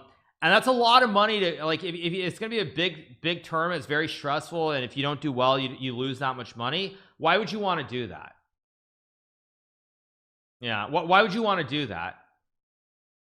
I don't know that. You can view it as a vacation. I mean, the only person who's stupid enough to actually say that playing chess is a vacation is that streamer guy Hikaru Nakamura. Nobody else thinks that chess is a vacation. So no, for Danya, playing chess is not going to be a vacation. Okay, so we have 3 more rounds to go. Let's see, we're waiting for round number 10 to begin. Let's take a look at the results. And also, Danny can just sit at home. Danny can just sit at home and just do commentary, chill, make some money, and not worry. So yes, yeah, I mean, Danny can basically make 5K sitting at home doing commentary rather than having to like travel all the way around the world and have to play top players and suffer. Like, come on, be serious. Also, I mean, increment makes a big difference, but that's the thing. Like, I mean, I wouldn't want to do it if I were Danya. Why would you want to do that? And that's why this tournament, for most people who go, like, they actually have to look at it as something they go to play for fun, where they don't care about losing money, because a lot of people do lose money. Most people playing this tournament will not finish in the money, and if you're not a top GM, you don't get any your room is not covered, neither food is not covered, so you've paid for your room, your food, the entry fee, and a long airfare as well. So it adds up very quickly. Don't players have personal sponsors? Most players do not have personal sponsors unless you're in the top like 20 in the world, and even then it's very few and far between. Like Fabiano, who's number 3 in the world, I'm pretty sure his only sponsor at the moment is the St. Louis Chess Club. And like, I mean, obviously it depends who you are. If you're I mean, American or where you're from. Like some players like Noterbeck, for example, do very well in Uzbekistan. He has some great sponsors, but a lot of players don't have sponsors. Oh, sorry, number 2 right now. Yeah, number 2. I was thinking of the Blitz ratings. But yeah, Magnus has sponsors, but I'm saying basically if you're just a run-of-the-mill GM, you're very lucky to have a sponsor. Very lucky. Very lucky. India, of course, is a very poor example, because if you're from Indian companies support the game like nowhere else, and that is 100% a direct result of the great performances over the last 40 years by none other than Vishy Anand, the former 5-time world champion. I mean, Vishy, what he did for chess in India cannot be replicated. I mean, it will never happen again. I mean, maybe it will in like the next 100 years, but most likely that will never happen anywhere else in the world ever again, most likely. I mean, what Vishy did to transform, I mean, chess in India, there's nowhere else that's comparable. I don't know which word's right, but not even close. Nowhere else in the world. Like, it's like, for example, if you look at America, like, I'll give you an example. In America, when Robert James Fischer became the world champion in 1972, you would have thought that could have led to a massive boom for chess. And it did to some degree, because there were a lot of players who started playing who went on to become IMs and GMs, but it didn't lead to like companies supporting the players, sponsors, all this whole like ecosystem in the same kind of way. What Vishy did would be like if Bobby Fischer won the world championship in 1972, and then all those guys who came after him and became IMs and GMs all had like IBM and Intel and whatever other old companies there were. I mean, that's before Microsoft, but like all those companies really started liking chess and sponsoring all those guys. That would have been an example of something that you could say could be like that, but it didn't happen, obviously. Yeah. How did Vishy do it? Because I think in India, when Vishy became the world champion, there was this national pride of him being so good at this game that like really wasn't an Indian thing. Chess, of course, also, I don't know if chess started in India or not. I think that's a touchy topic, but India is definitely one of the first 1 or 2 countries in the world where chess began. So there's also this pride about chess like originating in the area, whether it originated in India or Iran or somewhere like that, who knows, but it is one of the places where it originated. Like you can't come to America and be like, yeah, we originated chess in 1851 or like 1790 when Benjamin Franklin played. Of course, that is not reality. If we could say that, maybe it would be different, but as we know, even if Benjamin Franklin played chess and John Adams played chess, that's not when chess history began. So let's see, round 9 should be starting pretty soon. Yeah, so But because chess really has its origins like in India, I think that also helps. The origins, you have Vichy being great, you have the whole national pride thing going on. And also Vichy was so good for so freaking long. It's not like Vichy was there for like 5 years. Vichy was competing at the absolute top for what, like 20-25 years if we're talking about world championship. I mean, he played 95 in Gary, and the last time he played against Magnus was what, 2014. So basically 20-year gap pretty much. So yeah, is the game not over? Let's go back. Shatranj is what Indian chess was called. I think Shatranj is used to describe chess in many of the old languages. I think in India it's called that. I believe in Turkey and Iran, I think it's also called Shatranj if I'm not mistaken. So that is the old name. I'm pretty sure it's called Shatranj both in Farsi and Turkish as well. Yeah. Oh, Satrank. It's with a C, not a J. Still, obviously, same thing. Magnus playing Dubov in round 10. Okay. Yeah. Yeah, I mean, it's all the same. You change one little word. Yeah, you change one little letter at the end. I mean, it's still the same thing. Like, same thing. Okay, so round 10 has not begun. I'm gonna go use the restroom very quickly one more time, and then we will we'll follow the games for round 10. Let me put the results up as well, and I'll be right back.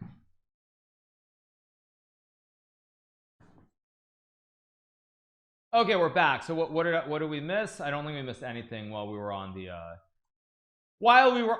break. So what's going on with the market? Pretty flat day, another slow day to end the year. Yeah, very slow day. Do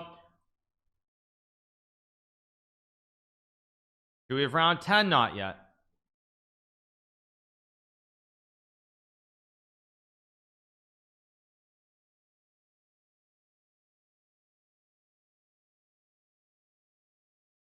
I have noticed that you sometimes try to take a disadvantage to start a blitz match. You do this against Magnus, and in the end it turns out in your favor. I think Magnus has picked this up from you. Maybe I mean, I think for Magnus, like one of the things that he does very well is he understands that even if the position is worse, it doesn't matter, because he knows that players won't be capable of playing a complete game unless they're completely relaxed and they're not super concentrated, in which case it might be a little bit different. But in general, Magnus knows that his opponents can't play as well as he can over the course of a game. So even if he's a little bit worse in a game, unless it's like outright losing, it's possible to play almost anything. Okay, we're waiting for round number 10 to start. It should be starting in a second. Okay, Dubov did beat Anish in the queen versus rook. Okay, all the games are done. Round 10 should be starting pretty soon.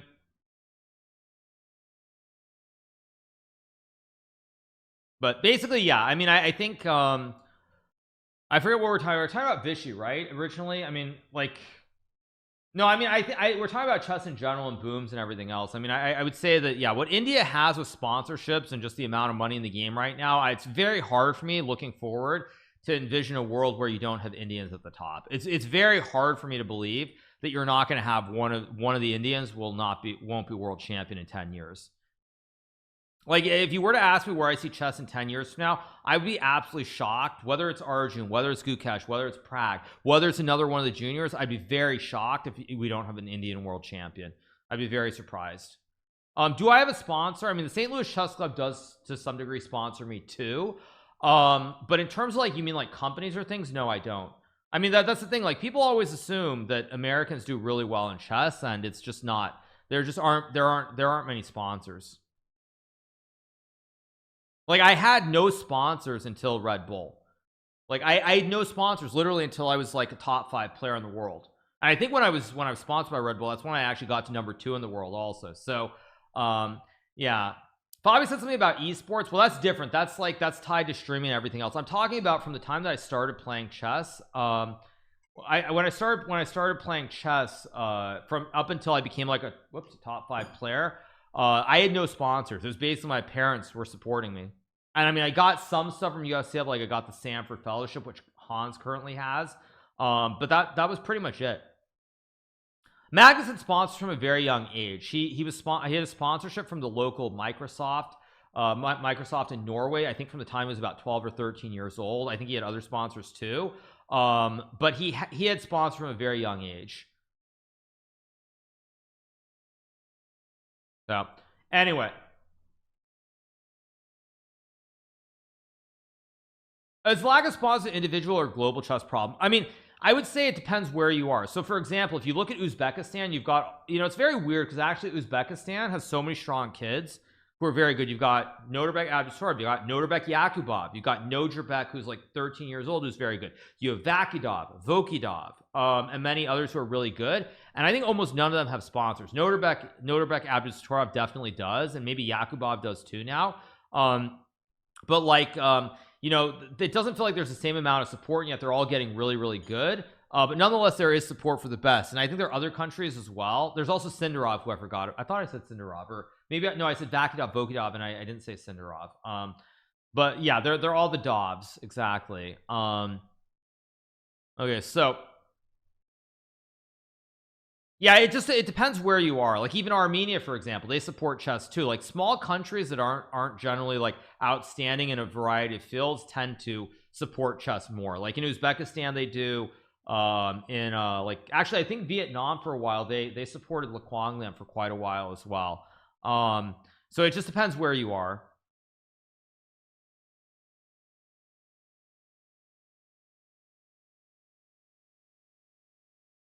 So okay, round 10. We do have round 10. Okay, let's go round 10. Wait, what just happened? There we go. Let's pull up Magnus's game, round 10. Why is the site so glitchy? It feels really, really glitchy today. I don't know why it does. What else do we have? Maxime has climbed his way up to 4th actually. I think we'll take a look at Maxime's game if we have time. Yeah, there's still 3 rounds left. Yeah, I mean playing chess is very stressful. Winning score. Okay, let me take a look at what the results are. Let me make a new window. Make a new window.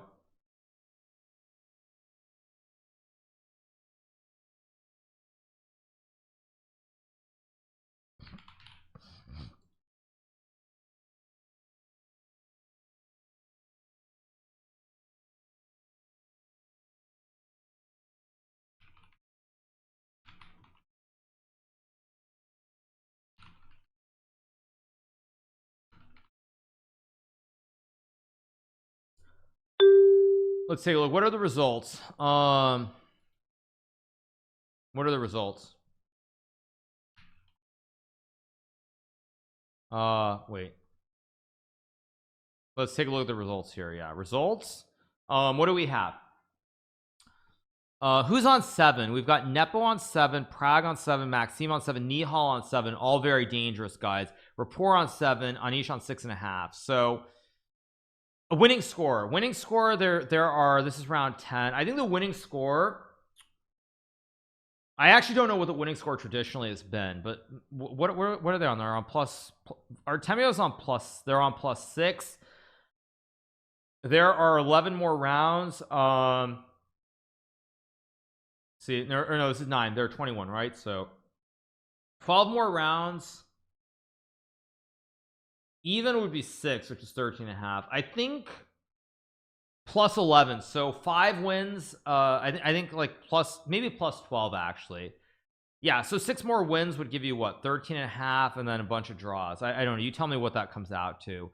That'd be 12 wins and 9 draws, right? Because I can't do math, right? That's 12 and 9, that's 18.5. It could be lower. I think that's 17. Yeah, I think 17. I think plus 12 plus 11, 16.5 to 17, somewhere right around there is my guess. I'm guessing it depends. I mean, the field looks strong enough that unless someone gets red hot, I think the winning score is going to be 17.5 points. 16.5, 17, or 17.5, one of those 3. But if it's 16.5, there's probably going to be a tie break is my guess. So if someone's going to win clear, they're going to win clear, I think, with 17.5. That's my prediction. The winning score will be 17.5. I don't think there's going to be a tiebreaker.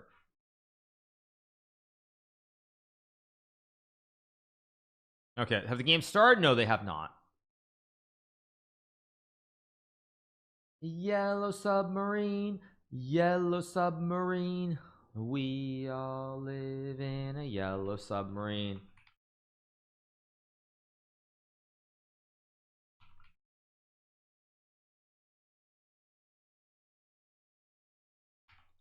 So all right.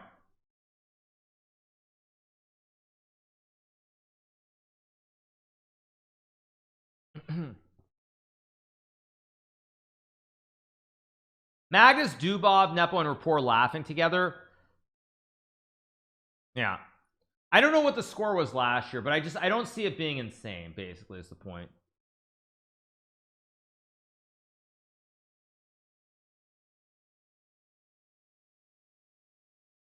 So yeah. Oh, what was Dubov's health? Actually, that's a good question. You know, I have to be honest, what was Dudov's health issue? Because Dudov's playing here as though nothing happened, and he hasn't spoken about it, has he? That's a very good question. I think people have forgotten that Dudov withdrew from the Singfield Cup due to a health issue, and he appears to be completely fine in playing here, which is a good thing, but I still am wondering what exactly was going on.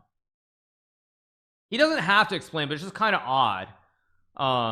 Yeah. You think he was just generally sick?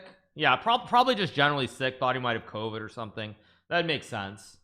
I doubt it was mental health. Yeah, Dubov? No, I think you're talking about Dudov. Dudov's the one who withdrew. I doubt it. I mean, probably he got sick and thought he might have COVID or something. I mean, obviously I don't know that, I'm speculating, but probably just thought he had COVID or something and just like didn't want to take the risk, because he was playing Title Tuesday like less than a week after he withdrew. Good thing that it was nothing serious, obviously. Very, very good though that he's fine.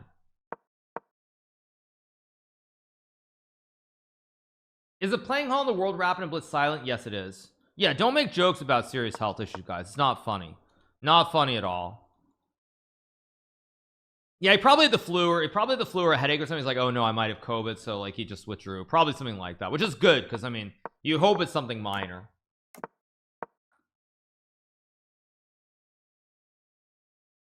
Okay, so Magnus with black against Dubov. We got the c5 line. It's all pretty standard. Now we transpose into the semi-terrace with knight c6. Goes h6. This is a little bit dubious. Actually, Dubov normally does play this with the black pieces, by the way. No, Dudov did not need to preserve his rating. No, he didn't. He didn't. I expect a draw in this game, though. I'm going to be honest. White actually is much better here, which is kind of surprising. Magnus is going to lose. I doubt it. I'd be surprised if he does.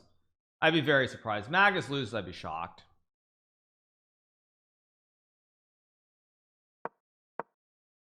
Can we get rook c1? I mean, Dubov has a great position here, though. I don't like Magnus's position. It takes. Watch the chess 2040 Alireza walk to get 700 euros. Okay. No, we got to watch this game because this features one of the leaders in Magnus. He's playing Dubov, who's very dangerous. Nihal is playing Artemiev, another big matchup there. By the way, Nihal, I would say out of all the people who I think is Hikaru Jr., Nihal plays openings that are most similar to me and has generally the same trajectory, being great at rapid and blitz, and classical not as good. So let's see what Nihal does. Shugarov MVL is push a pawn to h5. Looks a little bit odd, but whatever. What else do we have? I mean, we'll get to the other games later. Let's go back. I mean, these days I'm better, but like I would just say for a long time, I mean, many people who watch chess now are new to the game. But for a long time I was very good at blitz, specifically on the Internet Chess Club in the old days, and like I always had really high ratings on the website, which some people might find interesting considering my classical rating wasn't as good. So I was very good at blitz, but my classical rating was always a little bit lower. So like I would always be up in like the top five in blitz online, but then over the board I was like 2650ish, very similar to Nihal, by the way, very similar kind of rating range, give or take. And and then I finally broke through. But I was always really good at Blitz, and I feel like Nihal's in the same spot, really good at Blitz, but he hasn't broken through yet in classical, so I'm still waiting for it. I don't like Magnus's position at all here, by the way. I just don't like his position whatsoever. White's got the double X here in the middle of the board. He's got great knights in the center. It's very nice position for Dubov. If Magnus gets into a bad position, he will lose this game. Or I didn't mean bad position. I mean, if he gets really low on time against Dubov, I think he will lose. But the thing with Magnus, he's playing terrible today and he's still leading the tournament. That's the thing. Like, he's playing terrible chess today and he's still leading. No, I do like Magnus's position sometimes, but today he's been pretty off. He's been pretty off today. I think anybody would admit that. And so, like, he's off and he's still tied for the lead. So if he actually plays well tomorrow, he's probably just going to mop up. Good queen a5. I mean, a3 and b4. What does queen a5 do? Or e3, but probably a3 here is good with rook a1. But I mean, it's not the first time either. Like, Magnus was terrible in the Chess Champions Tour against Fabiano, and he still won that first match anyway. That's the thing. And then of course, second day was much better, but the first day was terrible and he still won. a3 played by Dubov. Nice move. Magnus down on time. Bad position here. White is great coverage of these squares. Weak pawn on the center. I really like Dubov's position here. The Uzbek parties must be insane. I thought alcohol was illegal in Uzbekistan. I thought alcohol was illegal. Am I wrong? Queen takes d4 will be played here. Got to take, of course. What's he thinking about? Is he thinking about b4? No.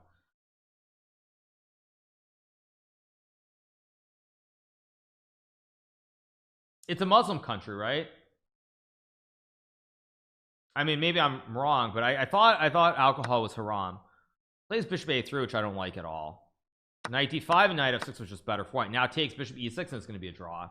No, this game's going to be a draw very soon, I think. I mean, queen d5, bishop c. Nah, it's going to be a draw very soon. Just bishop e6. Drinking alcohol is banned under Islam, but its consumption is legal within Uzbekistan. Ah, okay. Okay.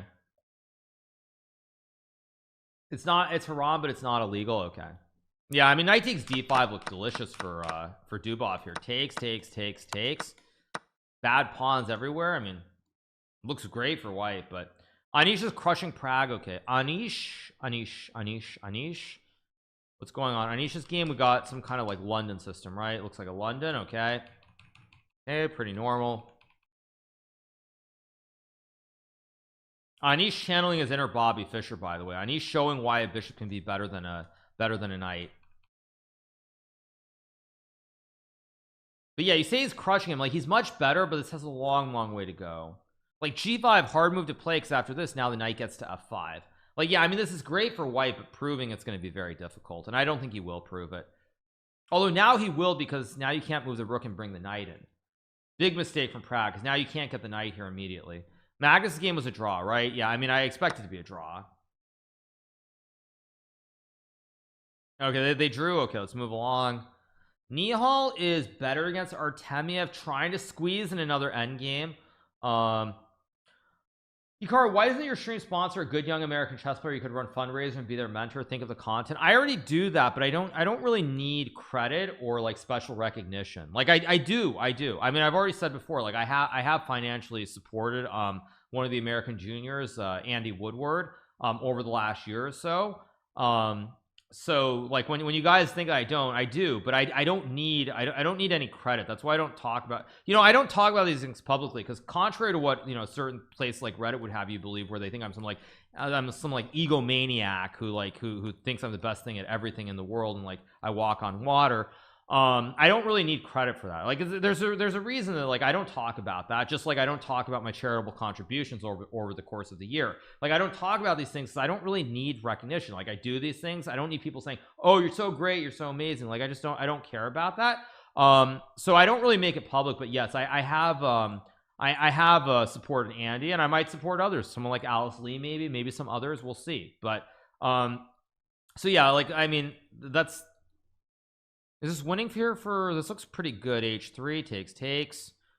By the way, I hate how these moves are coming in. Like it's impossible. I mean, Nihal's going to win this game, by the way. Nihal's going to win this game. He's going to win this game most likely with the 2 outside pawns here.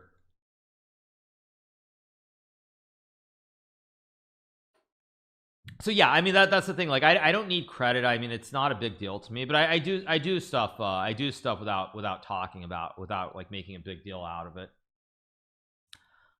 Okay, we'll get a bunch more moves in a second. I mean, Maxime drew his game. Let's see what else we have.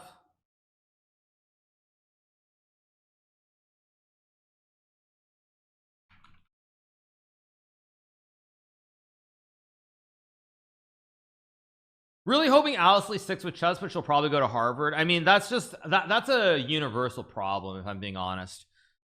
Anish draw. Anish from +3 to a draw. As Magnus Carlsen would say, be a shark. What is this from Anish? Come on. Anish. So painful.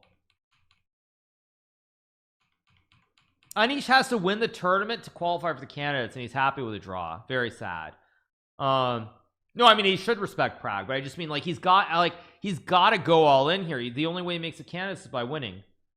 Okay, Artemiev is losing. Yeah, Nihal is up 2 juice for an endgame. Just check. Rook b7. Gonna win. Yeah, it's just over. Yeah, b4 b5. Put the knight on d4 to hook, and then start pushing p in the middle of the board. Rapport throwing against Nepo. What is this? 3v1. What's the throw? Oh, this looked like a pretty stable draw. No, I guess. Okay, normal. Should be. Wait,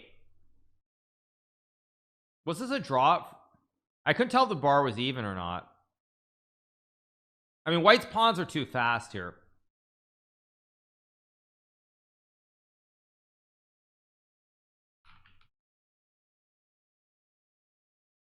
Yeah, you win by 1 tempo. You queen and win by a tempo here. Yeah. Drawnish Giri, yeah. Yeah. It is what it is. Okay, Nepo wins. I mean, every game is going to be tough here.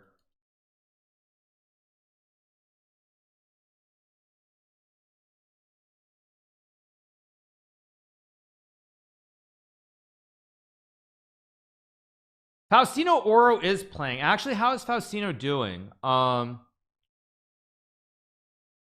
is Faustino doing? I haven't been following him. He's like 2,900. Ooh. You know what? I'm gonna give you guys a take here. Let me change the scene. You know, one thing, I'm gonna give you guys a little bit of a take. Let me move my cam here. Is like Faustino Oro, he's like 2,900 online at Blitz. But he's struggling in this event. I think for Faustino Oro, because he's so young, I think the pressure of the situation is getting to him in this event. I mean, it's like he's playing in turn with the best players in the world. Obviously, I'm sure he's awestruck by all the great players who are around him. And I think the pressure of the moment is getting to him, because he is better than this. 3.5 out of 10. I mean, he should have more points in Blitz for sure. So I think it's just like it's too much pressure, but I do think in the long term this is great experience. I don't think he's over. I mean, okay, yeah, maybe he is overrated. Yeah, maybe he's overrated online. That's why I can adopt him, right? That's why the stats are so interesting. But I think the moment is getting to him, and I think that at the end of the day, this is going to be a very, very good experience for him, because like even if he's not doing well, the experience of being around these players playing this event, it will help him going down the road. It will. He's 10 years old. Yeah, he's very, very young. Very, very young. I think he's 10, or is he 9, or is he 10? I don't know. But anyway, yeah, let's go back.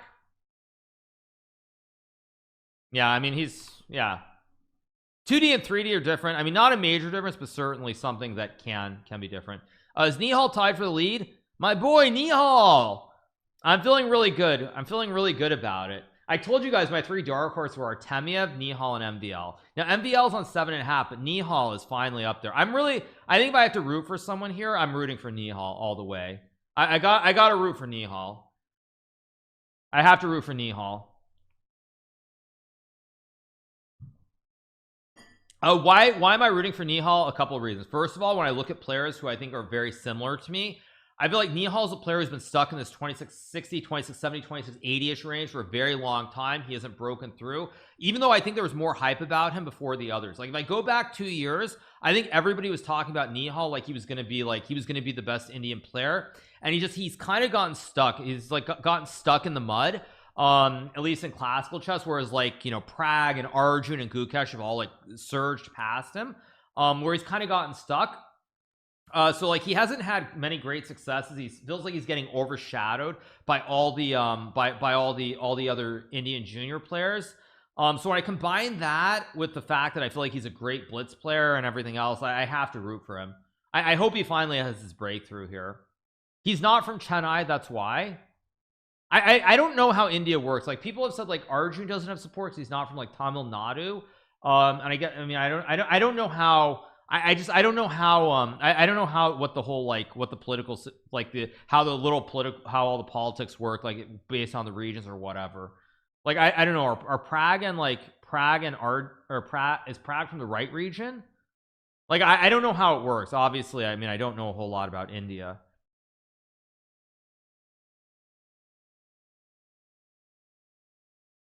So anyway, oh, they're all from the same state. Oh, okay. It's complicated. Okay, whatever. Yeah, not my issue. Prag, Gukesh, and Barath are all from Chennai. Oh, so Barath, who, by the way, this kid, I've seen him play online. I'm not super familiar with this Barath kid, but he's having a great event also. Even if he lost to Magnus, this kid was really up there. This Barath Supermanium, he was up there in the Rapid for a long time. He's been playing well in the Blitz too. I think he's like 15 years old. Another kid who I think is underrated and is going to be very good. Barath Obama, yes, exactly, you guys, thank you. There are 12 rounds. So there's still 2 more rounds to go. I'm 4-0 versus Barath, but that's my record. Lots of top players are from Chennai South, which is where Vish is from, but there are lots of players from other parts of India like New Delhi. Okay. Okay, so round 11 coming up in a second after this game ends, so I'll leave the results up, go use the restroom, and we'll keep going. 2 more rounds left. Everyone's lurking. Everyone is lurking.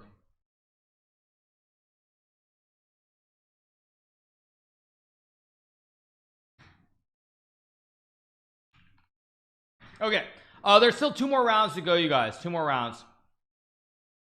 Yeah, I'm rooting for Nihal or probably Nihal or Dubov. I'm rooting for one of those two. Yeah, I'm rooting for Nihal and Dubov. Those are the 2 guys that I'm rooting for.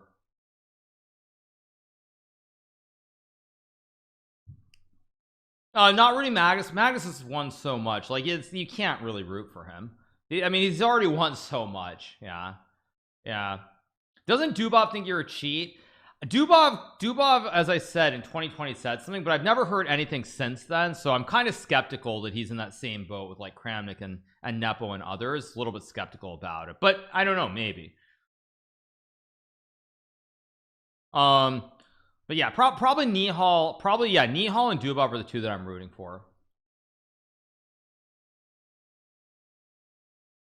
Anyway, still 1 game going, it looks like. Yeah, still 1 game. Wait, is this a 1500? 1500 Abdu Majid? Yeah, look at Mamayarov's game, is crazy. I mean, if Prague is up there at the end, obviously it'd be great to see. I think there's a problem with the game's glitching. Could be wrong.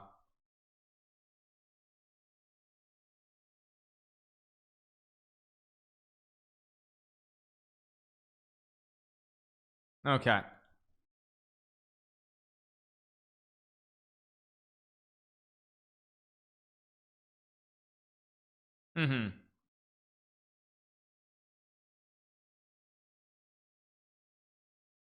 Yeah, the DGT boards have been it's been pretty rough.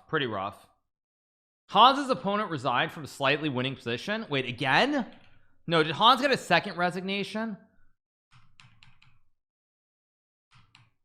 Hans's opponent, is this the second win for Hans today where he's been like, I think the manifested for the gift. Wait, is this the second time that Hans has won a game? Oh my gosh, second time that he's won a game from a position where he wasn't even winning. Interesting. Yes. Wow. Oh, he lost on time, maybe. Pretty funny.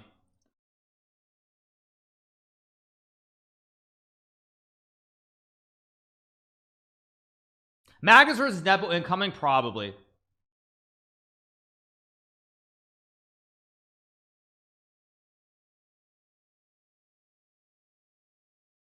Is Arjun? I mean, it's so early that there are many people who can rise, but where is Arjun? Arjun's probably on 7, I'm guessing, right? Let me just control F. Arjun. Okay. Oh no, Arjun. Arjun also. You're right. Arjun also on 7.5. Good point. Actually, Arjun is close too. Like the real goal ultimately for this event, since it's so long, is to just be there at the end of day 1. As long as you're there at the end of day 1, like you're like not more than probably I would say 2 points off the lead. If you get hot, you can catch up easily. I feel like you and Olirez would have dominated the Blitz. Hard to judge. Very hard to judge. Very hard to judge. I mean, if I played the way I played in Toronto, definitely not. I would say that. Yeah. Yeah, I mean they're all within striking distance is what I would say. Like Arjun right up there, Prague right up there, Maxime right up there. I mean they're all in this like middle row, but they're all closing in on it.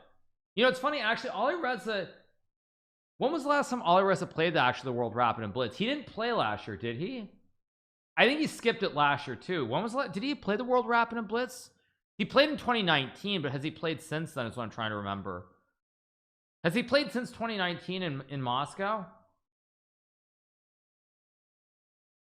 He played 2021. Oh, in Poland, yeah, because I drew him in that Italian game where I was completely lost out of the opening, and then I tricked him. Yeah, that's right. Yeah. I played him in in Poland before I got COVID. Yes, now I remember that game. Yeah, that was that Italian game.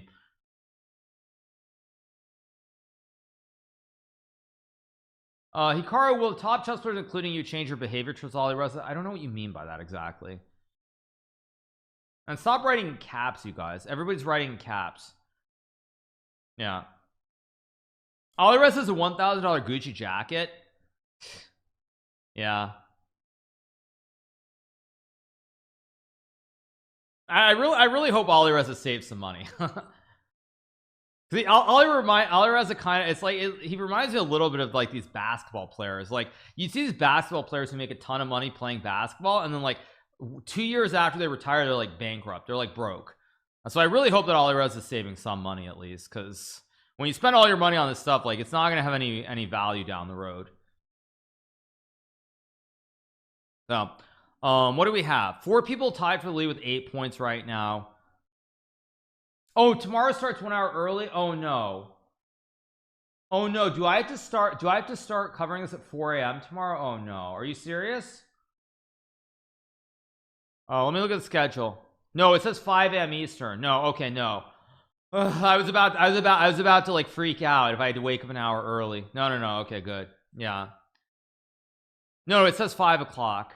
Okay, good. Okay, go all night, just do a 24-hour stream.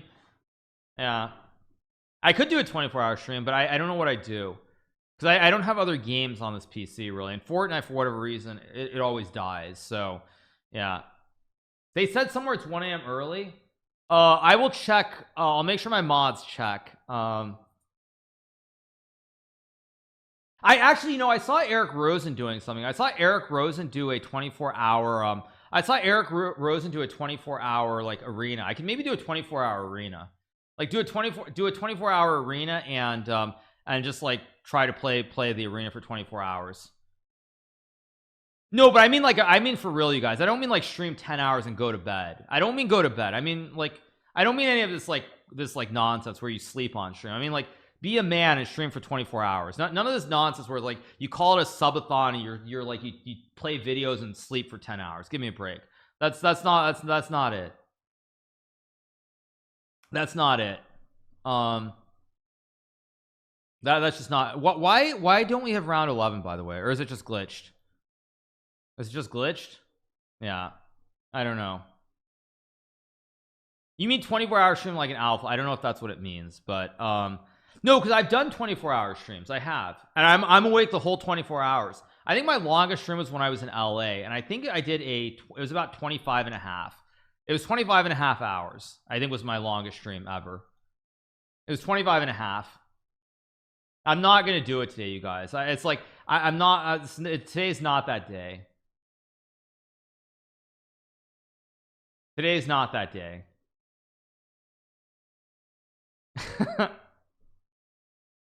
Yeah. Oh no, tomorrow's 1 hour earlier. Oh no. Oh no. Yeah, tomorrow's 1 hour earlier. Yeah. Yeah. Maybe I should do a 24-hour stream today. Maybe I should. I don't know. Just don't do it daily like XQC. Yeah. When did I start? I started at what time today? I'm trying to think about what time I started today. Not sure. Yeah. Don't be weak and do it. Yeah. Don't be weak. I'm already 6 hours in. It's what, 11 a.m. Yeah, that's too much. Only 18 hours to go. It's like,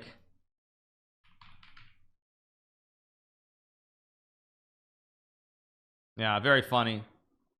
18 hours. No, but 18 hours would take me to when?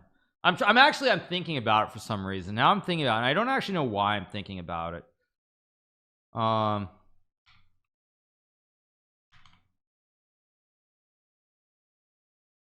I actually just set a timer for some reason as well. Just to think about this. I'm just edit layout settings, timer. Don't show the milliseconds. There we go. I'm thinking about it. I may or may not. I'm thinking about it. I haven't decided yet.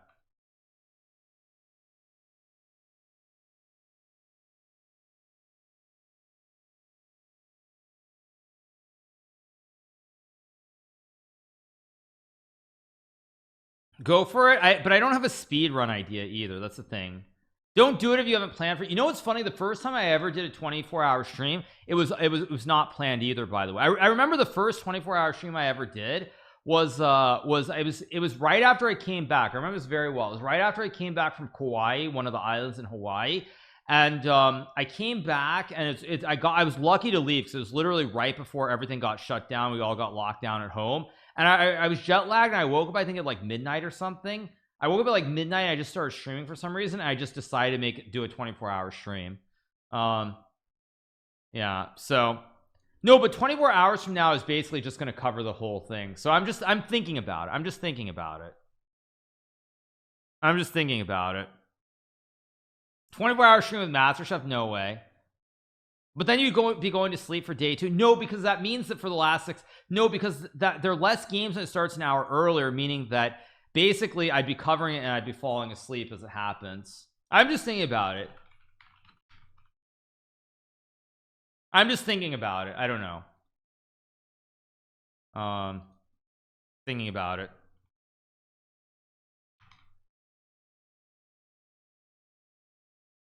I'm thinking about it. I don't know. Let me think about it.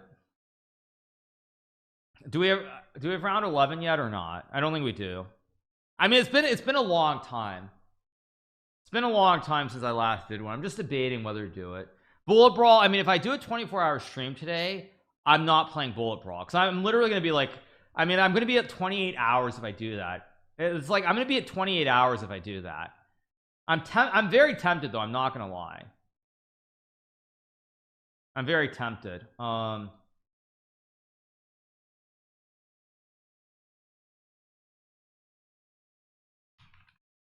don't know if I'll do it. I'm thinking about it though. Thinking about it. We'll see.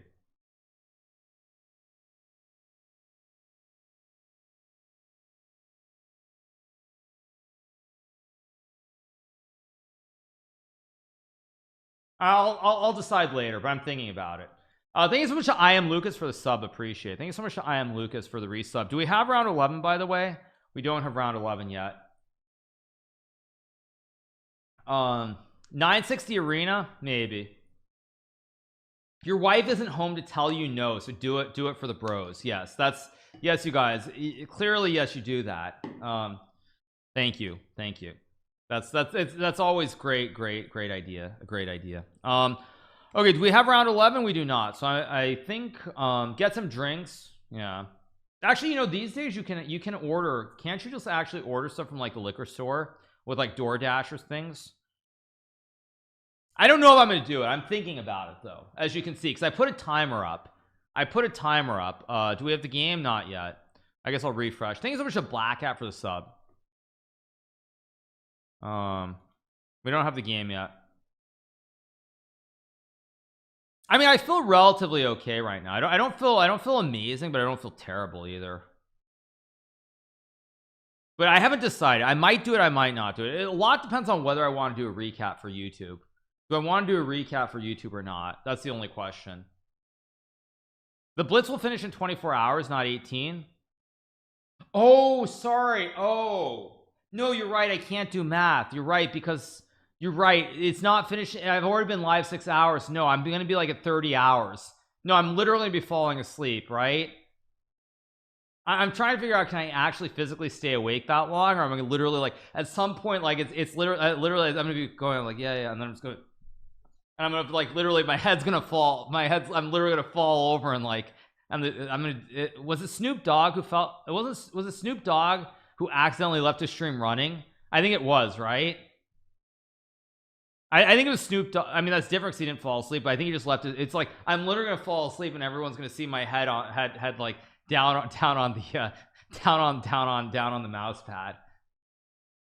I've been awake for, I think my record for the longest time I was awake was round 11 starting soon. I don't know, I'll think about it. I haven't decided yet. I think the longest I've ever been awake was somewhere in the range of about like 95-ish hours. But that was like already ages ago. That's when I was like that was when I was like 15. I just can't do it anymore. I'm too old. No, I mean, yeah, when I was like 20 I could do it, but like I mean I'm too old now. I can't do it. Yeah, I was up for 90 hours, 90-ish. It was like when I was 15 or 16. I can't do it anymore. I mean I won't even try. Like be a man. Yes, it was somewhere around 90-ish. Yeah, but yes, it's not good. It's not good. I think it was 90-ish. Was it 90-ish? That's like 4-ish, right? 24, 48, 72. Yeah, but I'll never do it again. Never again. Never again. Never again. And just actually, you know why I know it's not safe? I'll tell you why I know that like trying to stay awake is not safe, because even I've said the story on stream before, but like what was it? It was already like probably 7 years ago, and I did this long drive from St. Louis, Missouri, where I was living at the time, to over to Vancouver, Canada. And I did the drive. And I stopped. I was going to Vancouver. I was going to stop in Seattle, and I believe that on Google Maps, if I do the map, let me go to maps. I think it says something like it takes 31.5 hours if you drive straight through. And I think I did the drive in something like 32.5 to 33 hours. And I can tell you guys that when I did that drive, by the time I got, or not by the time I got there, but I can tell you guys I did that drive, and now, and I know that even after I did that drive, I can't actually remember the last couple hours of the drive. Like I literally can't remember them. I can't remember the last few hours of driving to Seattle. So that's why I'm telling you I'm not gonna do it. I did it, I survived, I'm alive and everything, but I know that when I did that, like I couldn't remember it. Like I know I got there, I fell asleep, and the next day I couldn't remember the last few hours of the drive. And like, yeah, so it's like one of those things. Yeah, you don't do it. That might be a felony. Okay, chill, you guys. Chill.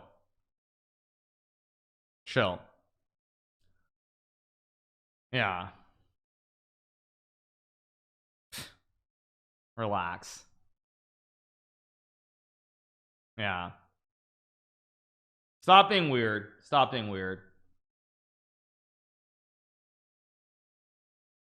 it doesn't say where was it. Says 33 now. There might be traffic and other stuff. I think my one stop was somewhere around like I think somewhere around like 13 hours. I stopped in Denver at like a yeah, I stopped in Denver for like 30 minutes to 45 minutes. I fell asleep and that was my nap. Yeah. So anyway, it's a long time ago now, but that's why like I know that like I could never do it. Yeah, I could never do such things. It's not safe anyway, so you don't do it.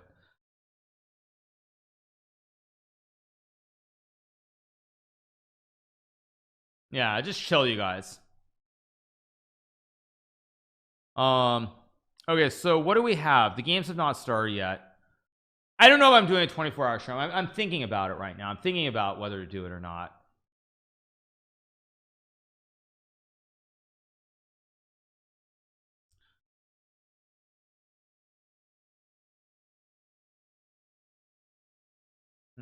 Put this here. Oh, Fabiano is playing Hans. Fabi is playing Hans. Yes, let's see it. Fabi. This means Fabi's having a bad event. Pun unintended, because I know Magnus said this, but Fabi is on 5.5 out of 10. Bad result for Fabi. Jeez, he is struggling mightily. He lost to Vokidov. He drew Vakidov. He lost to Timur Gureyev, the famous American chess player. He lost to Shugarov. He lost to Denis Makinov. He's having a tough event. Yeah, tough event. Tough event for Fabiano. Yeah.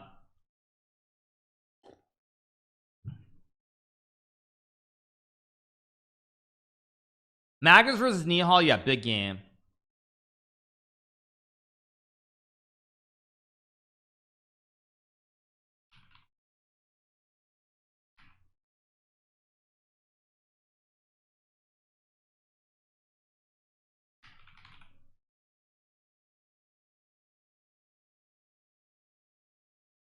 Yeah, actually I looked up the drive, by the way, from the Cathedral Basilica to Renton, Washington. It says 30 hours.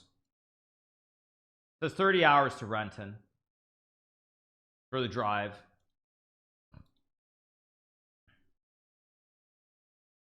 What rating do you think Mishra can achieve at his peak? I don't know. Poor Fabiano traveling 5,000 miles to suffer. Yeah, it's pretty tough. Pretty tough. What's it counted for? I might be doing a 24-hour stream. I'm considering it right now. I don't know if I'll actually do it, but I'm considering it. So if I'm considering it, putting that up there makes it more likely that I'll do it. But 18 hours is a long stream from now. It's like a really long stream. I don't know if I'll do it. I'm considering it. I'm considering it. All right, games have not started. But I would say if I was gonna do a 24-hour stream, like this is as good a time as any. Like I can't think of any time in the near future when I could do like a 30-hour stream. No, I'm trying to think like what do I do in 17 hours? I might do like old guys can't do 24-hour streams. Yeah, I'm aware of that. Loads of coffee. I don't actually, I'm running out of my instant coffee, by the way. He's 36, not 70. Yeah. Nepo looks really mad. He looks really mad. Why? I'm just debating it. I'm debating it because I can't think of another time when I can do a 24-hour stream. That's the thing. And I always will remember the first one that I did. First time I did it was completely impromptu. Like it was not planned at all. I just booted up. I think as I said, I came back from Hawaii and I woke up around like midnight. I'm like, okay, why not stream? And then I just went through the whole thing. So yeah. I mean, I still have one more prime drink in my fridge. I actually have a spare I have one of the spare ones with the 200 milligrams of caffeine, not the blue drink, but the other one. I actually had one spare one left in my fridge. So yeah, that's 200 milligrams, which should get me through some amount of hours, right? It should.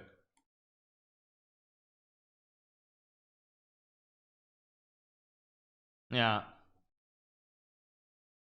that'll get me through 10 hours. Okay. Problem is, what game can I play? because Fortnite doesn't really work very well. For some reason Fortnite's not working on this computer. So what other games can I play? I think it's Beansy for the 4 months. Yeah, I can play Blitz. I can play Only Up. No, but Only Up is not as good, right? Yeah, that's what I'm trying to figure out. I could watch a MasterChef season. What else could I do? Just play everything. GTA 5 definitely not. Is Fall Guys better now or not? No, I know there's Only Up 2, which I have, but Valorant, Apex. What do I have on Steam on this computer? I should actually check. I'm definitely not playing Getting Over It. I'm definitely not going to try the Jump King mod. Those are two things I will not do on stream, because I will actually end the stream for sure if I try to do either of those two. What do I have in my library on Steam? Let me take a look while we wait for the moves. I have Only Up 2. Only Up 2. I have Lies of P, Marvel Snap. I have Madway, although I finished that ages ago. Quantum Chess, Road 96, which I finished. I do have Jump King. I'm not going to play Jump King. Getting Over It. Tekken, I'd have to install. Trackmania, theoretically I could do that. Anyway, let's get back to the chess. Here we go. Oh my god, did they agree? Oh my god, they're making fun of everything. They're just resetting them. Oh my god, this is awful. Where's the outrage? Where's the outrage? Where's the outrage? Draw it. Draw it. You got to make the draw here, right? Draw it. Yep, draw. This is gonna be a draw. I'm not gonna follow this game. Let's move around. Let's watch Nihal's game. Yeah. Collusion. Stop it. Yeah. There are gonna be tweets about this for sure. There are gonna be tweets about this, guaranteed. Guaranteed there will be some tweets about this game for sure.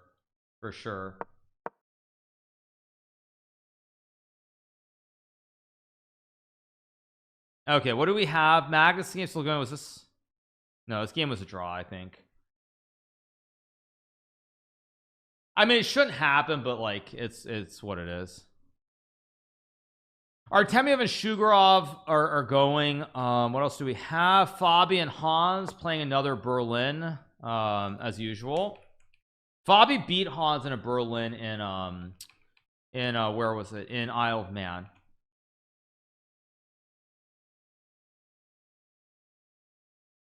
Okay, Magus game, slight edge for Magus. Let's see what Nihal does here, by the way.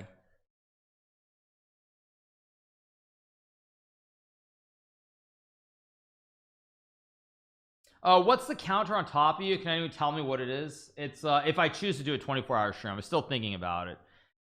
It really depends. If the next 2 games takes like more than an hour, I'll probably seriously consider. I'm not sure right now. I'm really unsure. Yeah, I'm still thinking about it. I haven't decided one way or the other, but it's just it depends how I feel once these games end.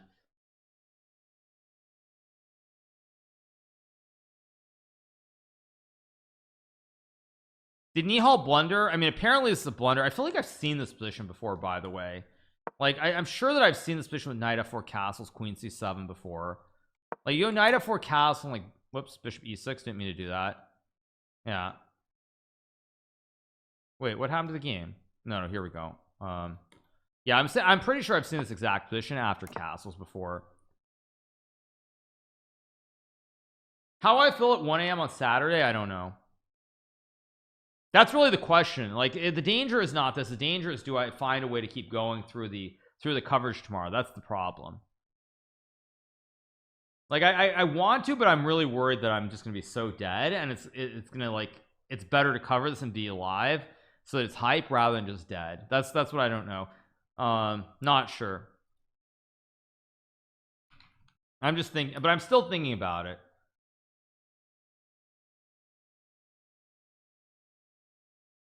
And do it and take a nap. I mean, I could. Let's come back with better quality. I don't know. It's not that I don't want to. It's that the problem with saying that I'm going to do it right now is that like I feel good at the moment, but like I could also just feel terrible in an hour. I could feel terrible in 1 hour.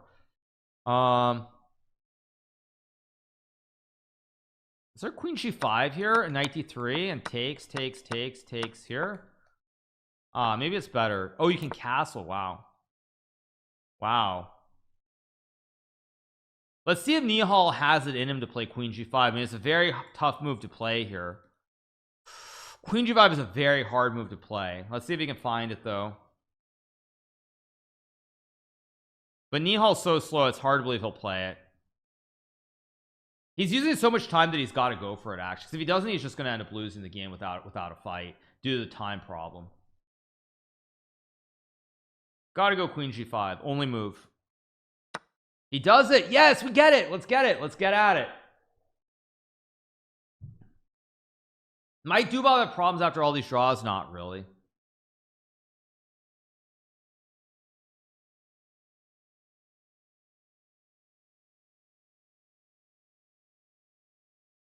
I hate to say this, but I hope neither of those two win after that stunt. Yeah, that's what it is. Nepo's game is over, right? Yeah, Nepo's game was a draw on move 12. Yeah. So let's see what else we have. Hans's game as well. Hans versus Fabi. Not super enthused by his position, but I mean they just moved knights all over the board for 12 moves and made a draw. Okay, Artemiev maybe slided against Shugarov. Another game between two Russians, by the way. Shugarov from Russia, currently representing Hungary because he also left.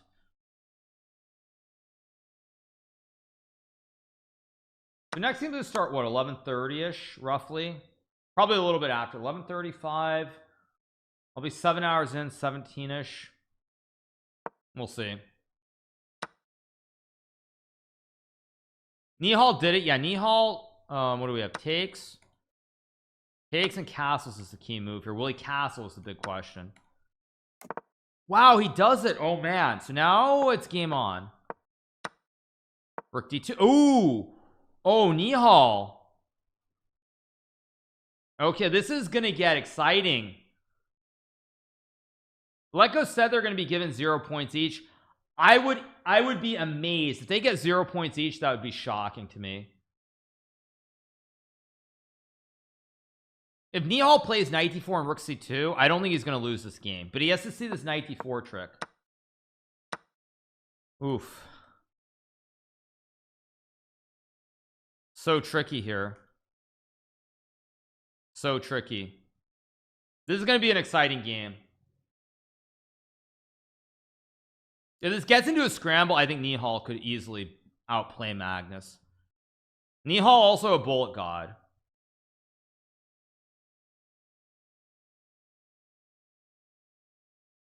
I mean, rook b6 is technically really good for white, but it's, I mean, this game is going to be very, very messy. Very messy because it's very chaotic in the center of the board.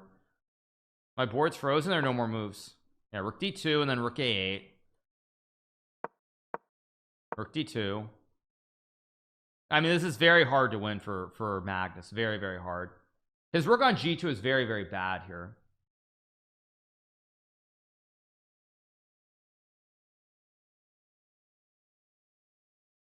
Magnus low on time, but both players low here. He's won harder games, yeah, but Nihal's a guy he's very young, very good, very skilled with little time on the clock. And now we get no moves, so we're gonna get like 50 moves, and then no, I mean we're gonna get like 50 moves incoming in a second. This is really upsetting. It was a draw. I mean, I mean this is why I want to hear. Yeah. It was a draw. Okay. Yeah, I mean it's very frustrating. Yeah, it's gonna be a draw, I guess. It was a draw already. What happened? Got this. Yeah, just a draw. Yeah. Frustrating to look at. Artemiev, by the way, is winning here. I think knight d7. 97 and there's some kind of Forktown USA going on here.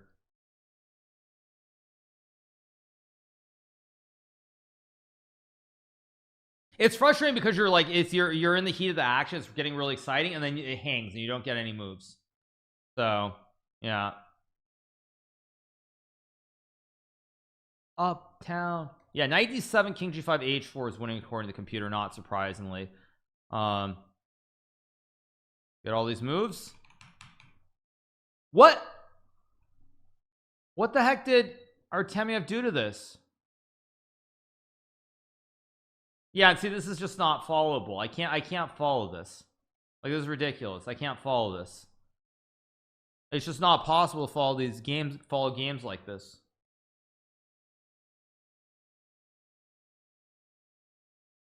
FE4, of course.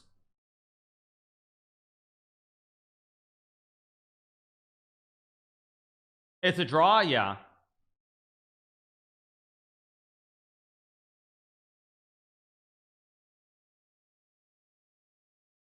Just 96 King E3 here takes.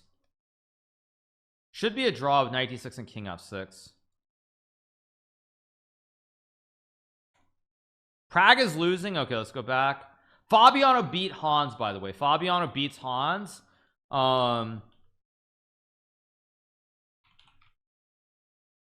Maxime won against Prague. Okay. Yeah, Maxime wins against Prague. He's really in the hunt. What about Arjun, who's up there? Arjun wins also. So Arjun up there now too. Yeah, I mean, Arjun and MVL very, very quietly creeping up. Yeah, very, very quietly creeping up. So let's see. Okay, I don't know what's happening in this game. Let's look at the results. So what are the results here? We have a 1 2 3 4 5 6 guys tied for the lead with 8.5 here. Yeah, they're creeping up. Like now MVL is tied for the lead, and so is Arjun. They're completely creeping up the lead. And I guess you guys can't see it, right? Because now they played too many games, so now it doesn't show correctly. So there you go. Arjun, Nihal, Maxime, Nepo, Magnus, and Dubov all tied. Yeah, now it's anybody's game because MVL and Arjun are up there. Magnus is not really, he's really slowed down after I mean, mind you, he hasn't played well, but nonetheless he had pretty good results. And so he's kind of slowing down a little bit, it feels like.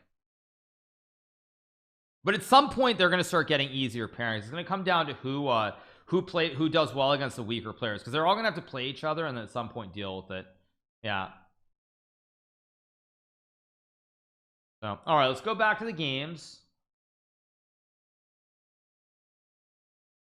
What else do we have? Game refresh.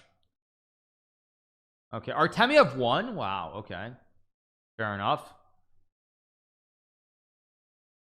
Impossible to follow what's going on. Levon has not been having a good event. What's Levon been up to? He is on 5.5 out of 10. So Levon's gonna win this game and be on 6.5, it looks like here. Yeah, Levon will win, so he's gonna be on 6.5. Only he's only 2 points out. If Levon, it's gonna be tough to catch up. He's gonna be 2 points out. Still 9 rounds to go, but a big ask to try and catch it from 2 back. I think you need to be about like in the range of behind by 1 point at most going into the final day to have a chance, because people are gonna win games.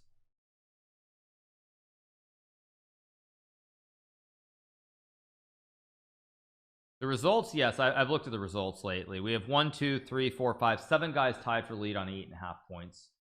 Yeah. Mamedyarov also, oh, Shaq also on 8. Shaquille O'Neal back in the hunt with 8 points as well. Yeah, so it looks like we've got 1 2 3 4 7 guys on 8.5, 3 guys on 8, and then a bunch of people on 7.5. Nepo Dubov prearranged draw. I don't know. I mean, I don't think FIDE is going to do anything. If FIDE does something about that, it's gonna, then it's like now there's going to be a whole new set of drama.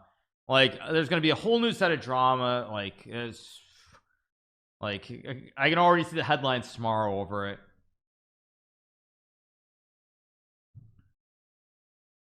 Yeah, I can already see. Thank you to Parker Redot for the sub. So yeah. All right, you guys, I'm gonna go use the restroom quickly. We'll be back with round number 12. And I'm probably gonna pop open my can of the other can of Prime. We'll see how long I can go. Is chess a reality show? It is indeed.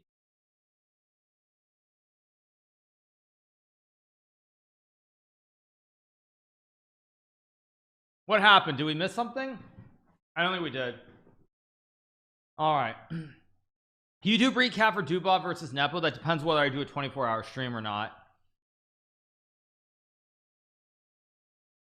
I should do a YouTube video called I realized what I should do.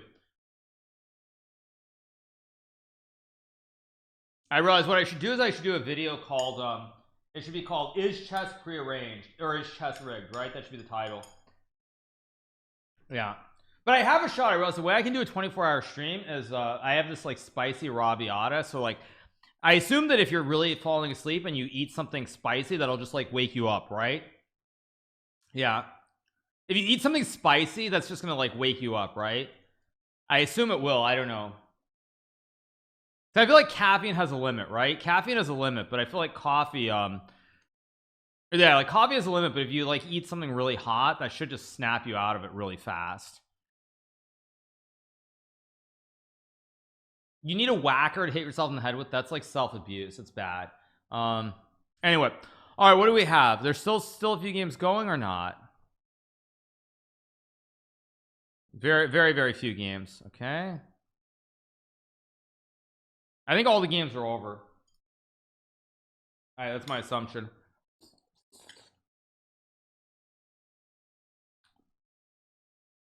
Magnus and Jan play next round. I think so. Yeah, I think they play next round, but I could be wrong on that.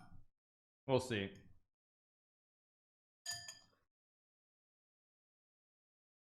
Final round coming up pretty soon.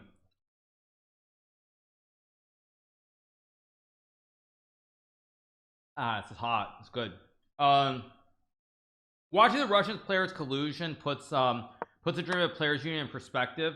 Yeah, I mean exactly. Yeah, I mean that's exactly the point though.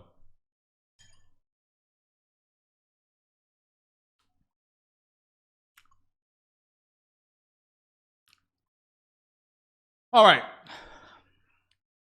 It's just hot.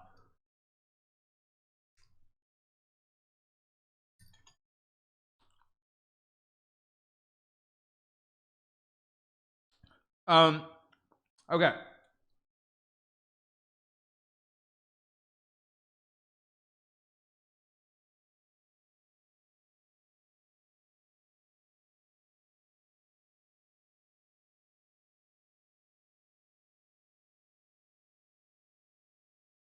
Hot. Okay.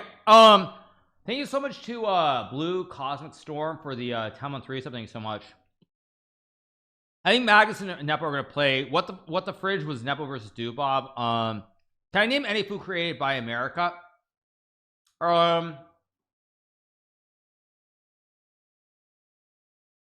Food, a dish created by America. Probably there's some like Mexican slash there's probably some kind of Mexican dish that was invented, right? Like maybe like a corn, I don't know, something. I don't know. No, I'm thinking something like oh, I said Mexican. Yeah, I'm saying something that you would consider to be Mexican, like I don't know, like corn tortilla with something for, or like something where you would go and get the vegetables like in the middle of the country like 400 years ago, maybe. I'm saying like what the like you go get your corn, get your vegetables like in like where like the Indians were in the old days, the like the Cherokee Indians or the Cherokees or the Cherokees or like the Sioux or like somewhere in the middle of the country, kind of. I don't know, but anyway, you guys tell me when the pairings are for the next round.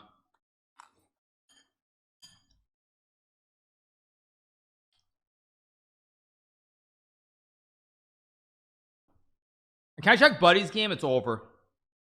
Round 12 is coming up pretty soon. Pretty hot though. I think I could maybe do it if I keep my spaghetti for later.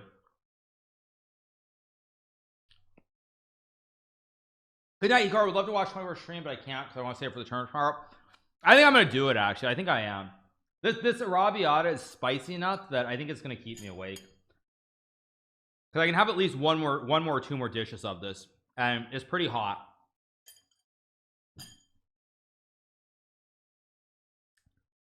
Yeah, it's pretty hot.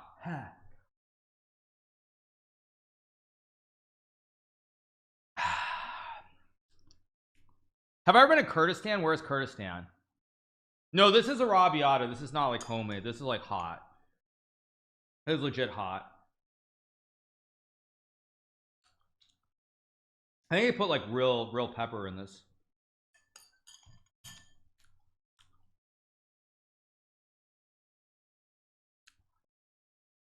Okay. Okay, wait for round 12. There are no pickles in this. No, thank you for asking.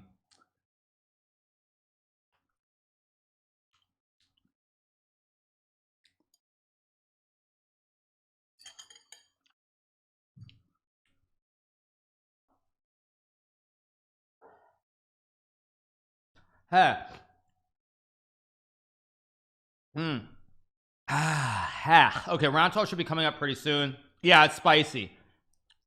No, it's not just hot, it's actually spicy. I'm eating like spaghetti arrabbiata. Ooh. It's pretty hot actually. I did not expect it to be this hot, but it is hot. All right, let's see. Round 12 should be starting pretty soon. What can I actually do? I'm thinking. Are you actually don't know about Kurdistan? I mean, I know there are Kurds in Iran and Iraq. Like, I don't follow that stuff closely. But like, I know a little bit. I don't know. Complete the Eric Rosen score. What's the Eric Rosen score? I don't know.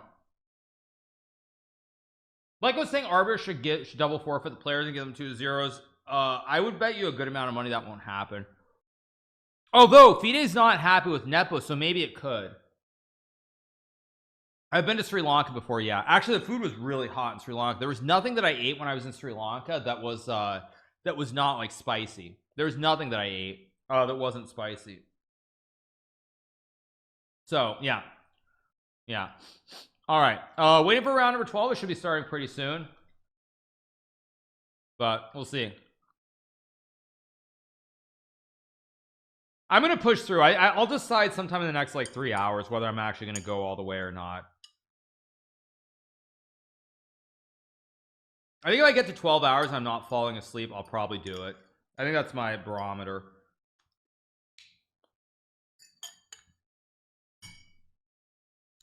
So anyway,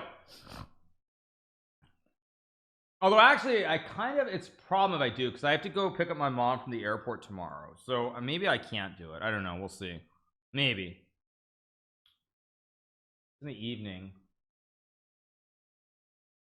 and whatever. I'll decide in about like in like 3 hours or so. If I get to 12 hours, I think I'll do it.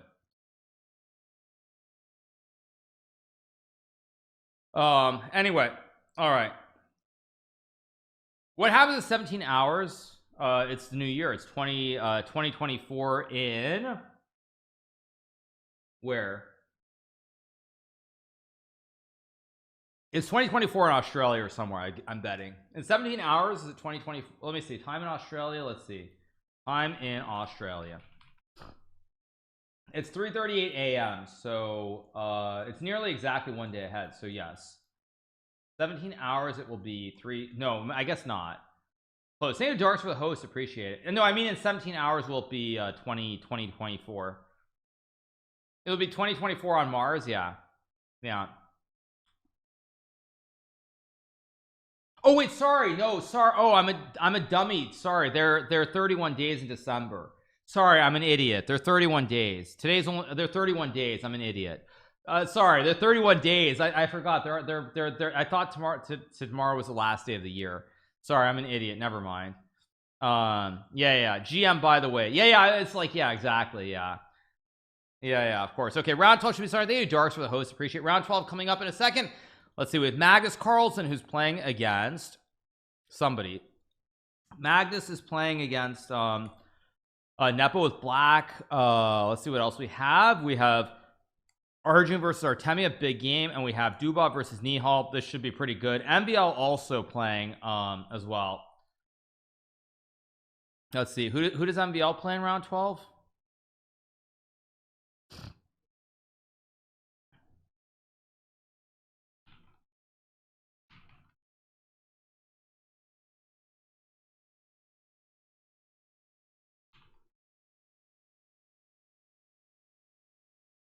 But I mean, the problem is a recap is pretty good, right? Like a recap. I mean, considering that Nepo and Magnus are playing this round, I probably should do some kind of recap for YouTube, but I could do it on stream too. I guess I could. I don't know, we'll see. I'll make a decision based on what happens in the Magnus game, basically.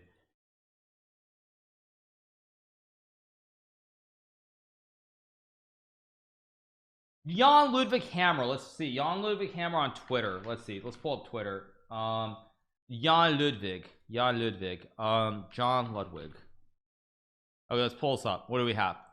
Jan Ludwig Hammer on Twitter writes, okay, he writes, this is match fixing beyond reasonable doubt. Dubov and Nepo are idiots for risking their careers for this. There is literally a 0.00% chance that the players are risking their careers. 0.00% chance. So yeah, there's no way they're risking their careers, no way. But they could get zeros. Like, I don't think FIDE will do that, but on the other hand, I think Nepo really upset them with his comments about Magnus. They made fun of him on social media when they showed him playing with his phone and everything, so it wouldn't shock me completely, but there's no way their careers are over. No way.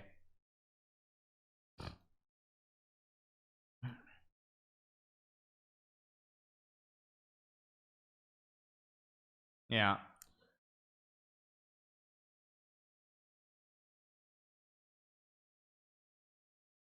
Comments say, how can you say this at this early stage? Say what? If they get a 0, they may withdraw, obviously. Oh, always possible too. Yeah. See the clip? What do you mean the clip? But I don't know. We'll see. We'll see.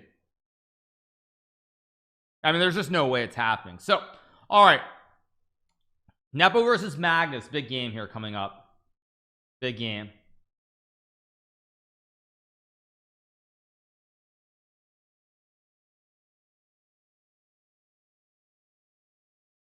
They would get a 0 because it's pre-range draw. I mean, it's very clear they intended to do that from the start of the game. They were just gonna make a repetition with the knights.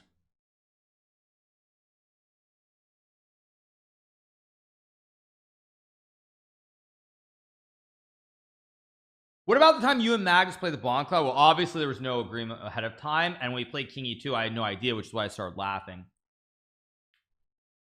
So yeah, I don't know. I mean, like, as much as I want to do a 24-hour stream, I'm kind of feeling like I shouldn't do it just because I need to do a recap. But I don't know. I mean, I feel really good. That's the problem. I feel like really good right now, so I kind of want to. That's the problem, but I don't know. Do a recap live. I could do a recap live. That's true. Anyway, yeah. Finally a match to decide who gets lounge.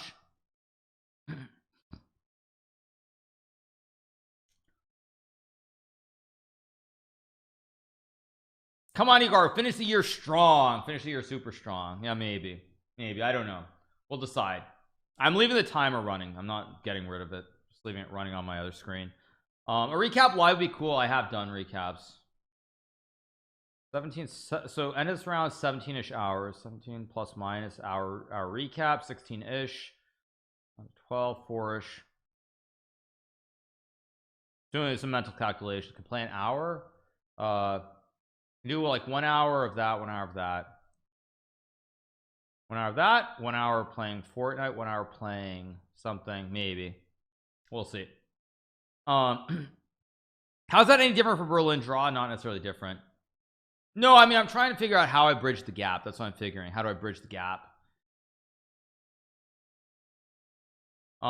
Street Fighter? No Street Fighter. No Street Fighter. Yeah. Oh, the knight shuffling was all theory. Yes, could do an arena. Absolutely, that's always possible. 2024 is not at 17 hours. 2024 is in 41 hours. I already did Wordle, I did Tradle, I did all the stuff today. Yeah. So all right. Nepo versus Magnus. They have not started. Are we gonna get some kind of draw? Is there gonna be a delay or something? Like, what's going on? Yeah. Why do you stop loading Fortnite? Don't act like you're a pro chess player. For whatever reason, Fortnite's not working for me. It's just not working. Like when I boot it up, it works for like it works for like 10 minutes and it just crashes completely. Yeah.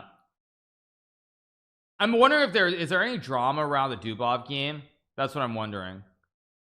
So I don't know. I mean, I've got a 4090, so it's kind of hard to call my PC a potato PC. Okay, where the moves?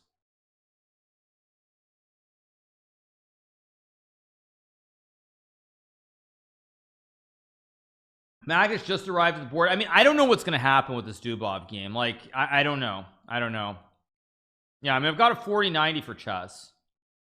Mamadi R's went 5. Oh, check Tarjay tweet. Tarjay? Okay, Twitter. Let's go to Tarjay. Tarjay Svensson. Let's see, what did Tarjay do? There's a recap about Magnus.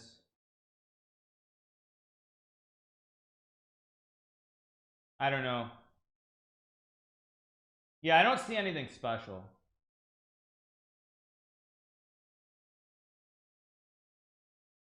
Wait, what is this? Wait, what the heck is sorry, what is this? Did he play King E6? Sorry, wait, what the heck? He played King E6.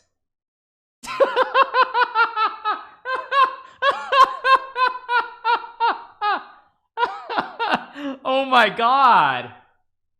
This was a game between Artemiev and Shugarov. Oh my god, this is horrible. This is actually horrible. Jeez. Unreal. Jeez. Yeah. Oh, that's why the DGT board was broken. Yeah, exactly. It happens. Yeah. That's why it happens. Yeah. No, of course. That's insane. That's actually insane. No, but I mean, the worst part is that Artemiev doesn't even take the king. He literally just plays knight takes e4 immediately. Yeah. Magnus talking with Nepo and Dubov. I mean, who cares? Who cares? Yeah. I don't know what happens with an illegal move exactly. If you make a move in return, I assume the game just goes on as though nothing happened, right? That's my guess. I mean, I don't know, maybe not. No, I mean, you can't take the king, but he took the piece. Thank you to GM Benjamin Bach for subscribing for 10 months. Thank you so much. Yeah, I mean, that's just hilarious. Yeah, the context is they're playing the game. I mean, they're just playing chess, and he moves the king into check. The king can capture, the knight can capture the king. See, he moved the king here. The knight can capture the king, but then he immediately plays knight takes e4. Like, it's just unbelievable. I updated the graphics driver from NVIDIA. Yes, I downloaded, updated everything. Yeah, that's SS Sneaky King. Oh, is that gonna be a new YouTube channel? SSS Sneaky King, like SSS Sniper Wolf or whatever that silly channel is. Anyway, yeah. Okay. Let's see what we get here in this Nepo game. Still no moves yet. Soon there should be some moves. Yeah. Weird reference. Someone said SSS Sneaky King. What do you mean weird reference? Someone said that, not me. Yeah. Okay. Has it started yet? Okay.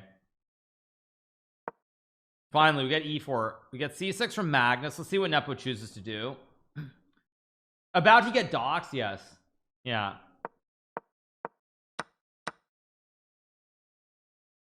Sniper Wolf catching strays. I mean, if you watch our channel, I really have nothing to say to you. Okay, we get ef6 bishop e3. Okay, I think didn't we have this in the game before between Richard and Nepo? I think they had this earlier. Yeah. Making some year-end trades? No, definitely not. I already made my year-end trade, which was buying some Pfizer. What's going on with the market though? I see it's very, at least it's very red. Okay, very red. Probably just a sell-off. Everyone's selling off for tax purposes.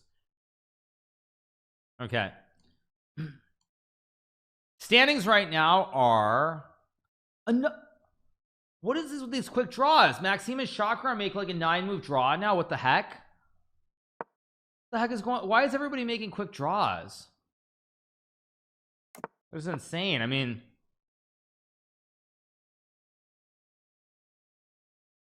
yeah. Okay, let's go back. Okay, Artemiev and Arjun make an instant draw too. They want to finish to watch or stream, apparently. Yeah, I don't know. I don't know what's going on. I mean, it's very weird. Also, why isn't this stupid site working? We got draws. Yeah. So we've already got 3 people on 9 from quick draws in the final round. Shaq on 8.5.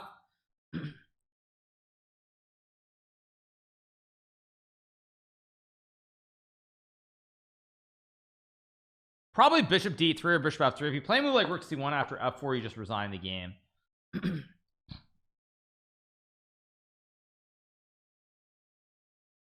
Yeah.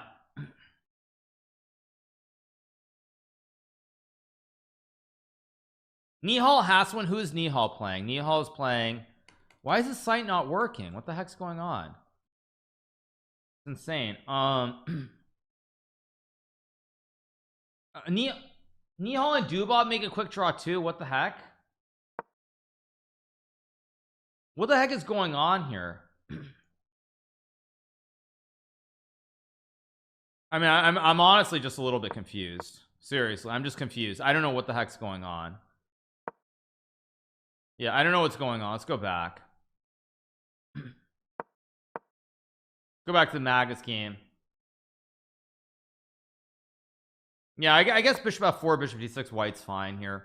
I think this is going to be a draw too, by the way. Yeah, I think this is going to be a draw pretty soon.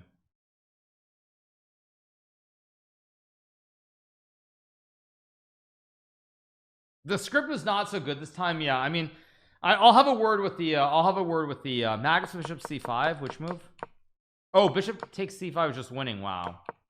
Yeah, I mean, I'll probably reach out to script writers and ask them, I mean, where they came up with this plot from, because yeah, it's not the greatest storyline I've ever seen for a tournament.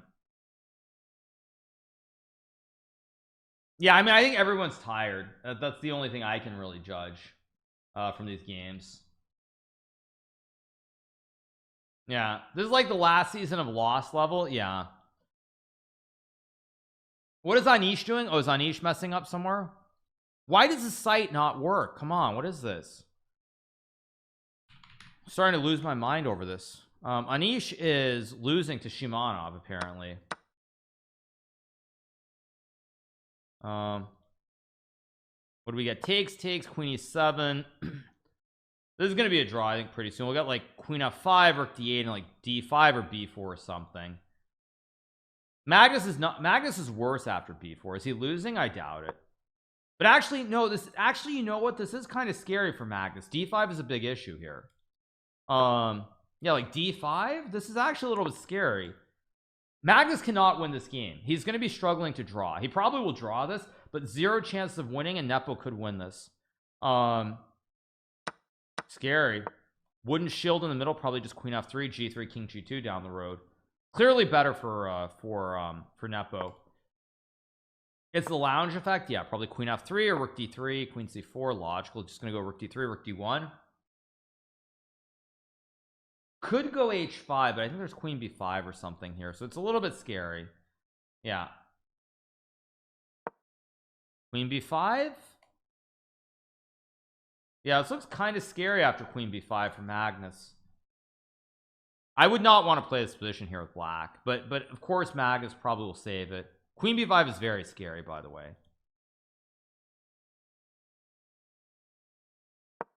But this is h4, which I really don't like. Yeah, now I think it's going to be a draw, because now this f4 idea is always a big problem for white to deal with.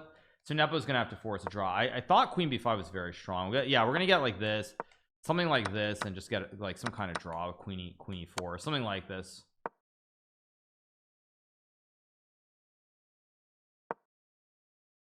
Although Magnus is way down on time. Actually, no, Magnus is way down on time here if this is to be believed. Probably b5 c6 here, create the pass pawn. This is actually a little bit scary. This is a little bit scary for Magnus here. Yeah, like he's in trouble. He'll probably draw it, but he's gonna struggle. d4 probably takes, rook c1 and c6. Probably a draw with bishop b6. Probably.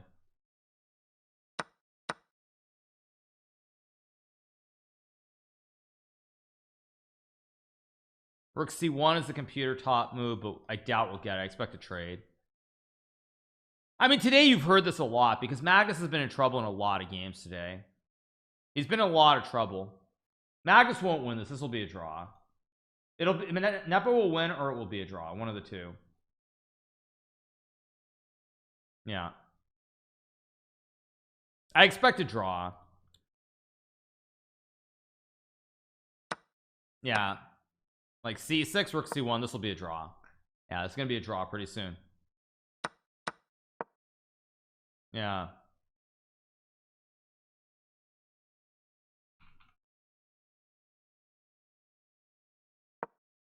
MBL will be crowned, mark my words. If MBL gets hot, he could.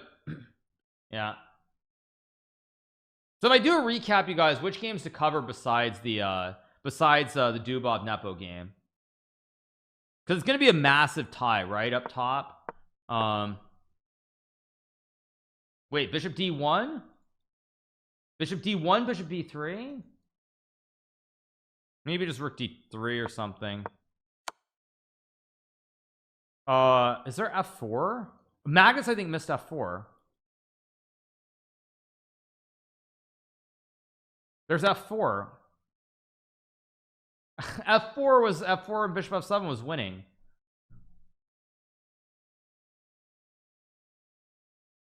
Wow, unbelievable. f4 was just winning. What the heck was that?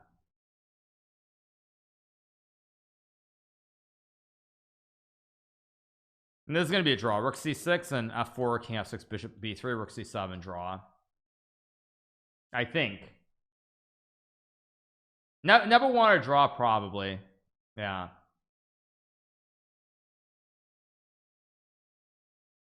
Yeah. Yeah. Yeah, really disappointing. Really disappointing.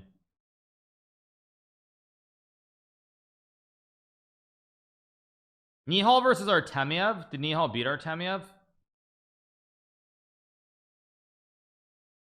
Maybe I just, yeah. I don't know.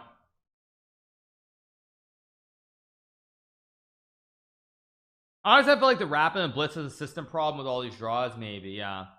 Yeah. Yeah, the results are a bunch of bazillion people. 1 2 3 4 5 6 7 8 1 2 3 4 5 6 7 people on 9. The arbiter just called Dubov and Jan to talk. Okay. I mean, if they give them both zeros, it's going to lead to a massive new drama. Like, actually, you guys can't see the scores, right? Yeah, now you can't see the scores, so I have to change the scene.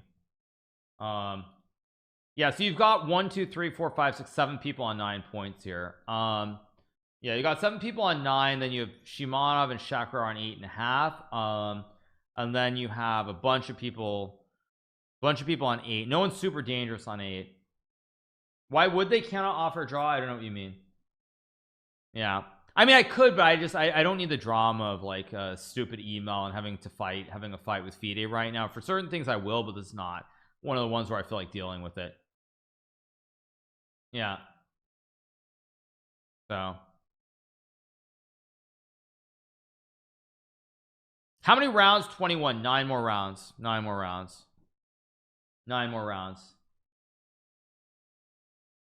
Actually, I suddenly started feeling tired like in the last 5 minutes. Do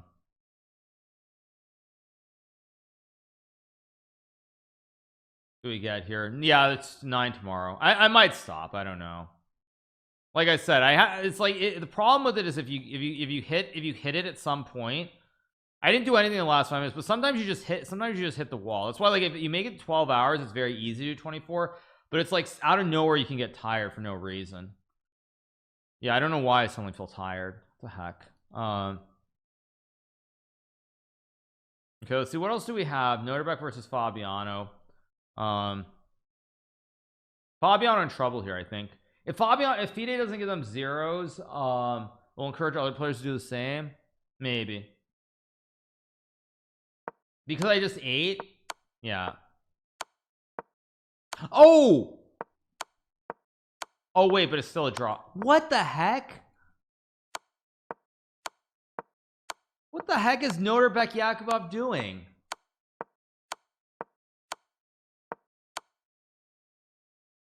How do you play that? What is Noterbeck doing?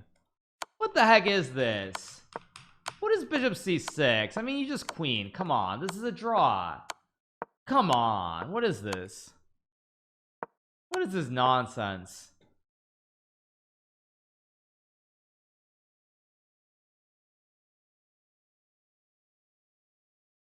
Right. Yeah, very blah. No one's getting to 9, by the way. It's set in stone. There's Arjun, Nihal, Nepo, Maxime, Magus, Dubov, and Artemiev all on 9. Noterbeck is the last, and there's Noterbeck Abdustorov and Noterbeck Yakubov, both of them. Yeah, both of them.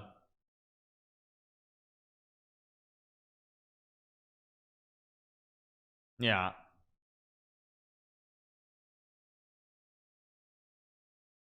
Noterbeck's brother Noterbeck. Yeah, they're both Noterbecks. I mean, I don't expect Magus to win all 9 games, but I mean, I expect people to win games tomorrow. One more player joined at 9. I think it was Arjun, right? Very dangerous though. What did I say was the I said that the winning score I predict to be 17.5, right? That's the winning score that I'm predicting, which is a lot. Actually, that's what 8 is that 8.5 out of 9? That's not gonna happen. Nobody's gonna score 8.5 out of 9. So no. Actually, no one's gonna score. I said 16.5 out of 17 is gonna be a massive tiebreaker. Yeah, so no, I mean, I think actually 16.5 even is a stretch. I could see someone winning 7 games, but I don't see anybody winning. I don't see anyone. I think 7's probably about right. So someone's gonna probably score 8 out of 9 ish. I mean, I even that's probably too much. Even that's too much. I think it's gonna be a mass. I think there's gonna be a tiebreaker. I don't know who's gonna make it, but I think there's gonna be a tiebreaker. That's my guess. I mean, there's so many people on 9 right now. So many people. Ryazantsev is on 9 too. He's not. No, he's on 8. He's on 8, isn't he? Or is he winning? I don't know what's going on. No idea. Let's see how many games are still going.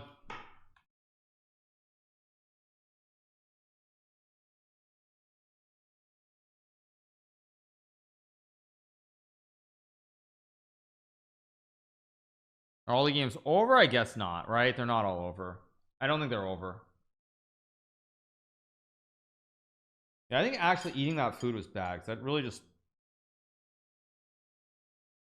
I thought that would wake me up, but I think that just put me to sleep.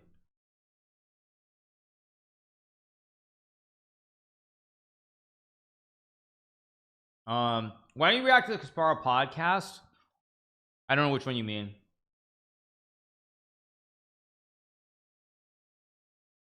Drama in the Dudok game? What's the drama?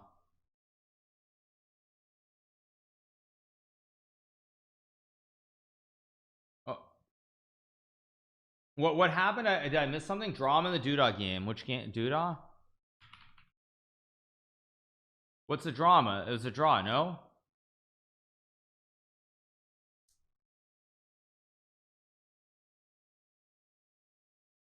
What I don't understand. There's no drama, right?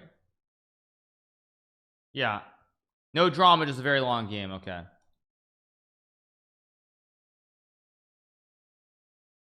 Let's see. Oh, you mean Dubob? I mean, are they, if they give them zeros, I'd be shocked. I mean, what's the other game that I can cover? There's Magus versus Nihal. I mean, I'm gonna cover 3 games in my recap. I'm gonna cover Nihal versus Magnus. What's the other one to cover? Fabi versus Hans. I don't really want to cover that one. I should cover what game featuring the winners. But Fabiano and Hans are not winning the tournament, so it should be a game of like Nepo. I mean, I'm going to cover Nepo Dubov, obviously. Nepo Dubov, Nihal versus Magnus, and one other game. Cover Smoke versus Anish.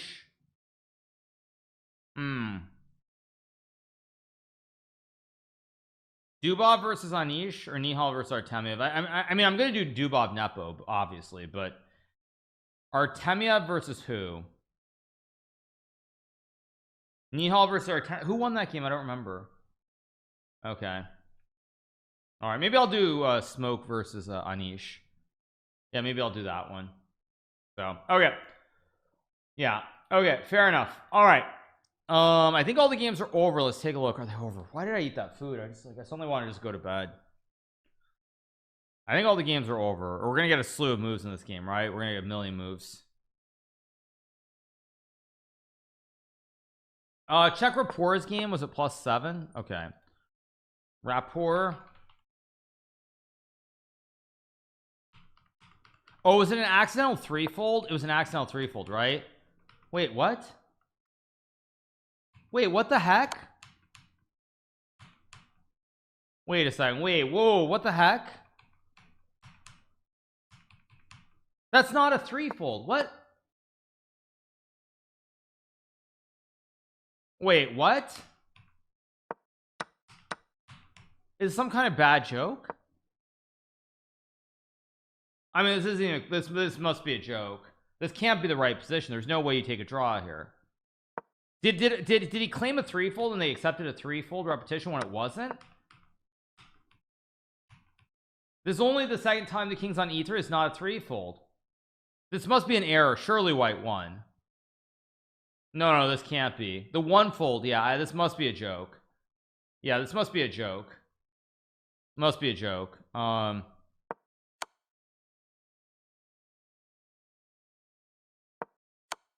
Yeah, I'm really confused. I have no idea what's going on.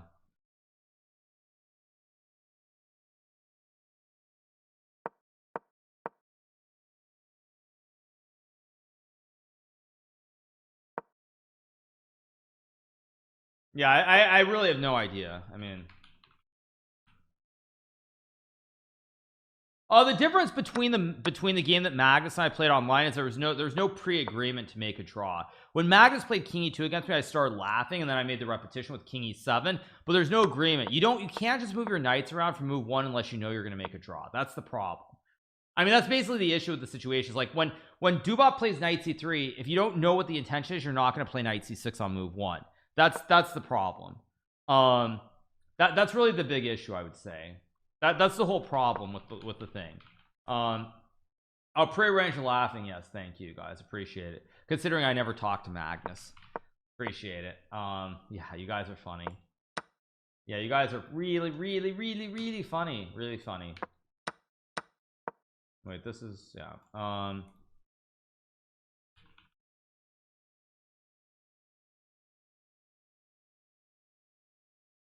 You guys are oh so funny.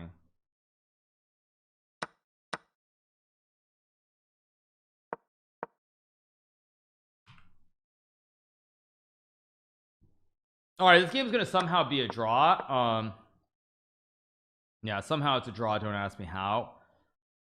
I think that's the end of the round, right? So it's the end of the round. So let's take a look at the results. Yeah, let's take a look at the results. So what do we have? We have 1 2 3 4 5 6 8-way tie. Ryazantsev does get to 9. Okay, Ryazantsev on Rapport's game was a draw. I don't know what's going on. Check Yonlu with hammer tweet. Was there a new tweet? I didn't see it. Was there a new one or just the old one? Let me see. Did he tweet something new? No, it's just the yeah, I tweeted the same thing. I think no, it's just the same thing. Yeah, same thing, nothing new. Vogidov won. Okay, so 9-way tie. We have Ryazantsev, we have Arjun, Nihal, Maxim Vachilegrov, Nepo, Magnus, Artemiev, Dubov, all tied for the lead. All 8, 1, 2, 3, 8 people on 9, and then we have Mamedyarov, Shimanov, Murzin, Amin, and Shugarov on 8.5, going into the final day with 9 more rounds. Now I was really tinkering with the idea of doing a 24-hour stream, but that food just basically put me to sleep. So I think I'm gonna stop. I mean, I should not have had that food. That food just like completely, I'm just like suddenly ready to go to bed. I don't know why.